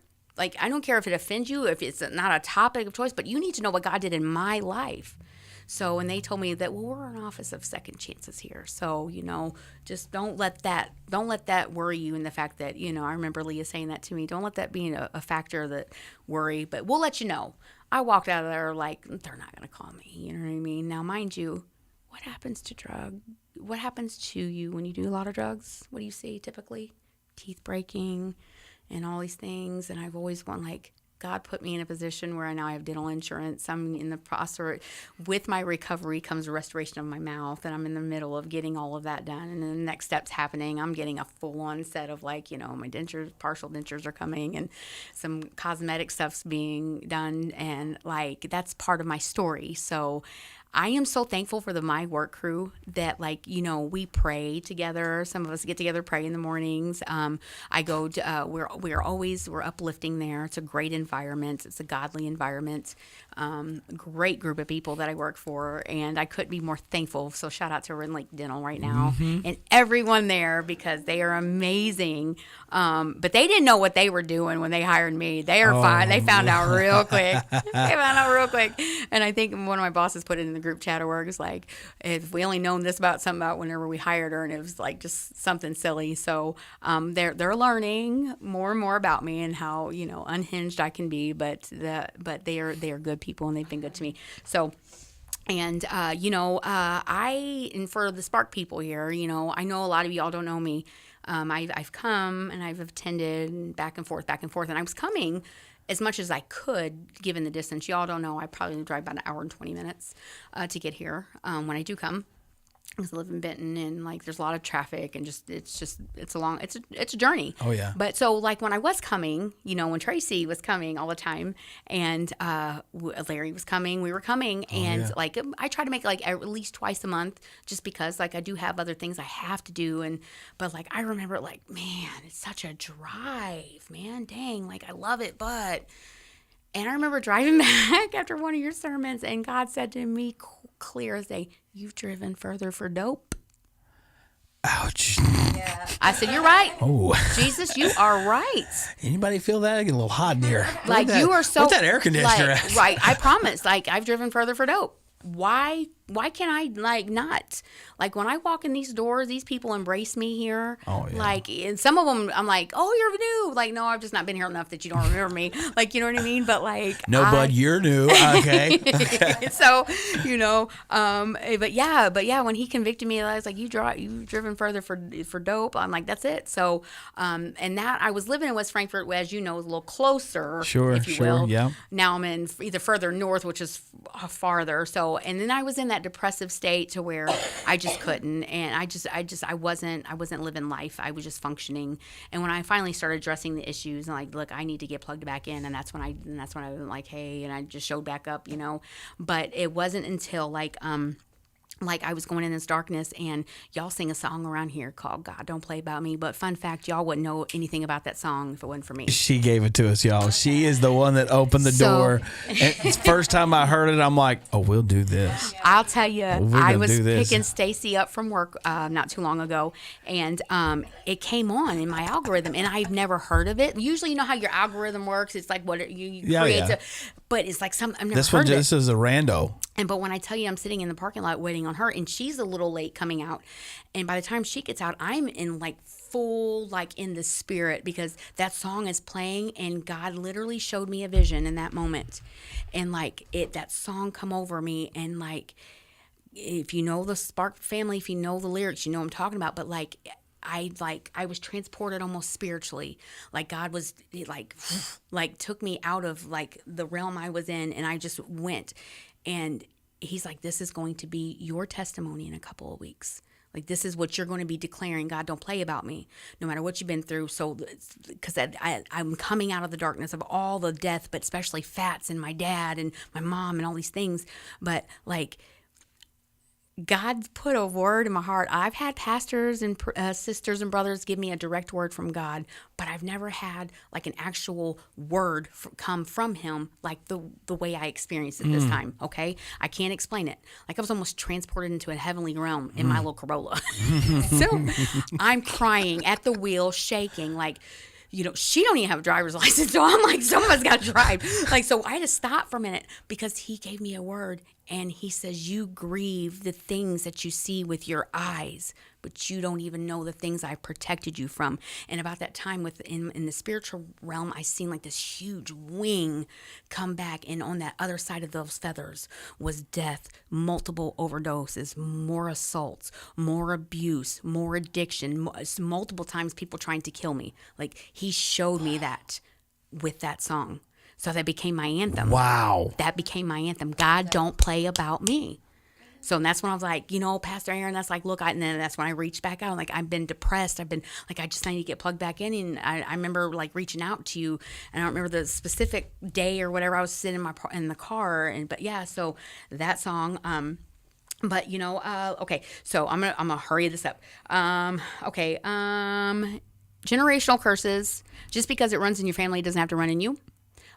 Like I said, weed was a very strong hold of my life. It just like, I just picked it up, put it down just because I thought it'd be okay, until God put the conviction over me. But I justified it because it was a family tradition, if you will, to celebrate, to mourn, to, congratulate, to chill, to come together. That's what we did. So it was like a potluck. No pun intended. Man, that was an accident. They had a different kind of potluck, folks. But there wasn't no pot roast. The roast came when the munchies kicked in. It was a different kind of roast. It wasn't your grandmama's pot roast. It was it was a different kind of family gathering. But I stand before you completely sober. I'm so proud of you. Give me a cup, bro. I wish somebody give me a cup. I'd pee on that stick so quick. That's crazy, man. But I am living proof of what the mercy of God can do. Oh, that'd be a good song. We should write it. That's the lyrics, man. I'm telling you. Something about how about if we say, if you knew me then, you believe me now. You turn my whole life upside down, bro. We just wrote a banger. We just wrote a banger. So, but I'm truly living proof of what God can do. I really could sit here for probably another 2 hours and just stem off different conversations and topics, and even engage with you guys and bounce off conversations and that. And you're welcome to friend me on Facebook, and I would love to have conversations with you guys. The ones that don't know me here at the Spark, I definitely want to plug in. I've donated. I'm going to help send a kid to camp. And come on, man, let's go. If you need me for anything, just know, like, I'm willing willing to help. I just live about an hour and a half away, so you got to like really. So if you guys need anything for like baking or anything, I'm your girl, and that's my heart is to serve. So plug me in where you can, and I mean that, Pastor. Amen. With anything I can do from a distance, Yeah, and with notice. Well, and we're proving what can be done with distance. We're able to use some of the platforms that we've been able to use and show that God knows how to close that gap. He can close the gap. So Sophia here, Grandma Gigi's gonna put on her glasses because I would like to share with you. I brought some scriptures. Two that I hold dear. So I thought it appropriate, and I've marked them with a couple obituaries. I have so many of these around my house of people I've lost, but this is my dad's. But Psalm 84, verse 10 says, "Better is one day in your courts than 1,000 elsewhere." And this is my heart right here. "I would rather be a doorkeeper in the house of my God than to dwell in the tents of the wicked. For the Lord God is a sun and a shield, that the Lord bestows favor and honor. No good thing does he withhold from those who walk for those whose walk is blameless." I would rather scrub a toilet in this house Come on. Yes. than live in the mansions of sin. And I mean that from the bottom of my heart. I know you do. I mean that from the bottom of my heart, and I can bounce off that for a minute, but I'm not, because we've been here forever. So I'm going to go ahead and do my Not next. forever. Not forever, but 4 hours, not forever.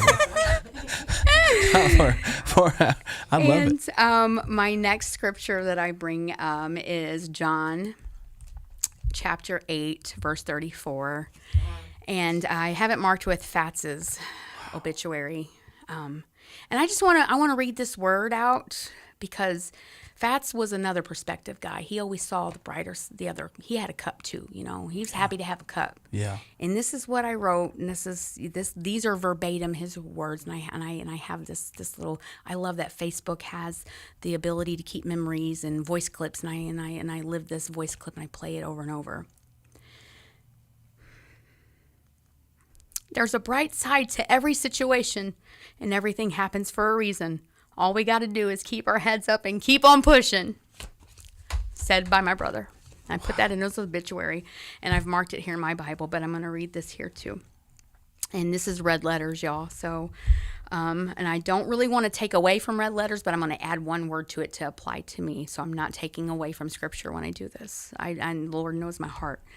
"Jesus replied, 'I tell you the truth. No one who sins is a slave to sin. Now a slave has no permanent place in the family, but a son or daughter belongs to it forever. So if the Son sets you free, you will be free indeed.'" Amen. I'm free today. Come on. I'm free. I am so free from so many things. And this is you guys have just heard a nugget. Just a nugget of what he has brought me through. So I just want to say right now to anyone out there who's struggling with addiction, and any kind of addiction, anything can be an addiction or an idol. And I've learned that, you're not a slave to your past. Don't let people hold you there just because. You got to keep on pushing. Like Fat said, you're not a slave. The Bible, the red letter says right. it. So you got to, I stand on that. I am living proof that you can go through hell and still find hope. God is still restoring people, and don't allow people to slander you or hold you in a place that God's moving you out of. So people will try to hold you here, but God's moving you to the next level, and that may mean letting go of some people, because some people ain't going to go to the same level you're going That's to. right. So when it's okay to protect your peace, protect it at all costs, forgive and release the people that hurt you, because forgiveness festers bitterness, festers depression, festers anger. Learn to forgive those people that hurt you, even if they haven't changed. I promise you will feel release, because as I prepared for this, memories were flooding as I was writing these out. So, and stuff was coming, and God was just releasing. So even if I just reach one person through this, I just want you to know this was for me. I needed this, and I appreciate this platform. I honor this church and your church, this family body here that allowed me to come and do this and take up so much of your time. And one more thing, I said, protect your peace at all costs, even if it means loving from a distance. It's not selfish. It's self-care. Every hurt is attached to a lesson. Through it all, I've learned to trust in Jesus. Yes, ma'am. And that's the story. That's the tea, y'all. Yeah, that's a good Girl. So, man. God is good, and I'm just so very thankful I'm alive. I have air in my lungs. I wake up every day, and I don't even put my feet on the floor without thanking Him for the air in my lungs. Wow. And every day, and if you're struggling with addiction or anything, then depression, reach out to me. Like, I've been there. You can't, I'm telling you, you can't give advice unless you've really been there. I mean, you can give advice, but it's relatable when it comes from someone who's actually been in there. And I'm telling you, folks, you've heard just a smidge. So next time, if you want to do part 2. Hey, I don't think that'll be the last time we'll hear from you on this podcast. So- I can guarantee, or another one. God may have one on you. You know what I mean? I'm telling you, bro. God is so good. He may. It may be. I have a feeling that's probably a part of your future is you being able to sit down with folks and walk them through their situations. And we honor you, and we just honor you, Stacy, for being here and being such a good support. Because I'm telling you, this whole time you've seen us, but right over here, she has had an anchor right here supporting her and a good reverberation, a good bounce off, and you've been such a blessing. That's my prayer warrior right there. Yeah. She was a blessing. You really were such a blessing, and thank you for being in the room with us. And it was so beautiful. And we're gonna tag Caressa. We're gonna tag her in the post of this, so you guys can reach out to her. Absolutely. And, we honor her as a mentor. I believe that she has. This was a very big piece of this next validation, is to say this right here was a part of a package. Yeah. I believe there's so much that now is going to be on the other end of this. Yeah. And one of those things is me endorsing you and saying, this is a mentor I trust. This is a voice that I trust for you. And this is somebody that I can say and can validate to say, She is someone that I trust to walk you through some things. and if you need somebody to be there for you and to show you community and let you feel another kind of community, I do believe that God is using her to help shape a culture of truly being there for people. Absolutely. If there's anything that I've learned, not just through this testimony, but through your whole life, what I've seen, my time to be around you is that she is there for her people. Yeah. And that to me is so valuable, and so we honor you for that. And you're gonna love going into this chat. There's a gift waiting for you. You know how you order from like Shein or something? It's like they ship it in pieces. Yeah. Like this is just part of the package. This like is just part it. of my delivery. This you know is what I mean? just pieces But I will of it. say that whenever I finish my notes, and I'm done after this, when I finish my notes, like I wrote my last thing, it's like I watch those big old fashioned Bibles, the big church Bibles. I watched a big page turn spiritually, like a new chapter from this testimony. I believe so that. I thank you so much. Amen. I thank you. I thank you for sharing it so beautifully, so articulately, and so anointed. Every part of this story, you took us there, and the Lord gave us that. He gave you an ability to truly just materialize this. We could almost feel it. We could see it. I'm hanging. Larry just said it beautifully. He goes, "Let's be honest. It did not feel like 4 hours and 11 minutes. Oh, baby. It really doesn't. I mean, I 100% like, and everyone in the backs up on that. They're like, did not feel, and it doesn't. It really doesn't. No, I literally feel something like 45 minutes. Like we've maybe an hour. 4 hours. And I'm not even told it all, folks. But not everybody can hold me for 4 hours. I'll be honest with you. Not everybody could do it, and that's a fact. So don't think that this is the standard for all of you that we're bringing into the Overcomer session. I just want to go ahead and say it ahead of time. Woo! I'm gonna go 5 hours. How about that? Hey, we got to move it back to 2:00 now. I'm telling you. Carrie, before I left, she goes, "Hey, babe, how long have you gone?" I was like, "An hour." Sister Carrie, I'm so sorry. I'll be back in an hour. I'm so sorry, We'll sis. be in and out of there. I'm so 1 hour. sorry. No, it was. We didn't even hardly get started, and I felt God say, "Don't even do it. Don't tell her. I just want you to let it go." God, because He did something. God had He prepared you. You were a mouthpiece. this all is about God getting the glory. Absolutely. And this is everything that you've heard right here. Such a beautiful story. But I promise you this, she's got, you may be looking at her, but you look at her hand and it's pointing to the sky. Every I'm last telling you, bit of this. Every bit of it. Every bit of this is God getting the glory through all of this stuff. And I'm telling you, this is a beautiful, beautiful night. So we don't get in the way of what God's doing.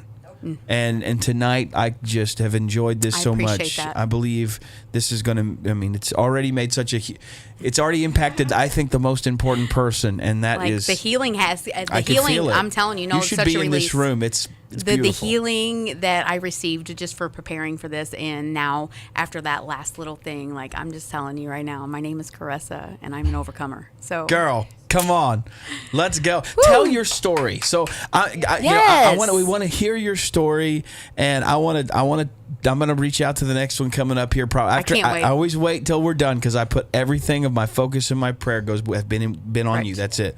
And so every bit of it, I don't think about the next one until this is over. Yeah. So now that we have getting ready to end the broadcast, coming to the end of it, then now God will start getting me prepared for the next 2 or 3 days. Yes. I'll spend just praying at who is next. Yeah. Because this is what God wants to do. He wants to take your stories and do this. We overcome. I'm telling you, you hold it in, God doesn't get any glory. But like whenever there's freedom when you release it. Regardless, don't be ashamed of it. Yeah. If you're not living there anymore, don't be ashamed of it. No.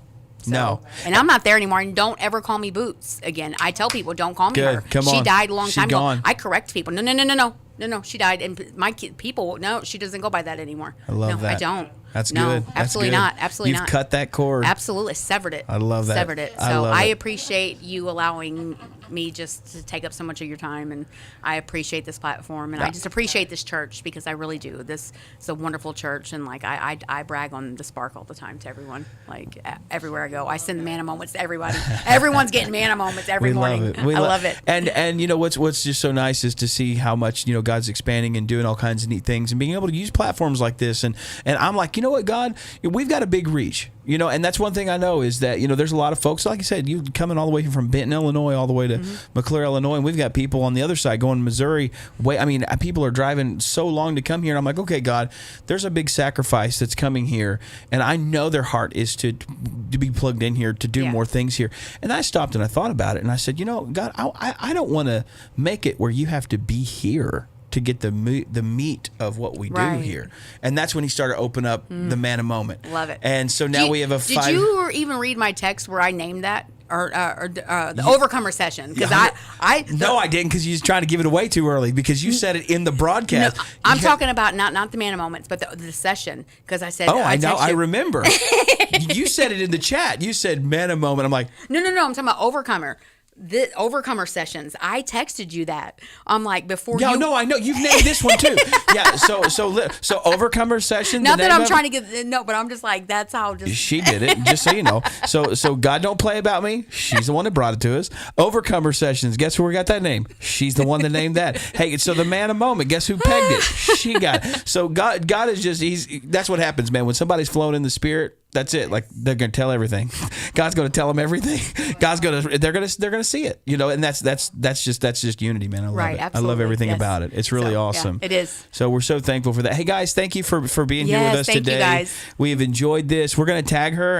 We're gonna have our social media team gonna tag her once we get done with this, and we can edit it. We're gonna tag her in the comments and or tag her in the post, so you can click her, friend her, connect with her, and she'll be there. And we trust her voice. We sure do. But thank you, Pastor. Amen. I'm gonna I tell you what I want to do. I want you to pray us out, and I'll show if you will pray us out, and then we're gonna call it after that. But I want you, if you will, pray us out here today. Absolutely. So Heavenly Father, right now I just thank you, Lord. I thank you for this opportunity that you have allowed, Lord, and I hope that the words that I've spoke out today have landed on good soil. Lord, I just pray that it just penetrates the heart of someone that is struggling, Lord, and that they can overcome, Lord. None of this is to glorify anything about me because I am nothing without you, Lord. So I just thank you, God, that you were able to use me as a vessel to get your message of hope and restoration out today, Father God. So I just pray, Lord, as this goes out, that it doesn't fall on deaf ears and that people will reach out, souls will will be saved in the name of Jesus. Addictions will be broken in the name of Jesus.